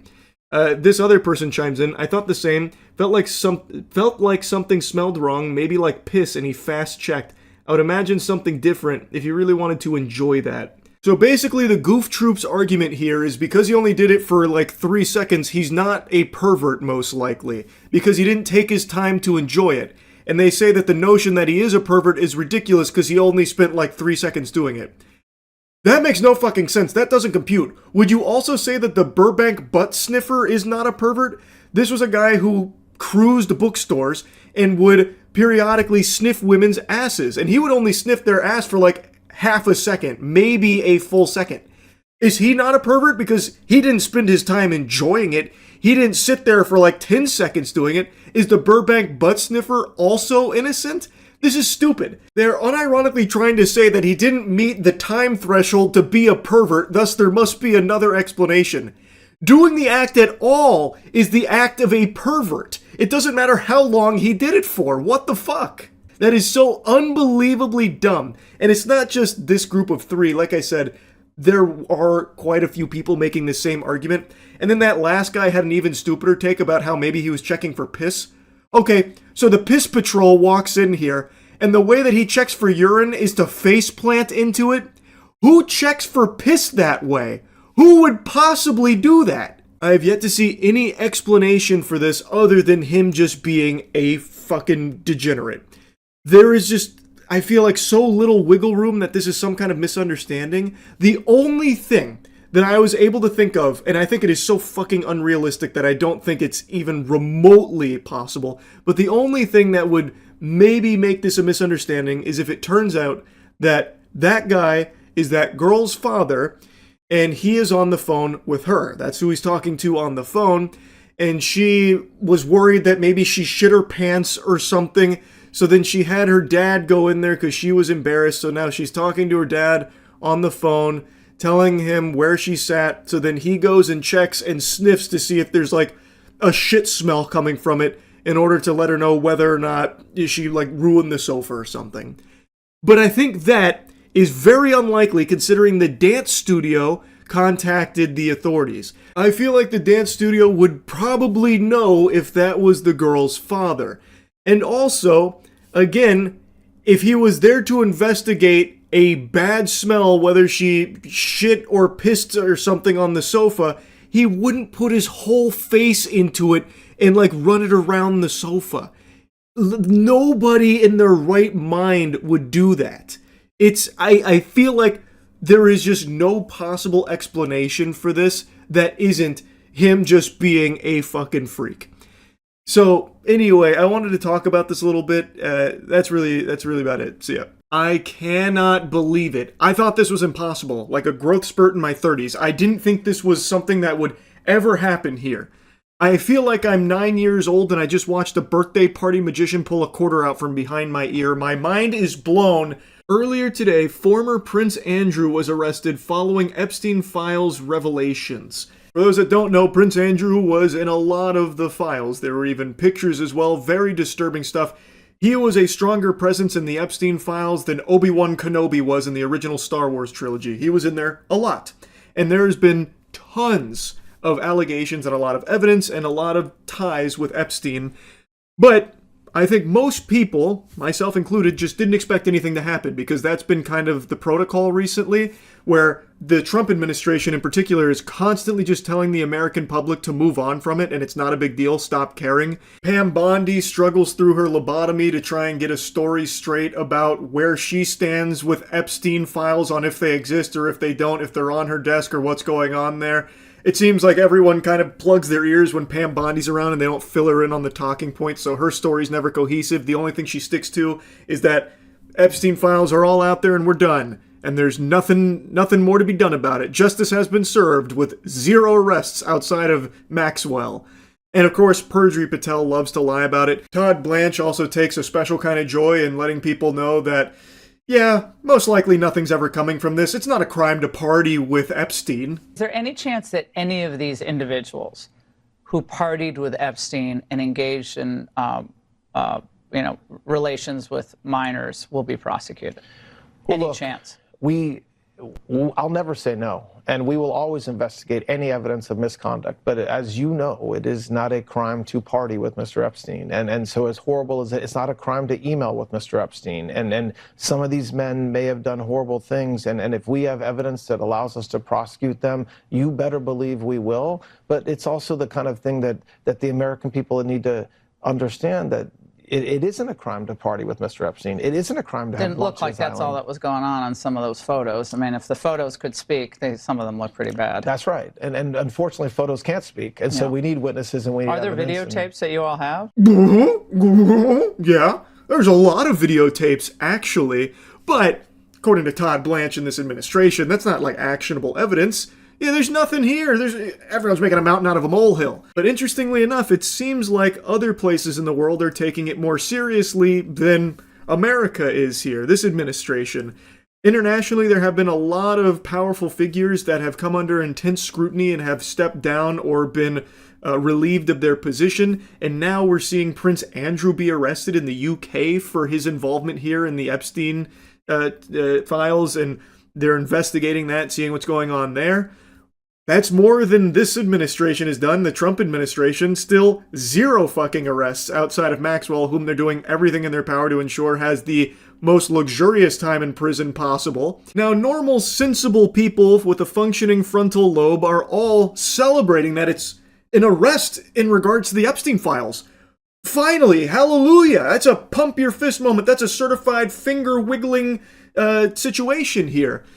But weirdly enough, there's one person who's real tore up about it here.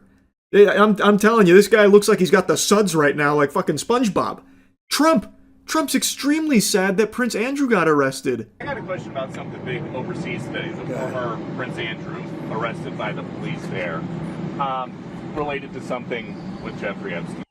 Do you think people in this country, at some point, associates of Jeffrey Epstein, will wind up in handcuffs too? Well, I'm the expert in a way because I've been totally exonerated. That's very nice. I can actually speak about it very nicely. I think it's a shame. I think it's very sad. I think it's so bad for the royal family.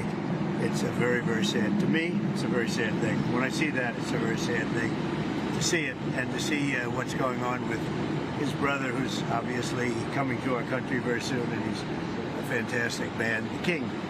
So I think it's a very sad thing. What a fucking odd response. It's sad that someone has been arrested in relation to the Epstein files. Why? Why shouldn't they be investigated? Why is this sad? Why is this cause for tears? Like, he looks like he just watched the ending to Marley and Me. He's looking emotional as shit right now over Prince Andrew's arrest. Why is this something sad? Like, not a single mention of, like, the victims ever from Trump, really. He never really seems to care about the victims in the Epstein case. It's only ever, oh man, there's a lot of innocent men here that are getting roped into this, and that's the real victims. That's the real sad story. Guys that, you know, just wanted to talk baseball with Epstein and all of that kind of shit, getting labeled nasty stuff. Man, that's the real bitch of it. It's so wild to me that when it comes to Epstein, Trump's MO is move on, it's not a big deal. Yeah, the most infamous child sex trafficker in this nation's history, you know, had a bunch of clients and all of them are getting away with it. Big whoop. Go cry about it. Kick dirt, pussy. Let's move on. It's nothing that anyone should ever care about. You know, all the rape, the torture, the murder, all of that stuff, it's not a big deal. That's small potatoes. Get over it. And then when someone like Prince Andrew gets arrested in regards to it, he's like, oh, now that's sad. That's really sad. We need to take a moment of silence here. That's sad stuff. Please, won't everyone play a sad song on the world's smallest violin for Prince Andrew? This is a really heartbreaking scenario here. It's like watching an ASPCA commercial. I couldn't believe it. I shan't believe it when I saw Prince Andrew was arrested. Oh my lord, an entire tissue box was expended, wiping the tears from my eyes. What a weird response. It's very clear this administration is desperately trying to do everything in its power to distract and deflect from the Epstein files and try and minimize just how important this is, how big of a deal this is. And now he's trying to sell you on this pile of dog shit here that it's like a bad thing that Prince Andrew's been arrested. And I guess maybe for Trump and his friends it is a bad thing because there's a chance Prince Andrew might start squealing. He might let the cat out of the bag and could implicate some other very powerful people in relation to Epstein. So maybe that's why he's so tore up about it. It's just so fucking crazy that he doesn't even try and hide it. And he doesn't need to. His fan base will absolutely just swallow his whole cock at all times for anything at all. A stunning royal arrest. Former Prince Andrew taken into custody from his home in the English countryside. It follows growing revelations about the alleged connections between the late sex offender Jeffrey Epstein and Andrew, the former Duke of York and brother of King Charles. Thames Valley Police saying the arrest was on suspicion of misconduct in public office. This seems like they're pursuing it pretty seriously. I imagine an investigation is underway where I would, again, guess that they find a lot of evidence on Prince Andrew and Epstein's connections and some really fucking horrible, heinous shit. Now, I've got a little hunch there's a little someone special out there that's also starting to sweat profusely after seeing this news of Prince Andrew's arrest. Victoria Hervey. Victoria Hervey had a relationship with Prince Andrew quite a while ago, and she's got a very interesting take on Epstein. That was very powerful. So like if you were on the scene and you were powerful, like to be honest, like if you're not in those files, it would be an insult because it just means that you were a bit of a loser.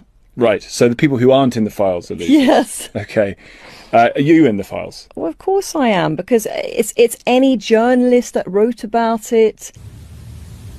That's an astonishing attitude, isn't it? You're the loser because you're not in this. I find that jaw-dropping. They're just so brazen now. With her whole chest, she says it would be an insult if you weren't invited to party with Epstein. You're a loser if you didn't party with Epstein.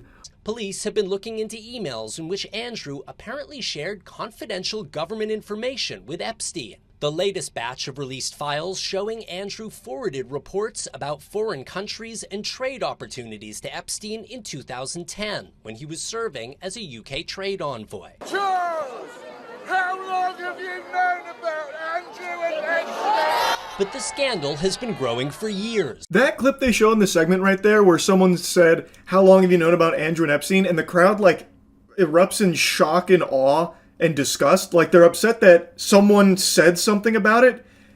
That blew my mind. Like, is everyone there just okay with it? They all rolled their eyes collectively like, oh, here we go, Epstein again. Can you just let it go? We're trying to ignore it. Like, what the fuck? I'm hoping I'm having like a bad read on what happened there, but that's I think it came across pretty clear that the people there were not too pleased to hear Epstein's name brought up there. They'd rather just pretend that it's not real, I guess. Which is crazy. And that's exactly what so many of these powerful politicians that have engaged in these unthinkable evil acts want. And people, just sheep, are okay with it. They're like, oh my God, look at this guy who went out of line and said something about Epstein and Andrew. This is crazy. Can someone shun that guy? Can we get him out of here? With other allegations, including of sexual misconduct against Andrew, including from Epstein victim Virginia Roberts Giuffre, seen in this picture with Andrew. The prince asked about it in an infamous interview in 2019. She described dancing with you and you profusely sweating, and that she went on to have bath, possibly. There's a slight problem with the sweating because I have a peculiar medical condition, which is that I don't sweat. That one is a timeless Prince Andrew classic. That one is an iconic moment from Prince Andrew's time on Earth. I actually made a video on that 6 years ago. His defense was, this couldn't have happened. This is a big, bold lie. This is a fib because, well, I don't sweat.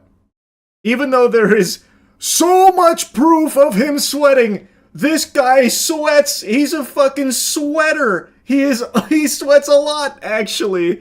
It was the wackiest fucking defense. But again, he got away with it until very recently, it seems. And I guess it's not even clear if he hasn't got away with it. He's been arrested, but he's not, in jail or anything yet. They're still investigating. So, it's possible he still gets away with it. But for all of this time, he hadn't even been arrested or anything. So even, the worst fucking lie ever to protect himself about not sweating was enough. It's just so blatantly corrupt across the globe. They don't even bother trying to hide any of this or even cover it up at all, really. And people just excuse it. They just let it go. Like in that clip a moment ago, where someone brings up Andrew and Epstein and everyone's like, fuck you, buddy. I'm busy being a blind worshiper of this political figure.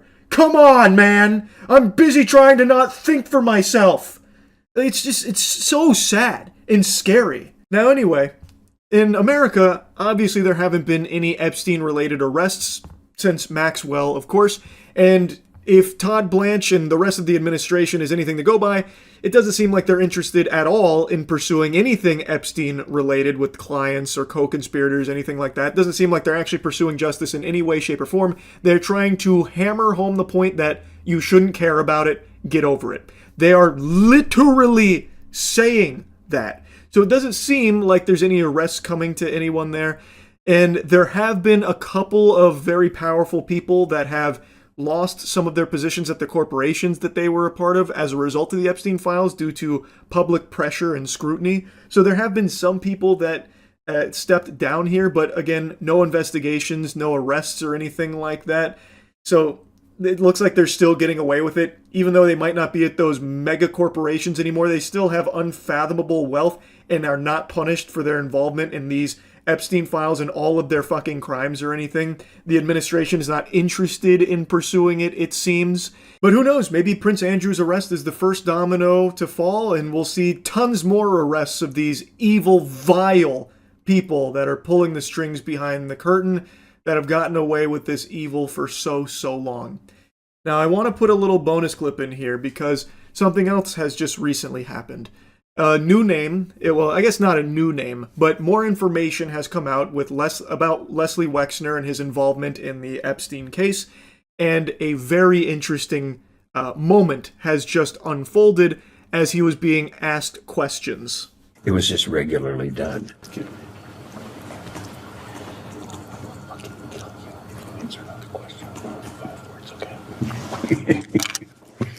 Answer the question. His lawyer there said, I will fucking kill you if you answer another question with more than 5 words, okay? And then Les Wexner starts giggling about it. Do they teach that in law school? Is that part of the bar? I don't know if I've ever seen that strategy there from a lawyer. That's pretty alarming, I would think, right? Maybe? Yeah? I mean, come on. That's peculiar, right? For his lawyer to be saying something like that? Now, this is in an Epstein deposition. He also said some very fascinating stuff about Rothschild. Like, this had quite a bit in it, but this moment right here was by far the most odd. I would think most people would see this, hear this, and immediately recognize, okay, this is fishy. Anyway, though, Prince Andrew being arrested is good news. Don't let Trump fool you into thinking that it's sad news. An arrest finally being made in regards to Epstein. Oh my goodness. Like, maybe we can actually start getting punishment for some of these fucking monsters out there and learn who else is a part of it. Like, this, I think this is a good thing, the arrest of Prince Andrew. Well, I should have seen this coming. Prince Andrew has been released. That didn't last very long. They got him in there, and then they said, okay, time's up. He's still under investigation, supposedly, but yeah, he's not being held or anything. He was arrested, but he's now released. The investigation, supposedly ongoing. I made this video, like everything you have watched up until this point, I made this afternoon, and now this news is just now breaking about him being released, so definitely need to include that in here. I'm hoping that they're taking the investigation seriously, though I'm now skeptical because, well, I mean, they already let him go. That was very quick. He was there for a couple hours, maybe. He went in there, took a nap, and then went home, I guess. Well, that's the latest update on the Prince Andrew arrest. Alright, well, that's really about it. See ya.